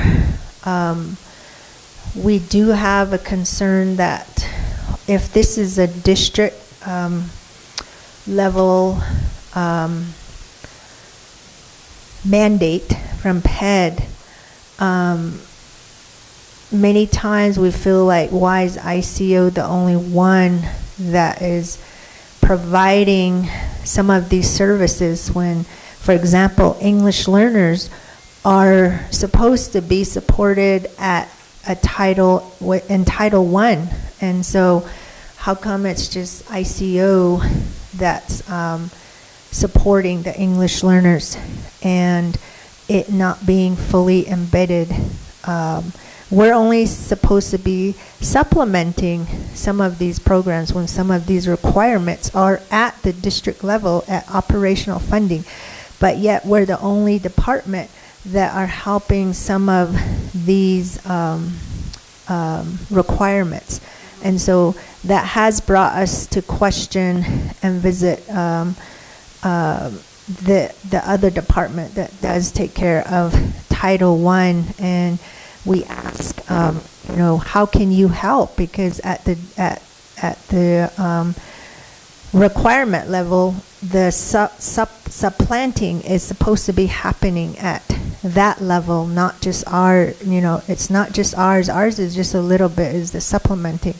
So, and then, for example, not just English learners, but the 4 at-risk students that are mentioned in the lawsuit, it seems at times, it does become frustrating too, that how come it just falls on ICO when it should be at a district level? For example, culture linguistic relevant instruction is one of the mandates from the rulings, and it's only coming from our department to provide that. And so how come it's coming at the district level too? It's not being embedded at CNI. These questions come up, and it's like it's more of a concern. It's like we're the only department that does a lot of these community things too. And if we're going to serve for the purpose of these rulings as well, it should be happening collaboratively at the district level. And so I just wanted to share that. It's more of a concern because it's been happening for several years, and it's been voiced before with previous administrations as well. But it does continue to happen, and it should really be collaboratively done. And to Dr. Begay's point, what I have up on the board right now is an example of the mapping that the ICO team began working on in about 2019, and this continued through. And just real quick, green means functional, orange means needs work, red means we don't have it or needs lots of work. And so for example, on the access testing, what we have is what the description of the issues or the gaps are, the pivotal actions, the really important actions that the team identified, the timing of those issues, and then the linkage. And so to Dr. Begay's point, the next step of this really is much more collaboration between departments so that it's implemented on a much more district-wide level, and that's part of the next steps. But you'll see they're linked to CLRI, BMEP, curriculum, and instruction, all teachers and administrators. And I'm not going to go through all of this. I just want the board to see the type and level of work that has been done from a mapping level. So you'll see on the far left the major topic. So literally for each topic that we have identified concerns with within the school district, we have gone through this high-level analysis. And so our next step is being very excited actually to share this and bring in the other departments so we can get their take on solutions as well. But as you can see, it's a lot of pages here.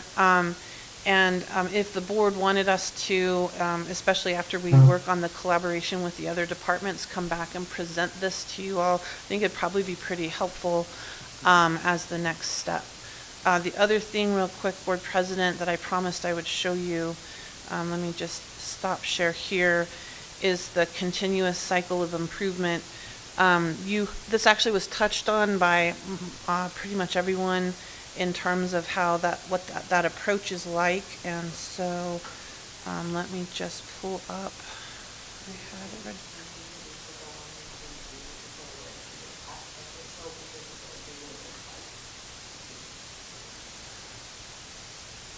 Yeah, I was just going really fast, so I probably didn't bring it out. My apologies. Sorry, that's not the one I want. I have it right here. These three. And I have to share again. You know, one of the things, I can't remember where, when, but it was said to us that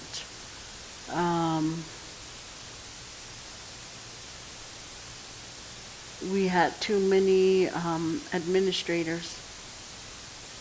Do you remember when that was?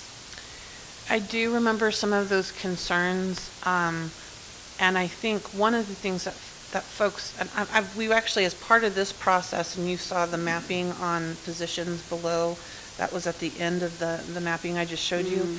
And so one of the other things we did through this process is we looked at other school districts, not just in our state, but in other states. And so I'm not really sure where that top-heavy concern comes from, particularly because over half of the ICO, I guess actually 3/4 of ICO, doesn't come out of operational funding. That's all paid for out of separate state and federal grants. So I think a lot of that potentially is just education and folks understanding what it is we're having to accomplish. We have historic gaps, and then with COVID, those just got much bigger. And so the only way we're going to bridge those gaps is with other districts, resources. other places had COVID as well, but we had an additional, which was the closures. Right. So, and nationally, we had the biggest numbers, unfortunately, of fatalities out from COVID anywhere. right. And then as Michelle pointed out, our percentage is double, you know, as far as poverty. And so, you know, and I'm really glad because now I have something to say, you know, to those committees, and to go back and say, you know, we have a foot to stand on. And if it's said that we have too many administrators, and you created that problem.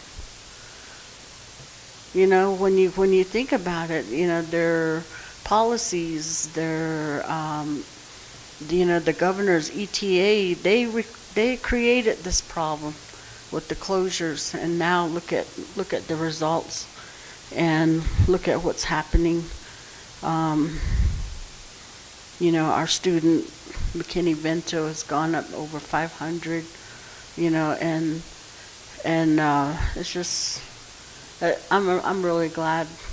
I'm really glad we had this, and it gives me something to say and you know, something to back me up. So thank you. President Aspis, may I add a little bit to that? I would like to share that before ICO, the name was created, before our team grew to this many, when I first came on board 9 years ago, it literally was just myself and another colleague, and Mia was our clerical. And to manage, implement, and all these grants that everybody has right now, it was just me. And it was really a lot. And I used to ask, how the heck did the district do it before? Because this is impossible. I used to just barely hang on to make sure I was in compliance. In terms of the quality that was put into it, I had no time at all. For example, JOM is, I always used to say, is still a monster because it's huge. It was literally a full-time position, and just to change a budget on one account line, it practically took me the whole day or 2 days just to do that. And that's just, it sucked up my time, and I couldn't dedicate my quality time of actually implementing quality work into it. It was just a bare minimum. That's where it was, just to ensure we were in compliance. And so I'm really thankful that we have a team today that can actually implement quality work into each grant that a lot I don't take care of anymore. So if people feel that it's a lot of admin, it's really not. I mean, compared to what each one of us has to do with our grants, it's still a lot, but it's now to a point where we can do more things now, and focus on certain things rather than how it used to be. I know that Ms. Michelle wanted to say something, and also Board Member Montoya indicates he does actually have a comment after all. Thank you for allowing me to make a comment. Closer. I've been in this. Oh, I've been. I've been in this department, like I said, a little over a year, and I come from the business area where we don't talk about this stuff. We just talk about, you know, income and expenses and departmental budgets, things like that. And in the last year has been an eye-opener for me, and just working with this group has been amazing. However, I think the Yazzie Martinez isn't just an ICO issue. It's an issue that all of our districts should be held accountable to. That means every department, every employee in our district should know what the Yazzie Martinez is. And just recently, the last couple of weeks, I heard about the Yazzie technology lawsuit, and that requires us to provide access to electronic technology, whether it's laptop, internet. I have to work with OHO, and I cannot sit in the office and have a discussion with the principal over there. And it's hard to get, you know, communication there. I can't even access my documents and things like that. So those are things that it's affecting our children. So, but overall, as leaders, I would ask that this is not an ICO issue. This is across our district. And, you know, we all have access to the students wherever, whether if it's in the classroom, in the hallway, you know, in the counseling session, in the sports, wherever. All of our students should be exposed to this and handle them properly. So I just appreciate your time, all of you, and for just hearing us out. Thank you. Board Member Montoya had a comment, and then I just want to close with the continuous cycle of improvement. It'll be really fast, but I think it's probably a good closing. Board Member Montoya will be real fast. I don't know about that. I'm just saying mine will. Are you facilitating that? No, ma'am, I'm just giving you the comment. Okay, go ahead, Board Member Montoya. Can everybody hear me? Yes. Okay. So I want to say thank you to Dr. Begay and the lady that just spoke. I missed the name. But both of you pointed out some very important aspects of the education in general within this school district. And when Ms. Yazzie, the plaintiff of Yazzie Martinez, was here, I made a comment that why we do what we do. Because there's a couple of school districts within our county that don't believe that they have to abide by the law that was set forth from the decision in Yazzie Martinez. And people were stunned. They turned around and looked at me and they just couldn't believe it. But the fact that our school district is doing what we're doing, to me, and I've said this even from the very beginning, once this department was created, that we were ahead of the curve before curve was even there. And I am appreciative of what everybody does within that department. And to the point of Dr. Begay about the other departments, you're absolutely correct. We shouldn't have to ask. We shouldn't have to reach across the aisle to say, hey, we need your help. These are our kids that we're talking about, and it's not singular to just Navajo or Hispanic. It's all the kids that are at risk. Every child that is at risk is open to these services. That's what the decision stated. And so I just, again, what they're doing, how they're doing it, it's not perfect, but certainly I think we're many steps ahead of everybody else within the state when it comes to providing the services that we're doing and trying to adhere to the decision and the law that has been set forth. And that's one reason why I made mention to the Attorney General in his looking at taking over the case for Yazzie Martinez and to ensure that it is done. I certainly believe that we have a template for them to look at and to realize and utilize throughout the state for all these at-risk kids.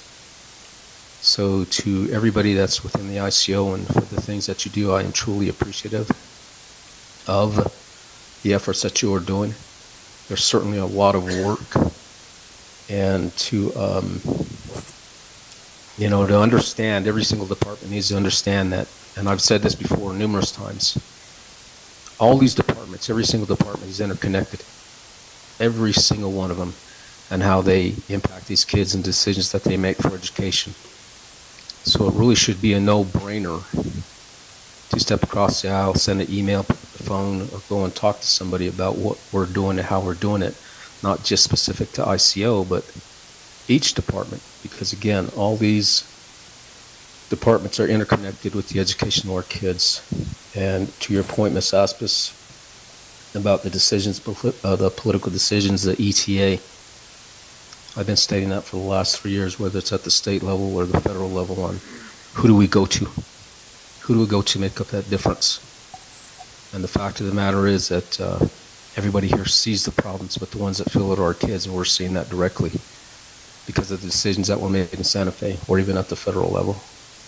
So again, my main point really is to thank the people in the ICO for what they do. And if the board collectively from this presentation sees and understands what it is that they're doing, it's a very, very arduous process. So to them, thank you very much. I appreciate it. Thank you.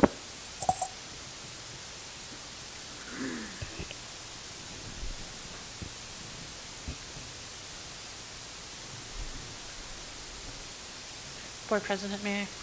Yes, go ahead. So one of the overarching kind of documents and processes that really guides us in our mapping, and you'll see it in pretty much everything we do, is what we call the continuous cycle of improvement.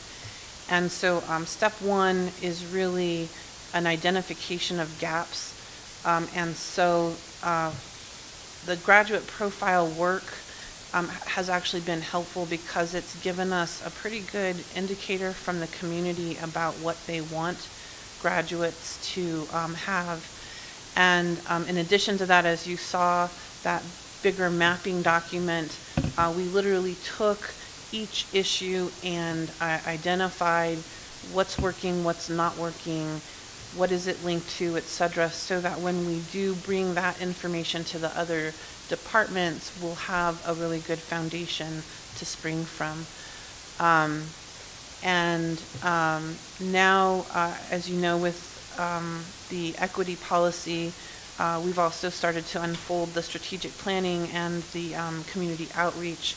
And so as part of that gap analysis, we'll be seeking quarterly community input. That means 4 times a year. Step 2 of that continuous cycle is, okay, so we've identified our gaps. Now what are the solutions? And so as you saw in that mapping document, we're starting to say, oh, we're starting to identify what those solutions are and kind of test whether or how to best go about that. And so very high level, when we first started this, we identified that the MEP and MLSS, tell me again what MLSS stands for. Multi-layer student systems of support. And so that was really the conversation that Dr. Begay was highlighting in many ways. Mandatory expanded and coordinated training of principals and teachers within CNI and student services as well. And that again kind of talks about the next step for collaboration. Then Project Safety Net, which is really what you heard from Dr. Harvey, and really reaching out and bridging those social emotional gaps and needs from families. We've also talked about aligning our budget and grants to support the identified actions, community schooling, community outreach, and then again, testing all of that with our quarterly community input. Step 3 is just implementing those action plans, coming up with the action plan, then implementing them. And step 4 is what I love from algebra, which people laugh at me for, but check your work. And that is, did our action plan actually solve the problems? And if so, how and to what degree? And so as part of this, we've been talking with data over the last few years about how do we implement an expanded tracking, data synthesis, and accountability function. That's really what helps us figure out whether or not we're making headway, is by setting up those accountability measures, having really good data inputs, and then making sure that we can track what programs are most effective for what students. And then finally back to step 1. And so as you keep going through that continuous cycle of improvement, your gaps analysis and identification starts changing, and you then start really seeing improvement. And so I think even over the last couple of years, as Dr. Begay was mentioning, giving you that kind of perspective when both her and Cheryl were the only two, essentially, and that was even before Mia was there. That was like a huge plus when they got Mia. Oh, it was Mia and Berlinda, and then Cheryl came on board.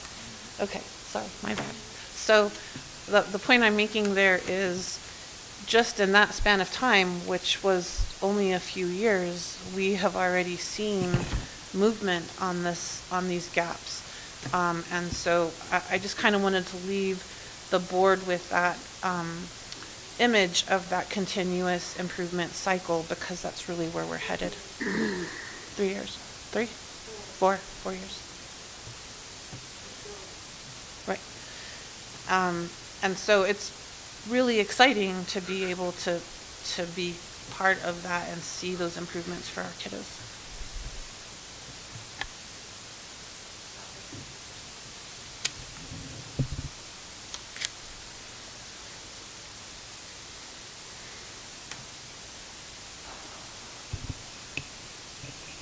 Okay.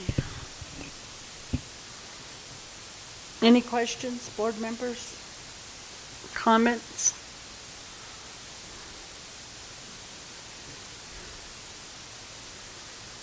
Superintendent Carlson, you've been awfully quiet.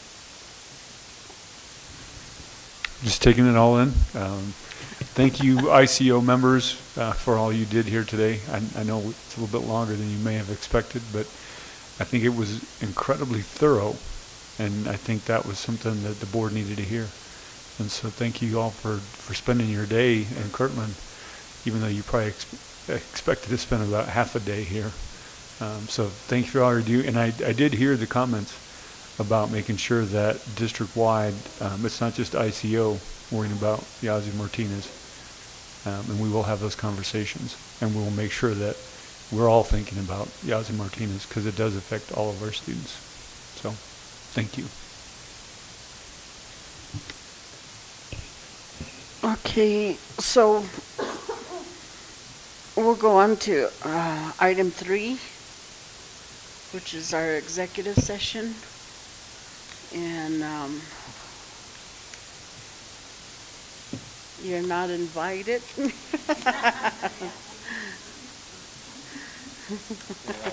all said thank you.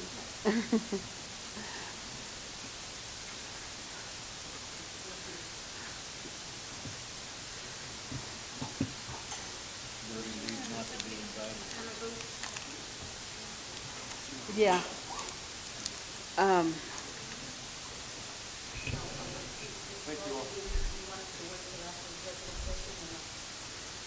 No.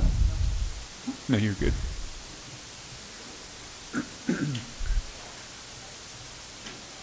I want to do a break first and then do we'll come back for a vote on the executive session.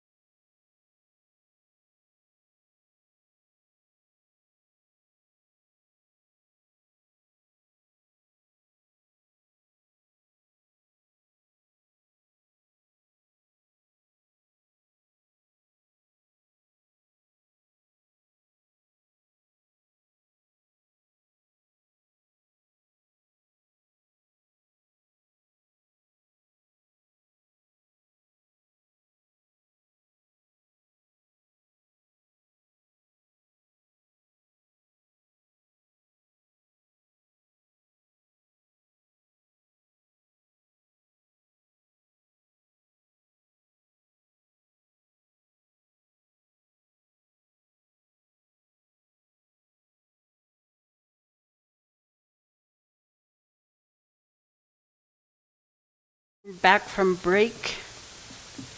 And we're on item 3A. Convene in executive session, discuss personnel matters regarding the board's goal and expectation of the superintendent as permitted under NMSA 1978, Section 10-15-1H2 of the New Mexico Open Meetings Act. May I have a motion to convene an executive session? Motion. Secretary Wells, motion. Second.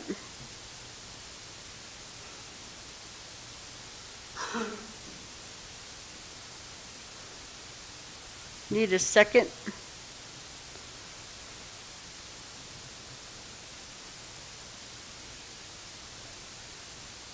Huh?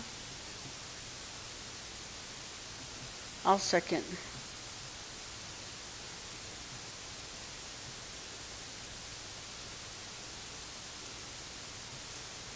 Okay, go up for vote.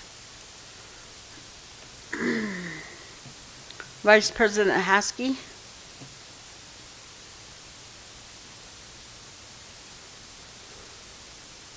She's not on it. We're voting to go into executive session. Secretary Wells. Yes. Board Member George.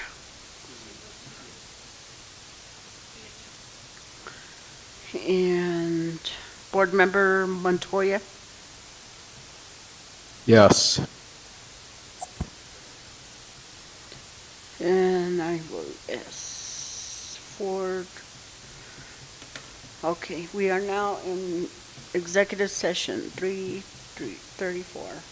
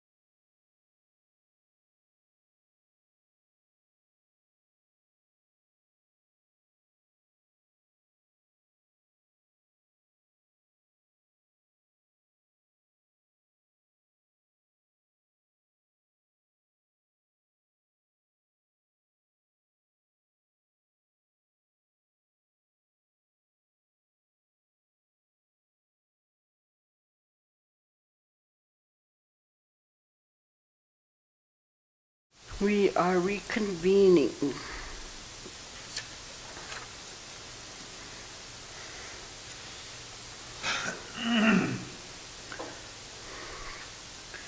Reconvening in open session stated that the board has discussed in the executive session only this subject identified in the agenda as the reason for which the meeting was closed. Discuss personnel matters regarding the board's goal and expectation of the superintendent as permitted under NMSA 1978, Section 10-15-1, H2 of the New Mexico Open Meetings Act. And can I have a motion to reconvene? I so moved. I second. Okay.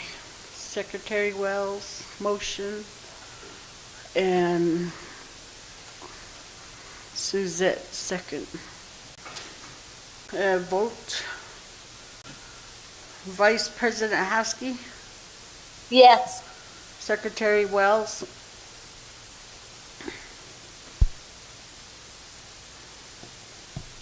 Yes. Board Member George,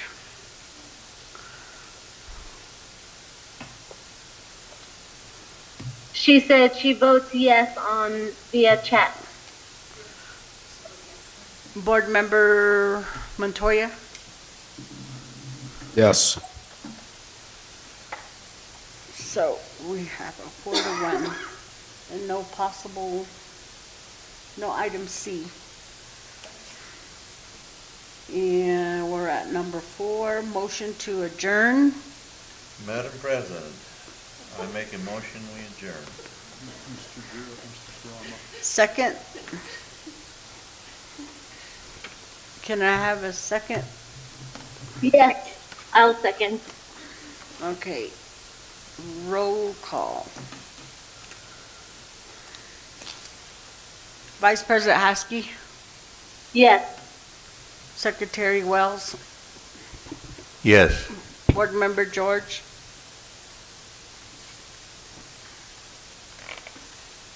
She said her vote is yes.